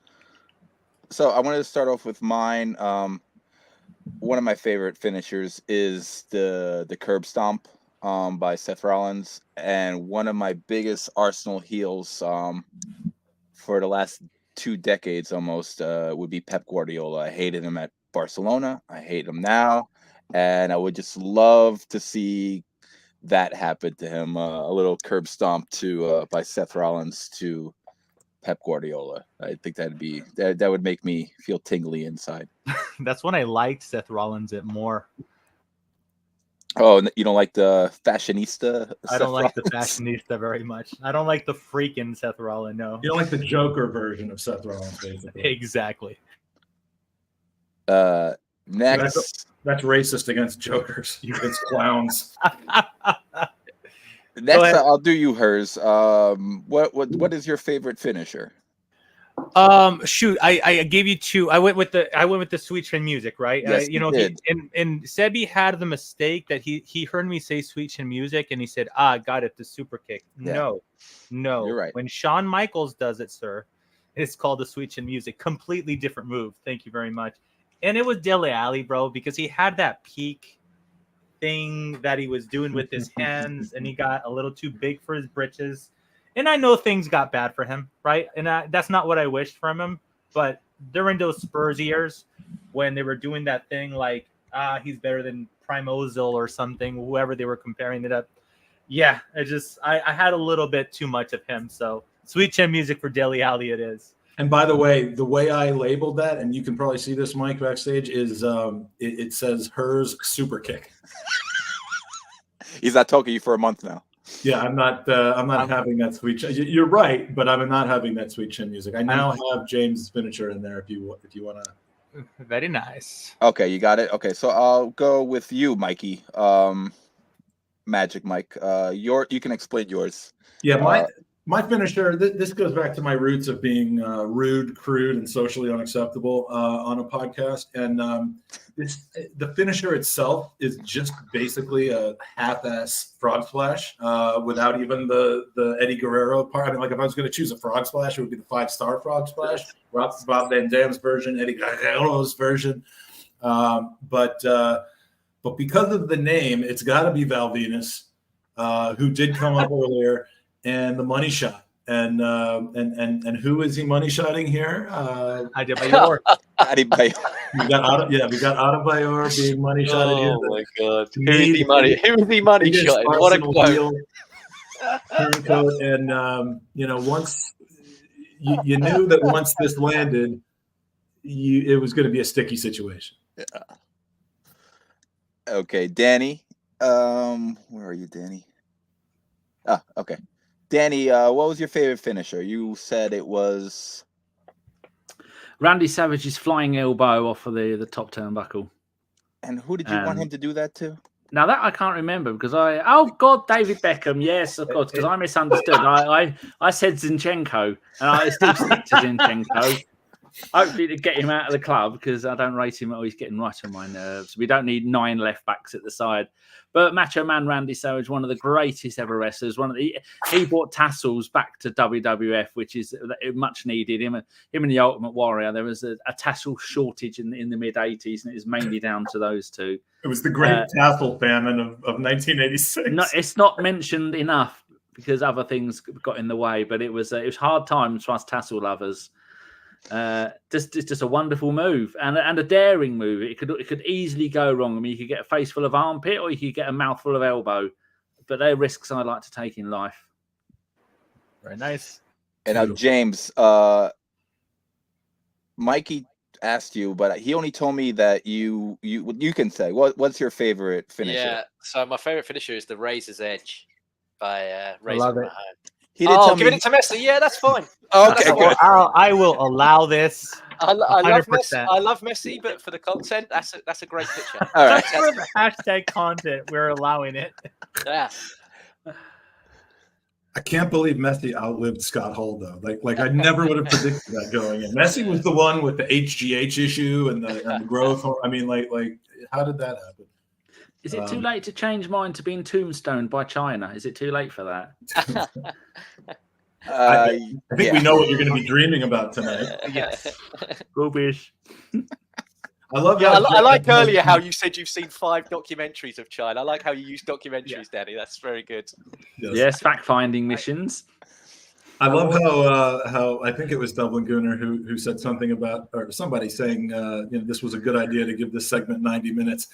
I mean, it's 2:30 in the morning in the UK right now. Like, who else were we going to get, and what else were we going to talk about this hour? So, but because of that, I have to say, now Danny's up at 2:30 in the morning every night, but James not only up at 2:30 in the morning, but has a very busy day that starts in about 5.5 hours tomorrow. And I cannot thank you enough. I hope that the 4.5 hours that you have now been on with me has at least been enjoyable and fun and productive for you, because I loved it, man. No, it's nice to retain my crown at the quiz and then obviously speak with Pedro and everybody, and it's just good to do some wrestling. I enjoyed it.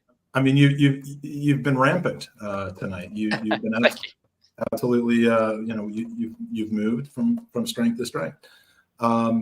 As I enter a couple more recent donors into the raffle and get ready to draw, I wanted to say thank you to you, Danny, as you'll be leaving us after this, and Sebby. Couldn't love you more, mate. I'm so glad that you spent your entire halftime in Philly coming down to take video of me signing autographs and T-shirts at halftime at the link. It was good to see you, as brief as it was, but.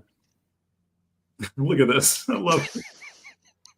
Is that Bernard in the background? It is. He wanted to say hello to everybody. So, well, we love us some Bernard. He's doing the gritty for everybody. Oh, nice. Is that his finisher? What's your finishing move? Yeah. Okay. So, all right. Enough said. Enough said.